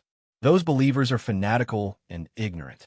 They burn anyone they fear, regardless of age or gender, and anyone they cannot control, sacrificing their lives to evil spirits. In exchange for wealth and peace, in the end, the fire sacrifice failed to obtain what the believers wanted, but instead brought endless pain and torture. The evil ritual has been carried out many times. In 1974, they targeted a 9-year-old girl, Alessa. Alessa is a potential psychic. She has spiritual power in her body and has abilities that ordinary people do not have. But her ability made adults even more insulted and even tainted her, and they attempted to burn Alessa to death and sacrifice her to the evil fallen angel. The sacrifice fire severely burned Alessa, but she survived under the protection of her own spiritual power. Since then, she has been hiding deep underground in Silent Hill Hospital. Extreme pain in her heart and body, pain brewing hatred, hatred birthing evil, pain and distortion, turned Alessa into a living demon, forever cursed Silent Hill. This turns Silent Hill into a 3-level world. The first level is located in reality, which is the Silent Hill in reality. The second level is the representative world, located between reality and illusion. The third level is the inner world, which is the place closest to the spiritual world. Ella said in disbelief, "Cultists still exist in this era." Agnes asked, "You said Alessa is a medium, the kind of medium in religious legends?" "Yes, spiritual mediums are called shamans, healers, and warlocks in religious terms. They are called shamans in Siberia, North Asia, and Alaska. High-level mediums are called prophets, angels, or saints, and even become the center of belief for ordinary religious believers." Evan nodded. "Is Alessa still alive?" Cynthia asked. "She is still alive, but not in the real world. She only stays in the outside world and the inner world of Silent Hill. She only has negative emotions and no humanity at all, so I call her a living devil. She will bring the cult members who once persecuted her to, all trapped in the outside world and the inner world of Silent Hill, constantly tormenting them psychologically and physically. If someone accidentally enters Silent Hill, they will also encounter misfortune." Evan said, "What is the purpose of her going there?" asked Bethany. "Do research." Evan said, "I've been hearing you talk about doing research, but until now we don't know what you're researching." Ella complained, "I'm studying mystery. In fact, every monster you can see in your spiritual vision has its own unique form of existence. Once you understand the nature of their existence, the reason for their existence, and their possible origin, it is possible to, by recreating such processes, to form supernatural phenomena. I call this method magic. For example, if I analyze the essence of Silent Hill, I can pull everything around me into the spiritual world." Spiritual world? The women were puzzled. The spiritual world is the other side of the world. Essentially, the various monsters you see with spiritual vision are all located in Lingxi.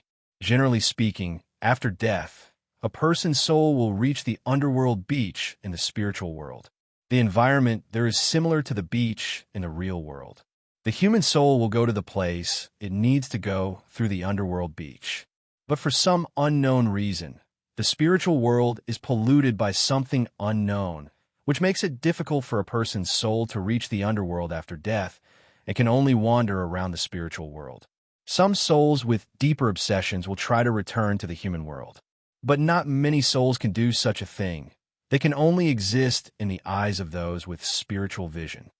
Evans said, "The contents he popularized are deeper mysteries. The 4 people who knew this mystery had their spiritual vision improved to a certain extent. What will happen if the soul in the spiritual world returns to reality? Will it become a ghost in the usual sense? It depends on what they want to do. If they want revenge, they will turn into evil spirits. If they want to see their families again, nothing will happen. But if they want to return to their bodies, then the soul will have an affair with the corpse. The annihilation reaction releases 100% of energy, which will be a disaster more terrible than a nuclear explosion. So you'd better pray that the souls in the spiritual world don't return to the human world on a large scale. The girls couldn't help but picture the end of the world in their minds, and they all shuddered. The RV slowly drove into Silent Hill. This is a town that has been completely abandoned, with weeds growing everywhere in a gloomy environment. If a director shoots a horror movie here, he will definitely save a lot of budget. Ella was lying by the window of the RV, complaining about the weird environment of Silent Hill. How do we get into the surface world of Silent Hill? Agnes asked Evan. Evan parked the car on the side of the road and said, "If you're an ordinary person, you only need to sleep here and you will be able to reach the outer world when you wake up. If you're a person with spiritual vision, you only need to stare at the monsters here that only spiritual messengers can see. By the time the monsters realize you can see them, you're already in the surface world."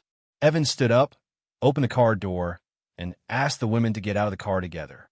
In Silent Hill in the real world, there are also many monsters that can only be seen by spirit messengers, and there is one in front of few people. The shapes of those monsters are very distorted, and they're obviously different from monsters in other places. "Hey, look here," Evan shouted to a monster in front of him. The monster suddenly looked at Evan and the others. When it realized that those people could see it, it suddenly bared its teeth and claws and staggered towards them, trying to select and devour them. The four girls were all scared and couldn't help but hide behind Evan. During the process, they suddenly discovered that ashes were falling from the sky like snow, and dew gradually appeared around them. The environment changed very suddenly, but Evan's previous popular science to them let them know that they and others had left the real world and arrived in the surface world of Silent Hill. But now they have no intention of paying attention to the sudden change in the environment around them. Instead, they look at the monster that is approaching with some fear. The monster is like a zombie in a biochemical movie, and it looks very scary. If Evan hadn't been by their side, they probably wouldn't have turned around and fled. Evan didn't disappoint them either. When the monster approached, Evan suddenly raised his hand and put his hand on the monster's head. The monster seemed motionless, as if a immobilization spell had been cast on it. Evan spent 5 seconds analyzing the composition of this monster. The monster was gradually reduced to ashes. After that, Evan stood there, thinking about something. "Evan, are you okay?" Ella asked, concerned. "It's okay. I figured out a spiritual spell from that monster that can only be used here." After he finished speaking, he activated the spell. The falling ashes in the sky began to gather in front of few people, and gradually synthesize something similar to the monster just now. Different from the previous monsters, this monster condensed by Evan's spell is controlled by Evan. Evan constantly casts spells, condensing 30 monsters of the same species and letting them open a path in front. The four women looked at this scene in a daze. What is this? A magician who can control the undead? With the protection of these monsters, they suddenly felt that this place was not so scary. With these monsters leading the way, the 5 people explored Silent Hill in the outer world. During this period, several people encountered many new types of monsters. They would be attacked by Evan's monsters, and they would be caught in front of Evan and analyzed by Evan. This exploration process can be said to be without any surprises. After the initial novelty, the 4 girls relaxed and were no longer so afraid. Is the inner world more dangerous than the outer world? How can I enter the inner world? Cynthia asked Evan.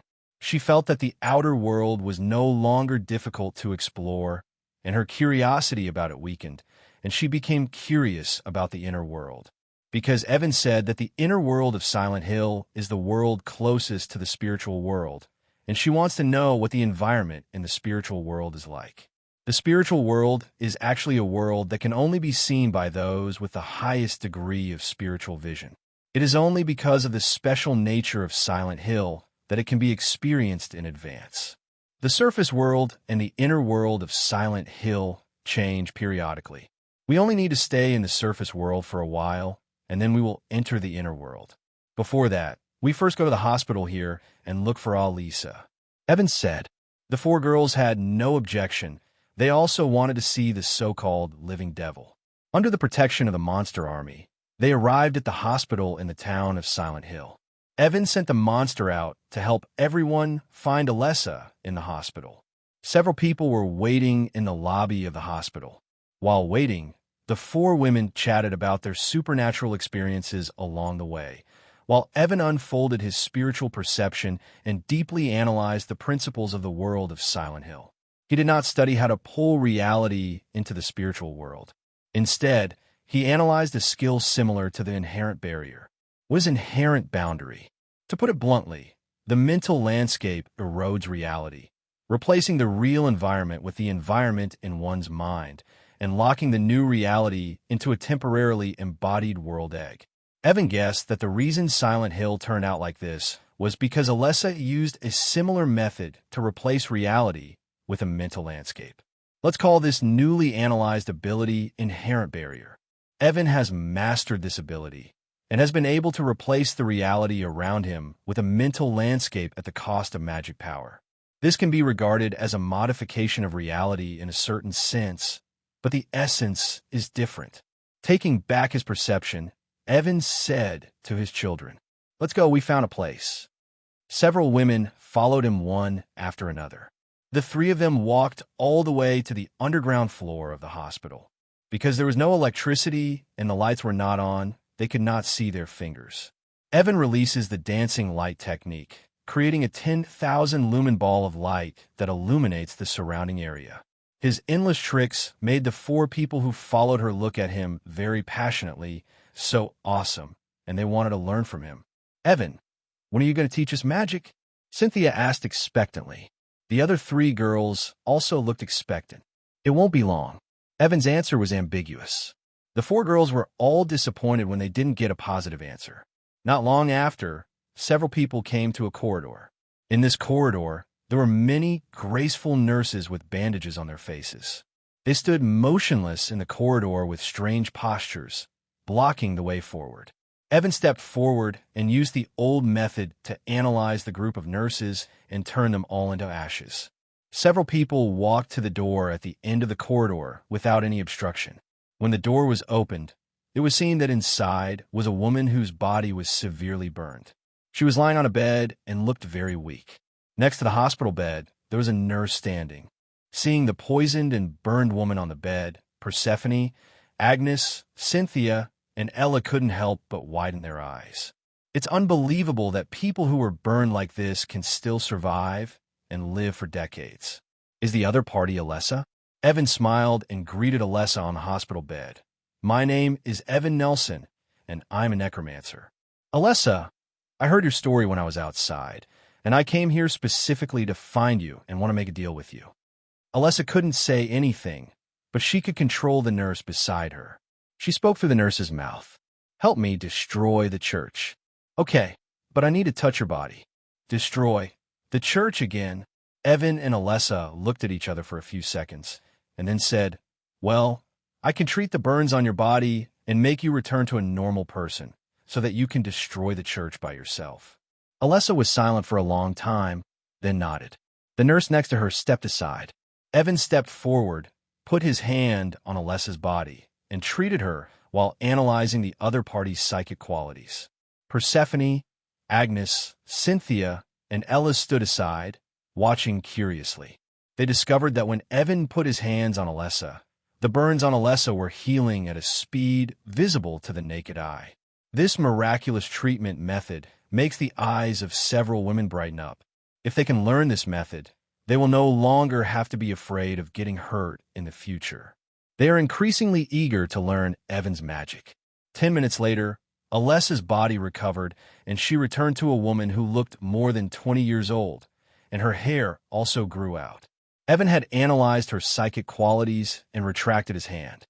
"You can go take revenge now," Evan said to her. Alessa ignored Evan, but looked at the nurse not far away. She raised her hand and broke the nurse's neck in the air, and then her body sank into the ground and disappeared. Evan turned around and said to the four girls, "Let's go to the church. There's a good show about to take place there." Before the four girls could recover from the scene of Alessa's sudden murder, they were pulled by Evan and teleported. They arrived outside the church in the small town from the hospital in an instant. After arriving here, several people saw that Alessa had arrived before them and was standing in front of the church door. Immediately afterwards, the outside world of Silent Hill suddenly remembered the sharp sound of air raid sirens. Along with the sharp sound, the surrounding environment is changing to the other world. Everything in the environment seems to have experienced the erosion of time and is decaying rapidly. The color tone of the entire world seems to have been added with a health filter. Alessa opened the church door. The sacred power of the church is blocking Alessa's entry. But Alessa still walked in on her own strength. She summoned wires with sharp thorns and used them to launch a bloody massacre against the crowd in the church. Broken arms, legs, and internal organs flew everywhere. The smell of blood filled the air, and the screams were shrill. Evan, who was following Alessa, remained calm throughout the whole process, without showing any sympathy, and just watched the scene silently. The four girls around Evan had never seen such a terrifying scene. Their eyes widened in horror, their scalps felt numb, and they covered their mouths. Otherwise, they would have screamed out of fear. Fear is spreading.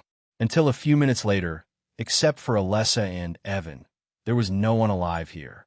Alessa killed all those who had persecuted her, then turned to look at Evan and said coldly, "This place will completely fall into the spiritual world. It's time for you to leave. The spiritual world is not beautiful, nor is it happy, nor can it allow you to be reborn. You will definitely not like it there. I suggest you follow us and go outside to integrate the good side that you have separated from, so that you could be a new person." Evan sympathizes with Alessa's experience. The other party has experienced so much pain, and now she has to go to the spirit world. She is literally going to ride the road of pain. Evan wants to give her a hand. Alessa was silent. After a long time, she asked, "Why help me?" "Out of sympathy. Today's times are not bad. There are not so many cultists in the world anymore. There is no need for you to follow those dead guys to the spirit world. That will not relieve your pain at all." Evan persuaded. The four girls next to him had finished vomiting now, and they all looked at Alessa. Although the other party's previous cruel methods frightened them. But when they thought that those people were the cultists who had persecuted Alessa, not worthy of sympathy, the four girls were no longer so afraid of Alessa, and instead followed Evan to persuade him.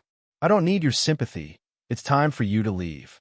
Evan saw that the other person actually wanted to experience the life of a reincarnated human being in the outside world, but he just didn't want to bring his pain back to her kind side.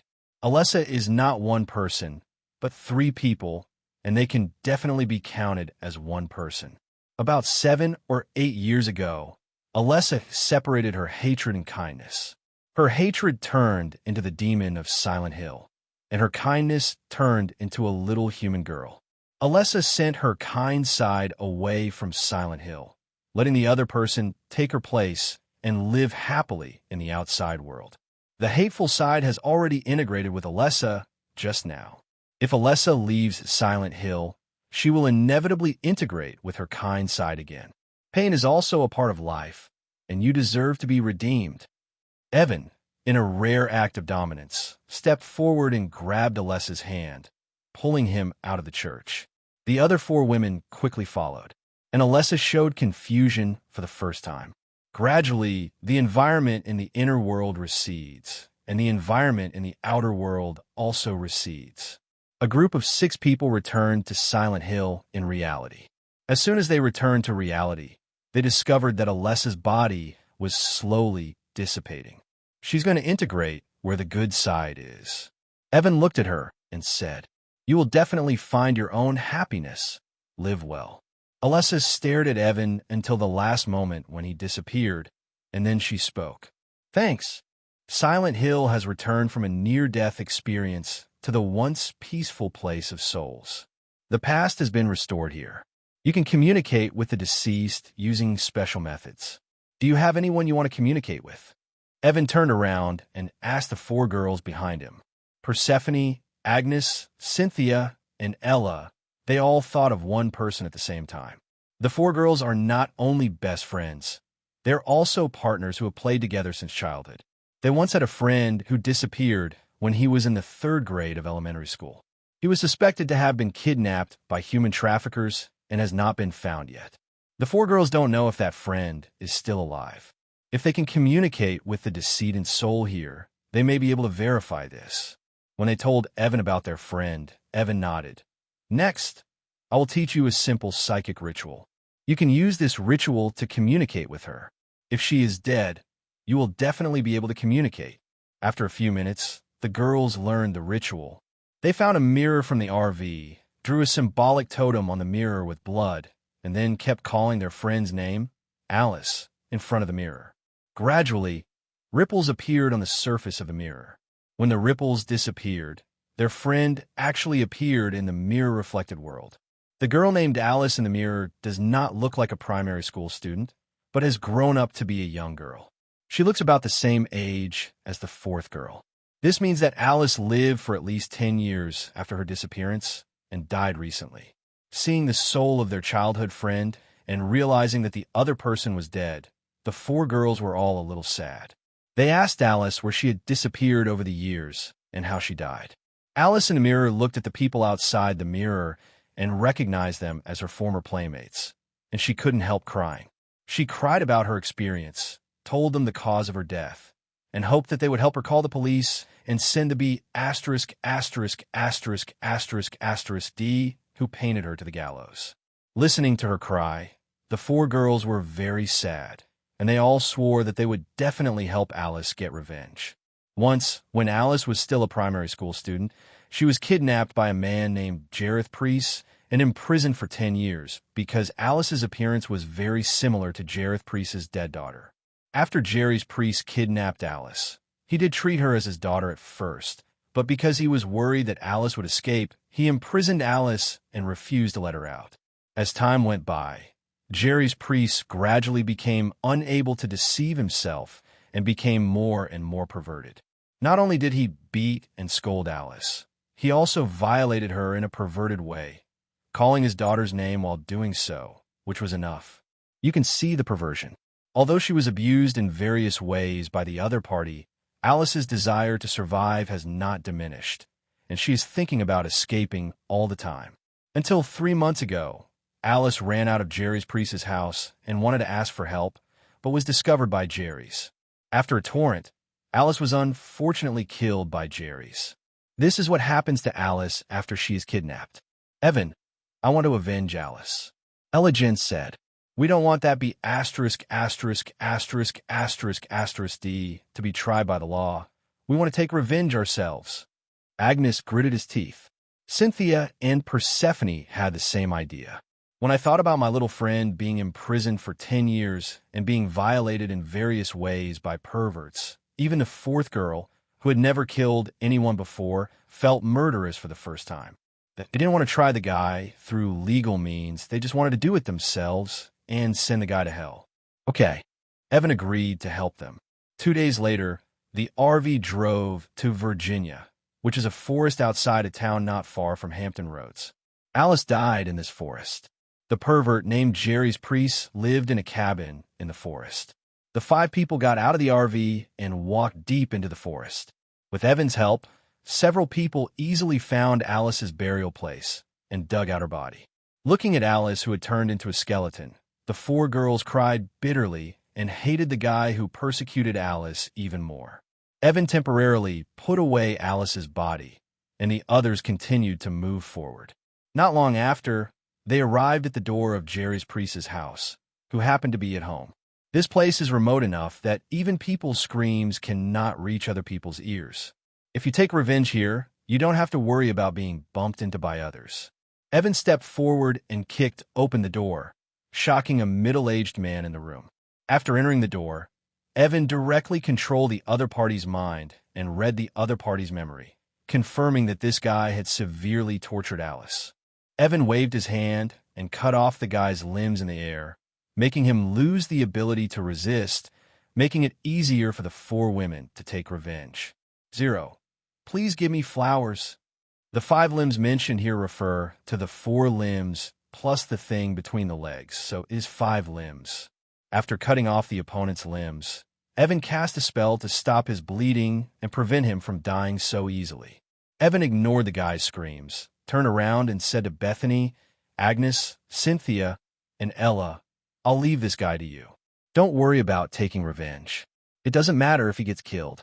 I will help you deal with the aftermath. After Evan finished speaking, he left the villa and handed the scene over to the four girls. He was waiting outside the wooden house. He never smoked, but he lit a cigarette and held it in his mouth. Evan looked to the side, and there was a soul standing there. It was a soul that only Evan could see. It was Alice's soul. Alice looked at her friends who were avenging herself and was very moved. Inside the house, the four women were heard interrogating that scumbag. At first, the scumbag did not admit it, but was brutally beaten by the four women. In the end, the scumbag will do anything. After confirming that it was really this guy who violated and imprisoned Alice, the girls immediately became angry. They found some sharp knives from the kitchen of the house and tortured this scumbag to a terrible degree. Screams kept coming.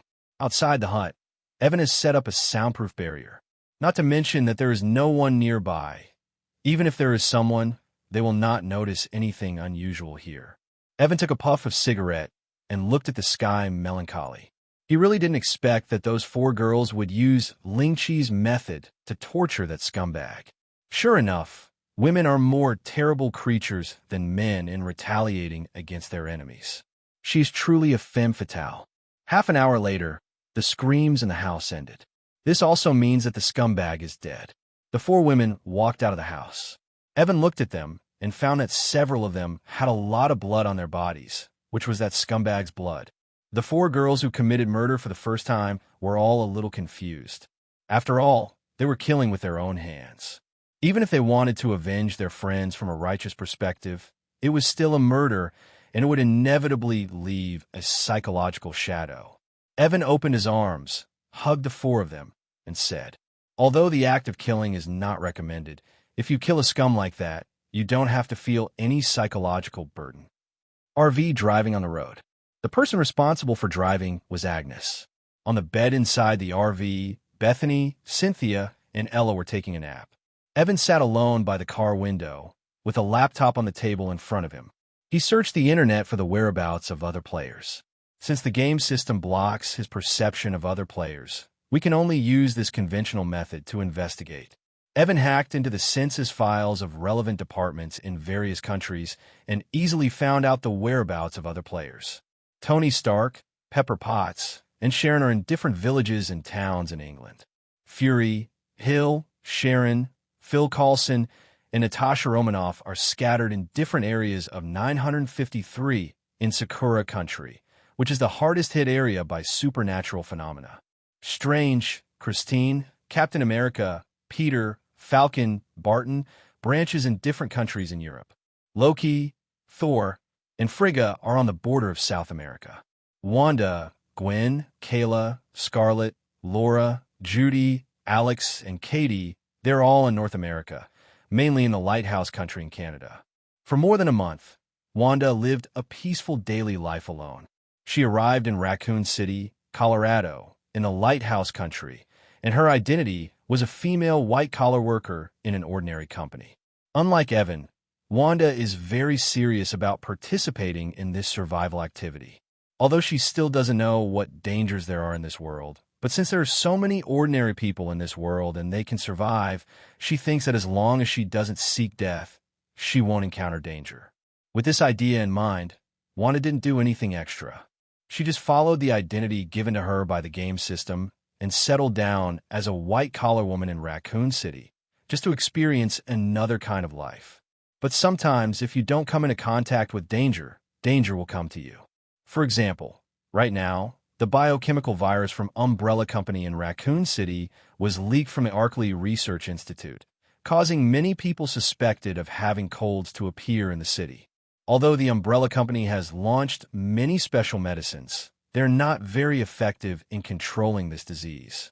Those who were suspected of having colds had to be hospitalized as their condition worsened, causing the hospital to be overcrowded, and the wards in the inpatient area were almost running out of space. Wanda found it strange that many people in the company where she worked were on sick leave. It's obviously summer. Why are there so many people with colds? Wanda's magical intuition tells her that something bad is going to happen. In order to figure out what happened, she used telepathy ability to cover the whole city and read the memories of citizens. Then she read some key information in the minds of the executives of a company called Umbrella. The biohazard story in this horror hodgepodge world is different from the simple biohazard story. The origin of the T-virus here is very bizarre. The virus in Resident Evil originated from a certain flower in the sunstep ceremony of the Dubai tribe. In this hodgepodge world, although the origin of the virus is also the sunstep flower of the Dubai tribe, that flower is not the flower that hosts the ancestor virus. It has a certain mystery. The Sun Staircase ceremony of the Dabaya tribe is a ceremony that truly allows mortals to ascend to the throne of God. However, since the demise of the Dabaya Empire 700 years ago, the Sun Staircase ceremony has become no longer complete.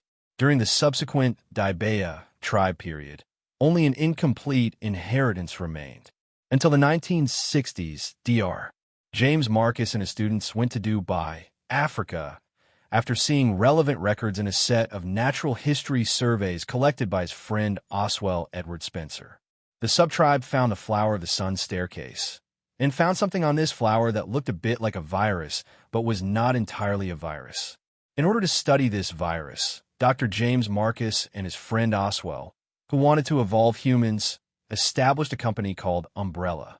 Through remote mind reading, Wanda read this mysterious information from the minds of the senior executives of the Umbrella Company, and then opened up a spiritual vision unique to this world. This allowed Wanda to see another side that no one knew about. Monsters that ordinary people cannot see are very dangerous.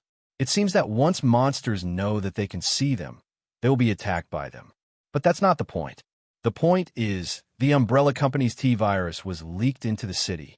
It's a virus that turns humans into zombies. At the same time, Wanda also realized a problem. This Raccoon City seems to be very similar to the Resident Evil series of movies filmed by Evan Company, both of which are T-virus and zombies. After learning that this city was about to become a zombie city, kind Wanda decisively activated Origin Magic Power Alter Reality. Origin Magic Power is magical, but is not an unlimited power. It is not that reality can be permanently transformed into whatever you want it to be. It is essentially just the ability to control the possibility of reality. There are infinite possibilities representing chaos, so it is Origin Magic Power. In other words, Wanda can use Origin Magic Power to change reality to whatever it may become. What we're talking about here is a permanent modification of reality. If it is just a temporary modification, there can be no taboos, but that new reality will not last long before it will be corrected by the true 1.9 reality. If Wanda wants to save the city, it cannot be modified with no restrictions, but must be modified with possibility, so as to ensure that the modified new reality can be preserved permanently. Wanda changed the reality that William Platinum, director of the Umbrella Company Arkley Research Institute, was accidentally fired and the virus was leaked, so that the virus changed from accidental leak to no leak. In the new reality, everything is normal in Raccoon City. What Wanda doesn't know is that the Umbrella Company actually wants to use Raccoon City as a testing ground for virus weapons to demonstrate the effects of the virus to buyers. From this point of view, the biohazard incident in Raccoon City will happen sooner or later. 2 days later, Evan, Bethany, Agnes, Cynthia, Ella, and others drove an RV and arrived at their second destination, a small town in Kansas. Recently, something happened in this town. The cause was that an alcoholic in a small town who was uneducated and often drank and got into fights miraculously survived after falling from the 7th floor. After the drunkard was rescued, he claimed to have seen the world after death. Naturally, no one believed it at first, until the drunkard touched many people one by one, and those he touched fell into a brief trance. When people who were in a trance regained consciousness, they believed the drunkard's words and said they had seen the world after death. As more and more people come into contact with alcoholics, and experience the beauty of the afterlife. More and more people in the town know about this, and they all long to go to that suspected paradise after they die. But no one, including drunkards, knows that although the world after death exists, it is by no means the world that drunkards talk about, because the world after death is neither happy nor beautiful. If the living do not work hard to live and only expect to enjoy happiness after death, that would be a real tragedy. What kind of story will happen here? Cynthia looked at the town outside the car window, showing her expectation for the unknown. It's very peaceful here, and it's completely different from Silent Hill. Even if there are supernatural events, it's definitely not as exaggerated as Silent Hill. Persephone said her speculation. I don't think so. Since Evan brought us here, something big must have happened here. Agnes had a different view. Evan, what happened here? Ella didn't bother to guess. She asked Evan directly. Although there are spiritual worlds and underworlds in our world, and souls exist after death, in a broad sense, heaven and hell do not actually exist. The real heaven and hell only exist in people's hearts, but not everyone knows this. In our human group, there are some extremely special individuals. Those people have special abilities, but generally they are not aware of their specialness. By analogy, that kind of person is like a virus in a computer program, which will continue to infect other programs since its birth. If they think heaven and hell exist, heaven and hell will exist, at least near each other, but in fact, the time that such heaven or hell can exist is extremely short. Evan said, what he said is a phenomenon that does exist in this world at least. Before I turned on my spiritual vision, I didn't believe in heaven and hell. After I turned on my spiritual vision, I gradually felt that those places might really exist. But now, my worldview has been refreshed. Cynthia complained. Who says it isn't? Agnes said. Is there anyone like you in this town? Bethany asked. Yes, at least they existed before. The heaven and hell created by that kind of people unconsciously can, under certain circumstances, allow heaven and hell to exist for a long time, but the conditions are extremely harsh. Now let me tell you a story and you will understand. The four girls pricked up their ears and began to listen.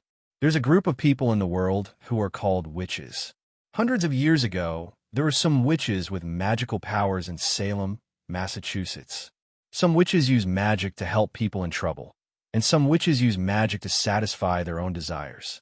Among those witches, there is a kind who has the highest spiritual vision. In her eyes, although the world is a terrible spiritual environment, she uses witchcraft to add a filter to her vision. Make a scary world look beautiful. Her heart is also beautiful. She will help everyone in need and gain satisfaction from the gratitude of others. Until the witch hunt in Salem began, she was exposed by the people she had helped. The reason for exposing her was just to receive a reward that was only enough to exchange for a few dinners. When the witch was tied to the stake, in pain, she removed the filter from her eyes, and in an extremely negative mood, she uttered a vicious oath. Those who retaliate for kindness will surely fall into hell after death and suffer eternal torture. The witch was burned to death, but her curse turned into hell in Salem and the surrounding areas. Within this range, the souls of all those who retaliate for kindness will inevitably enter the hell imagined by the witch before her death. That hell still exists today and will continue to exist for at least 1,000 years. The person who betrayed the witch is still suffering terrible torture in that hell, and this torture will continue until the hell disappears. Evan's story is over. The four girls were a little silent after listening to the story. They were sympathizing with the witch who was burned to death. Seeing a few people being silent, Evan continued. Similar things have happened in the town we are currently in. It was probably around 1827, when it was just wilderness and there were no villages or towns. At that time, a couple fled here because the husband offended gangsters in a nearby city. They built a house here and made a living by hunting. Gradually, the couple got married and had a daughter. But the good times did not last long because her husband was addicted to alcohol and often went to nearby towns to buy alcohol. During a drinking session, he was in a daze and several beasts attacked him. At this time, He should have been the husband to face the attacking beasts, but instead he lay in the house shouting because he was drunk. Sleep. His wife couldn't wake him up, so she had to go out to face beast alone. As a result, her wife died and the child died as well. If the beast hadn't been well fed and drunk, the drunkard would certainly have died. When the drunkard woke up, he saw Huyen's body. At that moment, regret filled his heart. He committed suicide in grief and pain. At the moment of his suicide, he hoped that the souls of his wife and daughter could enjoy happiness in heaven after their death. But he himself felt that he deserved to go to hell and be punished. The drunkard is not a necromancer, but he does have some ability. At the moment he committed suicide, a paradise where people can enjoy happiness and a hell where people can suffer were born in this area. Ironically, the souls of the drunkard's wife and daughter did not appear in heaven because they died before heaven was born. Although heaven appeared, his wife and daughter were not in it. But he himself trapped himself in the hell he created. This story made several women's mouths slightly open. Ella realized a problem. If heaven and hell are only born in people's hearts, then wouldn't the religion that instills the concepts of heaven and hell into people become instigators? You are right to understand it this way. There is no heaven and hell in the world, but some people have to say that heaven and hell exist, and let more people believe that when there is some kind of sustenance in people's hearts, some unrealistic the tragedy happened. Take the drunkard in my story as an example. If he didn't know the concepts of heaven and hell, then he would definitely not have had the idea of going to hell to atone for his sins before committing suicide. Hell and heaven in this area would naturally not be born. His soul will not still be tortured in hell. Evan mocked unabashedly. There is ridicule of religion, and there is also ridicule of the drunkard. He also learned about the new mysterious four women, and his level of spiritual vision improved again. In their eyes, the world has become very distorted. For example, this town is just a peaceful town in the eyes of ordinary people. But in the eyes of the four women, the town in front of them has a phase overlap phenomenon. Four phases overlap in the same space. One is reality, one is heaven, one is hell, and one is spiritual thought. Heaven, hell, and the spiritual world, these are the triple filters. Under these three filters, the real world is no longer the reality in ordinary people's eyes. When the four women noticed that the world in their eyes had changed again, they all realized that their spiritual vision had increased again. They guessed that this was the reason why Evan always knew so many stories that ordinary people didn't know. Because they can now see the hell in this area and see the drunkard who is being tortured in hell. But they had no sympathy for the drunkard who had gone to hell. Evan said, "I'll give you another popular science concept called the concept of pollution." Pollution? The women were puzzled. Yes, it's pollution. The spiritual world was polluted by mysterious forces and became what it is today. The spiritual world is a world that exists based on the soul. But something is wrong with our world, and the souls of people after death will be polluted by unknown things. The soul brings pollution to the spiritual world, causing the spiritual world to be polluted as well. Souls in the spiritual world cannot be reborn, which leads to strange phenomena in reality.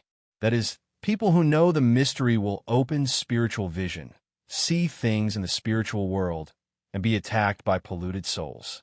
Today, the problem is not serious yet, but it is not difficult to imagine that as time goes by and the pollution of the spiritual world worsens, the real world will surely slip towards the spiritual world.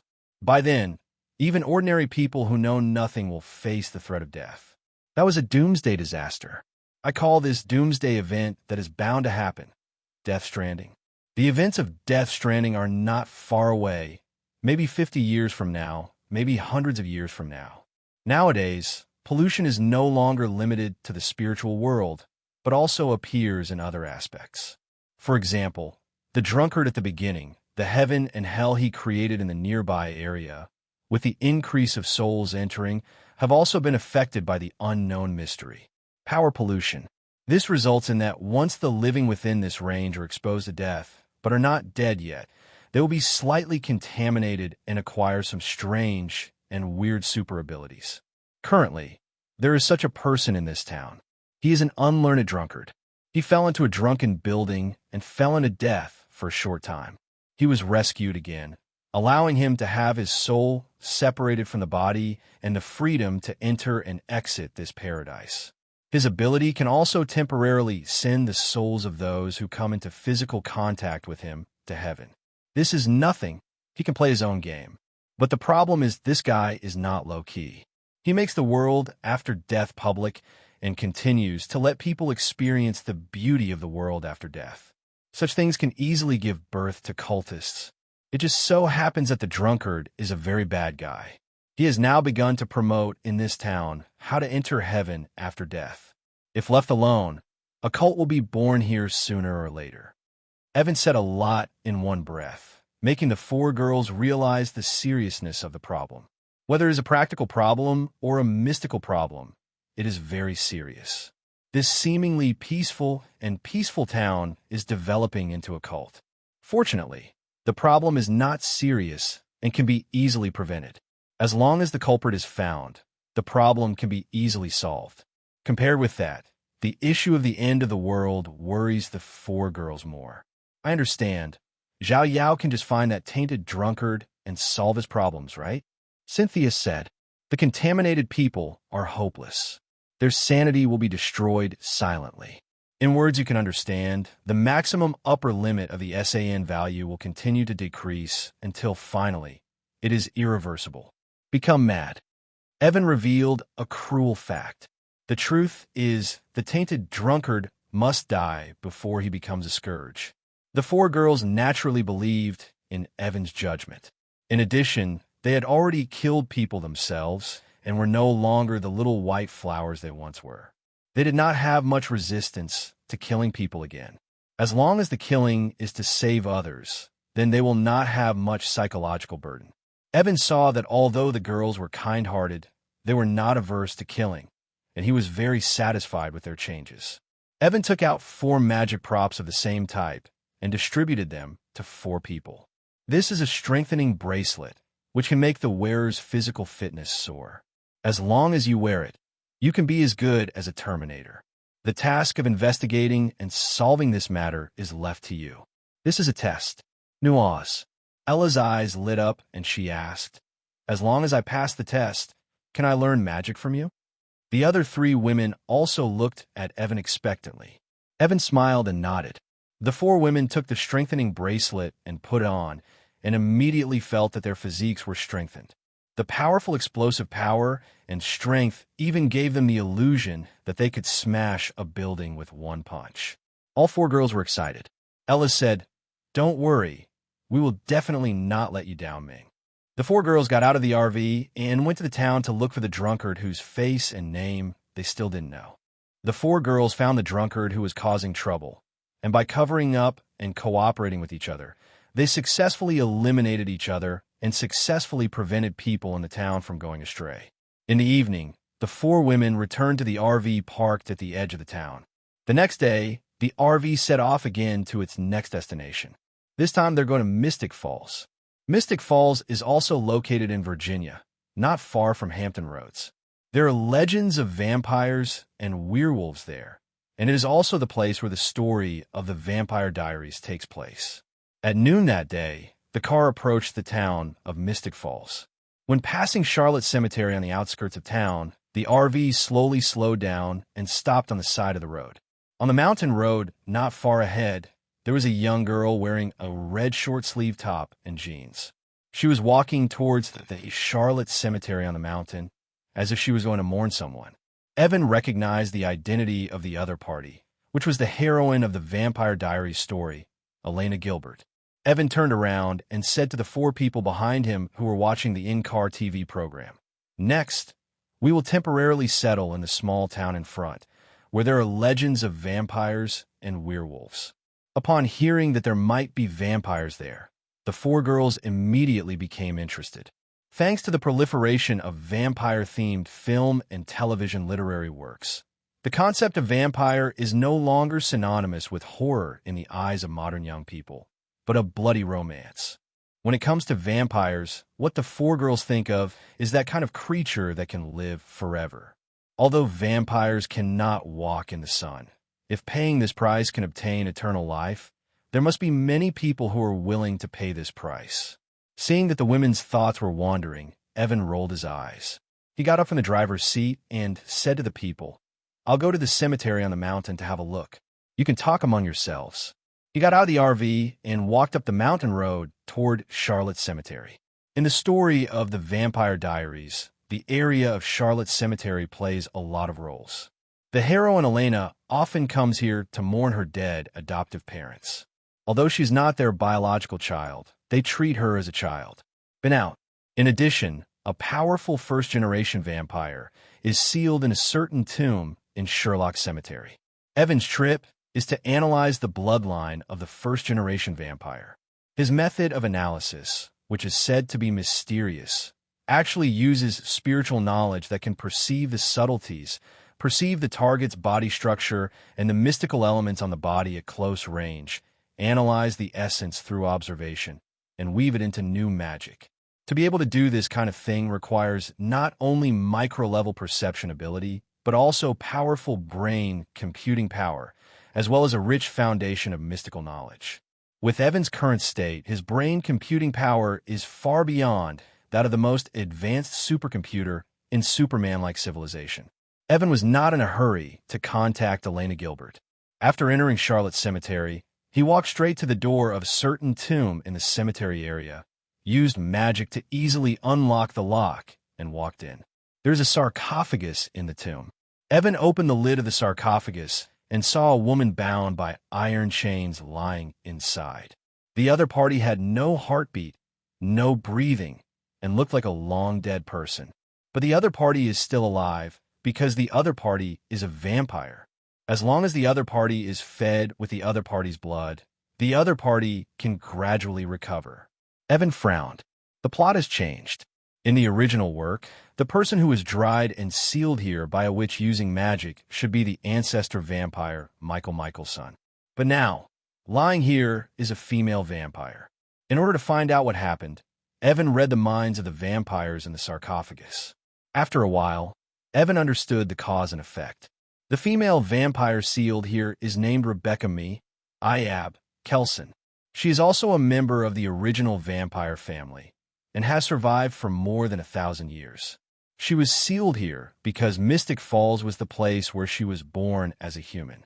Probably more than 20 years ago, she was hurt by her brother, Nicholas Coulson. She ran away from home in anger and returned to the place where she was born to remember the good times when she was still a human.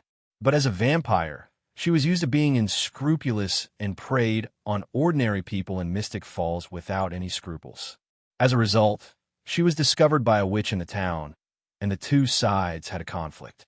In the end, at the cost of permanently sacrificing all her magic power and becoming an ordinary person, the witch released a powerful magic that instantly dried the blood in Rebecca Coulson's body and turned her into a mummy. The witch wanted to kill Rebecca completely, but Rebecca was a first-generation vampire.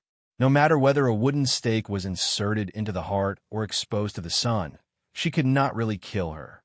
Even her head was difficult to cut off. In desperation, the witch can only take the mummy Rebecca to the tomb in Sherlock Cemetery and seal it. As long as the vampire cannot suck blood, she will be sealed here forever. Evan put his hand on Rebecca Coulson's forehead and analyzed the other person's ancestor vampire blood. 10 minutes later, the analysis is completed. Evan stood there and pondered for a while and figured out an immortality spell that could transform humans into ancestor vampires. In other words, it is a defective immortality spell. The reason why it is defective is that while this immortality spell can give people eternal life, it can also turn people into vampires. Although vampires are more powerful than humans, they also have weaknesses, such as being afraid of sunlight and being unable to enter other people's houses without the owner's permission. That's why this spell is said to be a defective spell. In the story background of the Vampire Diaries, there is a perfect immortality spell. That spell was created by a witch named Kazia more than 2,000 years ago. Later, the incantation was lost, and only the remnants of the incantation remained. There is definitely more than one origin of vampires in this world. So there are many types of vampires, such as the series originating from Dracula, the series originating from the Corvinus family in the Underworld story, and the series originating from the Twilight Saga, the line from which it originated. It should be said that this world is indeed a hodgepodge of horrors. There are so many varieties of vampires alone. Evan walked out of the tomb and locked the door of the tomb again. He walked toward the girl not far away. Elena Gilbert sat in front of her adoptive parents' tombstones, holding a ballpoint pen and a diary in her hands, writing down what she wanted to say to her adoptive parents in the diary. At this time, she heard footsteps approaching from behind, so she turned around and saw that a young man of similar age to herself was walking towards her. The other person has a strong body, handsome appearance, bright eyes, elegant temperament, and decent clothing. The other party was the first to greet her. I want to get to know you, but I don't think there is a good way, so I just come over and say hello to you. My name is Evan Silson. Elena Gilbert. Elena's first impression of the other party was very good, so she also introduced herself. A girl who sits alone in a cemetery and writes a diary. I guess you must be special. Evan smiled. I guess the boy who strikes up a conversation with the girl writing the diary in the cemetery is also very special. Elena said, then we are quite destined. Evan sat next to Elena and started chatting with her. His humorous conversation would make Elena laugh out loud from time to time. At the foot of the mountain, next to the road, House C, Persephone, Agnes, Cynthia, and Ella were sitting inside, blowing on the air conditioner and chatting about vampires and werewolves. After chatting for a while, Cynthia said, he has been going to the cemetery on the mountain for an hour. Why hasn't he come back yet? How about we go over and take a look? Ella suggested. It's better not to do it. It's so hot outside and I don't want to go out. What if I get sunburned? Agnes looked like, spare me, and shook her head repeatedly. I don't really want to go out. It's not that I'm afraid of getting tanned. It's just that I'm afraid of the heat. Persephone didn't want to go out either. Ella could only look at Cynthia. The latter said, he is such a big man, he will definitely not get lost. Not wanting to go out to see her companions, Ella could only give up the idea of looking for Evan. Several people continued to chat while blowing the air conditioner, waiting for Evan's return. Evan and Elena walked down the mountain together. When asked where he was from, Evan said, I'm from Tennessee, and I was driving through here on a road trip with a friend and planned to stay in the town ahead for a few days. Elena had a strange expression. She was guessing why Evan, a foreigner, came to Charlotte's cemetery. Could it be that the other party was a pervert who followed him up the mountain? Evan guessed Elena's thoughts from her slightly weird expression. In order not to leave a bad impression on the other party that he was a pervert, he could only explain, that's right, I just came here to chat with you. Elena. After a moment, Elena laughed out loud. Well, Mr. Stalker, you succeeded in impressing me. Is it a good impression? You guess. The two of them walked all the way down the mountain and came to the road. Elena's eyes were attracted to the RV parked on the side of the road, because the RV was very luxurious and looked like a mobile villa. Through the car window, she saw 4 girls about her age in the car. Evan pointed to the RV parked on the side of the road and asked Elena, want to go up and have a ride? Why not? Elena agreed with a smile. The two walked over and entered the RV. Evan introduced each other to Elena and the girls in the RV. Bethany, Agnes, Cynthia, and Ella looked at Evan, then at Elena, and finally looked at Evan again. Agnes despised Evan. You went to the cemetery at noon just to chat with beautiful high school students. The 4 of us here are not enough for you to chat with. Elena curiously asked the 4 girls, what is your relationship with him? The 4 of us are his women, the kind he can sleep with. Cynthia said. Elena obviously didn't believe it and just thought the other party was joking with her. Today is not the ancient period where 3 wives and 4 concubines were not popular. Moreover, even ancient Europe and America did not promote this. This is not a country in the East. Elena didn't believe that these 4 girls, whose looks were as good as hers, would fall in love with the same person at the same time and not sink the boat of friendship. I went to Charlotte Cemetery, and contacting Elena was just one of the purposes. Evan said. Seeing Evan's serious face, the 4 girls stopped teasing. Bethany asked. The second thing must be related to the mystery. Evan nodded without elaborating. Oh, please give me flowers. Mysterious? Elena became interested. Ella took out a few bottles of canned Coke from the small car refrigerator nearby, threw one of them to Elena, and then said, It's about occultism. We are occultists. The purpose of traveling everywhere is to pursue various urban legends and investigate the truth behind those supernatural events. That must be fun. Elena suddenly felt a little envious of them. It's really fun. Can you tell me about your adventures? This. The four women didn't know whether they should say it or not. If they did, they would be revealing the secret to Elena, which would cause the other party to activate spiritual vision and thus be in danger. Just tell her. I have divined Elena before. Her future destiny is not simple. She will inevitably be involved in the mysterious world. Evan said, 0. So the four girls talked to Elena about their previous adventures. The dual worlds inside and outside of Silent Hill. The heaven and hell in your heart.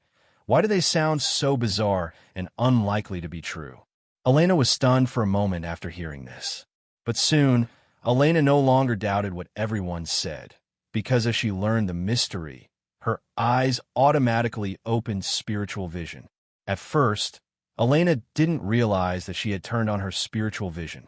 She only felt that outside the RV, which was supposed to be deserted, suddenly there were more passers-by, coming and going, and they were all strangers she had never seen before.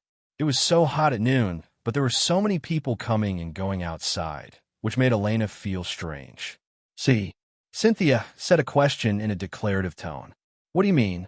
Elena was confused. The people I'm talking about outside the car window are things that ordinary people can't see, Cynthia said. Elena suddenly felt horrified. When she looked at the passers-by outside the car again, she suddenly realized that she didn't seem to understand the world at all. Also, the experiences that a few people just mentioned may be true. Are they ghosts? Elena asked cautiously. Ella taught her about spiritual vision and mystical concepts. Only then did Elena realize why she suddenly saw those things that looked like humans and also understood the danger of those things. Hello, everyone. As we wrap up this video, I want to share a quick note. I have a Patreon account. If you'd like to support me and enjoy on-demand audiobooks, you can become a Patreon member. Alternatively, you can check out my Google Drive link, which has 500+ novel audiobooks available through my Ko-fi or Patreon shop. I appreciate your support.